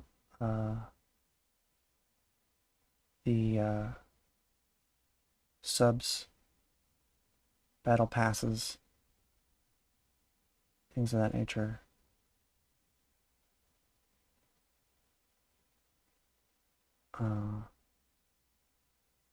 So yeah, if you do want to support monetarily, it would be appreciated. Otherwise, I gotta make my way to the plasma center and donate so I can keep streaming and launch my SAS next month. I'll tell you more about that when it's closer to debut time. I'll probably make a video and tie it into my lore. Or maybe a separate video. It's like the ad. Yeah, I gotta make a lot of videos. Anyway, thanks for watching once again. Listen to my rambling. I might even clear out some more followers by saying some speed running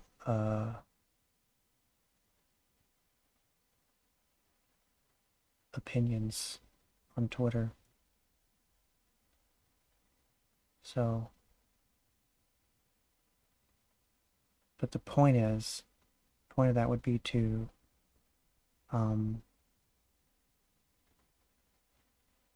you know, find my people, bring the like-minded individuals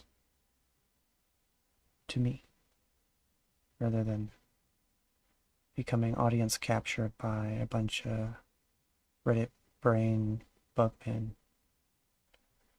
that are very common in the YouTuber community.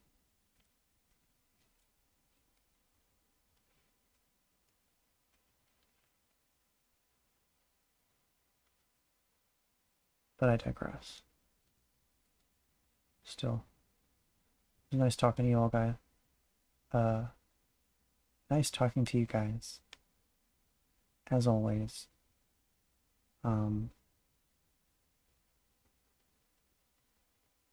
probably could be doing this while playing. It's difficult to split the brain. But next time. See you guys tonight. 12:12. Hopefully I don't sleep in again. I'll set more alarms. Get to bed earlier. And yeah. Have a good one.